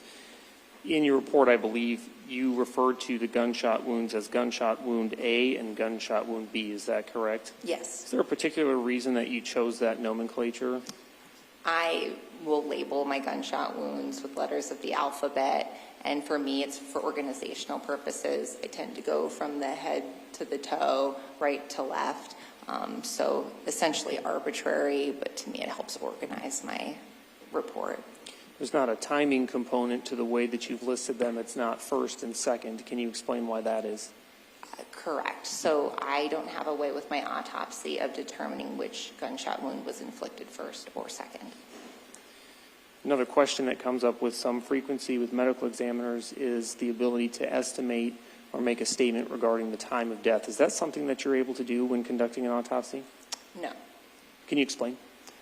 Time of death is quite difficult, and it's often portrayed as being something that's quite easy and can be done with great precision in movies and television. We don't have a lot to look at the autopsy that help us determine time of death. There are a number of different changes that happen in your body after you die, but as I indicated, the body is transported from the scene to our office, placed in a cooler, and I often perform the autopsy a day or two later. What I can say with these gunshot wounds is that Mr. Cooper was alive at the time he sustained them. I just don't know when he sustained them. And so we'll go through gunshot wound A and B separately, but if I understand your testimony, you're saying he was alive at the time that each of these wounds was inflicted. Yes. Starting with gunshot wound A, you've listed that as left cheek medial, correct? Yes. What does that mean? Medial meaning the one closer to the nose. We've already seen that you were able to determine a path that bullet traveled. Yes. Were you able to tell, or are you able to determine the specific position of the body at the time of the shot?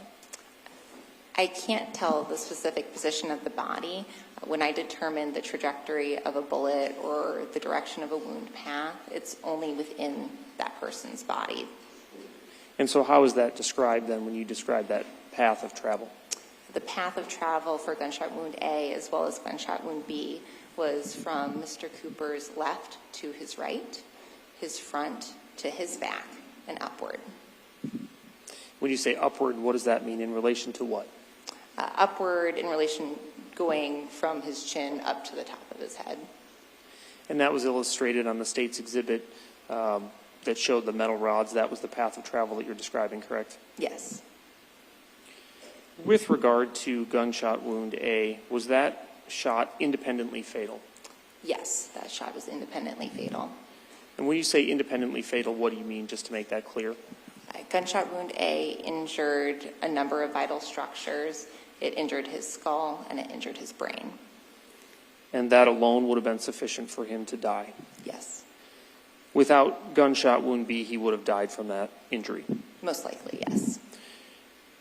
Are you able to determine how long it would take him to die from that injury? I can't say with certainty. Injuries to the brain are more quickly fatal than an injury to a different part of the body. Would you describe it as rapidly fatal? Rapidly fatal injuries, we try and use when there's injury to, say, the brain stem, but fairly quickly fatal. And you stated he was alive at the time that this shot was fired or the wounds occurred. How do you know that? When a person is alive at the time they sustain an injury, there's bleeding associated with that injury, which to me says that his heart was beating at the time that, say, the bullet moved through his body, which then pushes blood out from injured blood vessels and into surrounding tissue. What is the peri-mortem phase? What does that mean? You can break timing up into different categories. There's the ante-mortem phase, so before a person died. The peri-mortem phase is really the time in which the person is dying, and then the post-mortem phase after the person dies, say when I do the autopsy. So it's gunshot wound A. You stated it was independently fatal and suffered while he was still alive, and also indicated that it would be quickly fatal. About gunshot wound B, I think you described that as left cheek lateral. What does that mean? Closer to the ear, still on the left cheek, and gunshot wound B was also in itself fatal. So that's an independently fatal wound. Same question. I think you made this clear. He was alive at the time of that shot as well. Yes. Independently fatal, how would you describe? Because, well, first of all, what wounds did he suffer from gunshot wound B? Gunshot wound B, he also had injury to the skull. The bullet then entered into the brain. It injured both sides of the larger part of the brain, the cerebrum, and then it also injured part of the brain stem, which serves as a way of your brain telling your body to do normal vital functions, and also a connection from the brain to your spinal cord. Same question. Would you say this was also quickly fatal due to the nature of the wound? Yes.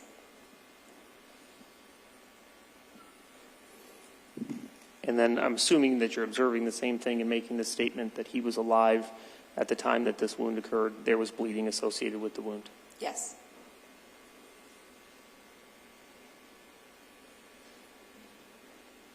With regard to the stippling that you observed, were you able to observe stippling from both gunshot wound A and, associated with gunshot wound A and gunshot wound B?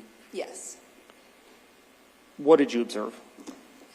In terms of the stippling, I measured the distance from the abrasions from the edges of the wound. The gunpowder will fan out and create a rough circle, so there were two rough interlapping circles around both gunshot wounds. Indicating to you, based on your prior testimony, that both shots were fired at close range? Yes.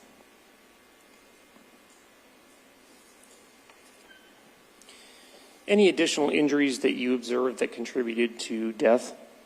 No. You performed a toxicological analysis, correct? Yes. Any relevance relevant information found in that analysis? Toxicology was performed looking for alcohol and drugs of abuse, and it was negative. Negative meaning none were located? Correct. Any other contributing factors to death besides the gunshot wounds? No. Is your work peer-reviewed? Yes. What's that mean? We have a process where we, meaning the medical examiners at the state medical examiner's office, have our autopsy reports read by others.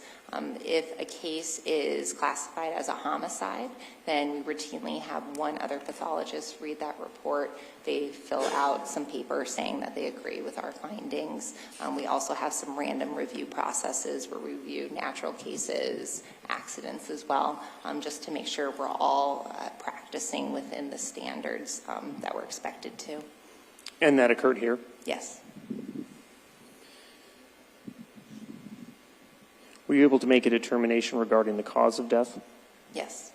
What was that? Gunshot wounds of head. Were you able to make a determination regarding manner of death? Yes. And what was that? Homicide. Are these your opinions to a reasonable degree of medical certainty? Yes. No further questions, Judge. Mr. Rodbaker? None, Your Honor. All right, thank you, ma'am. You may step down. You're excused.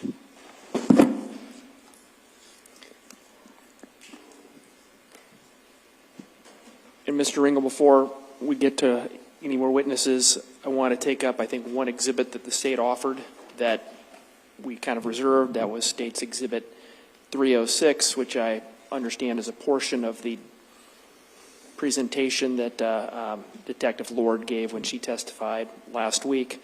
And my understanding is that there's no objection to Exhibit 306 at this point. Is that correct? Yes, Your Honor. All right, then State's Exhibit 306 is now admitted. And with that, Mr. Ringel, does the state have any additional witnesses to call? No, Your Honor, the state rests at this time.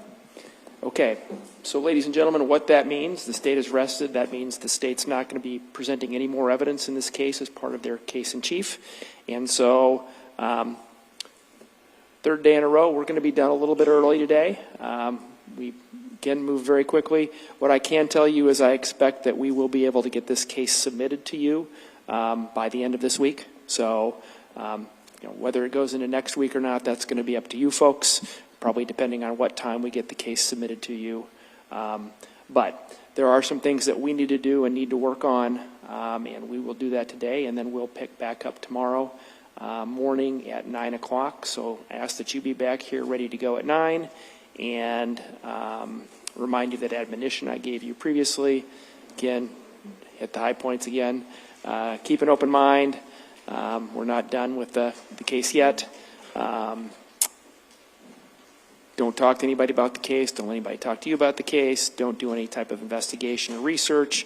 Avoid any media accounts, traditional media, and any social media accounts or commentary about the case as well. So with that, I wish all of you a good evening, and we'll see you tomorrow.